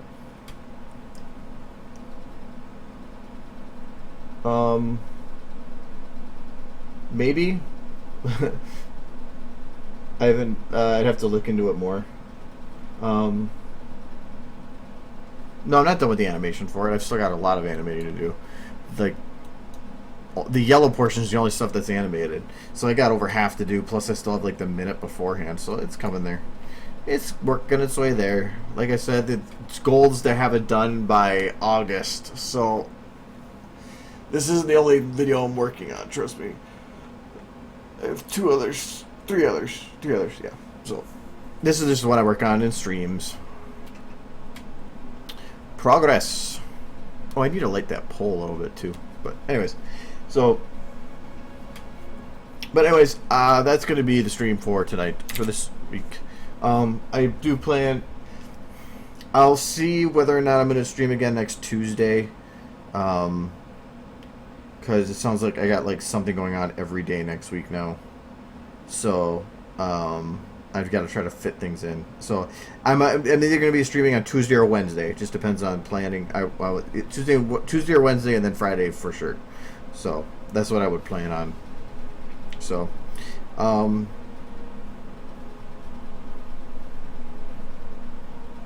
LOE's been done for a while now.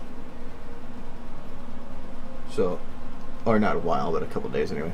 So, it's been like a week. Holy crap. So, anyways, so yeah, I will be streaming next Tuesday or Wednesday. I'll post some blah blah blah places, things like that. Anyway, have a good couple days, and I'll see you around. Bye bye. Oh, this will be up tomorrow morning on my YouTube thing. So, alright, bye.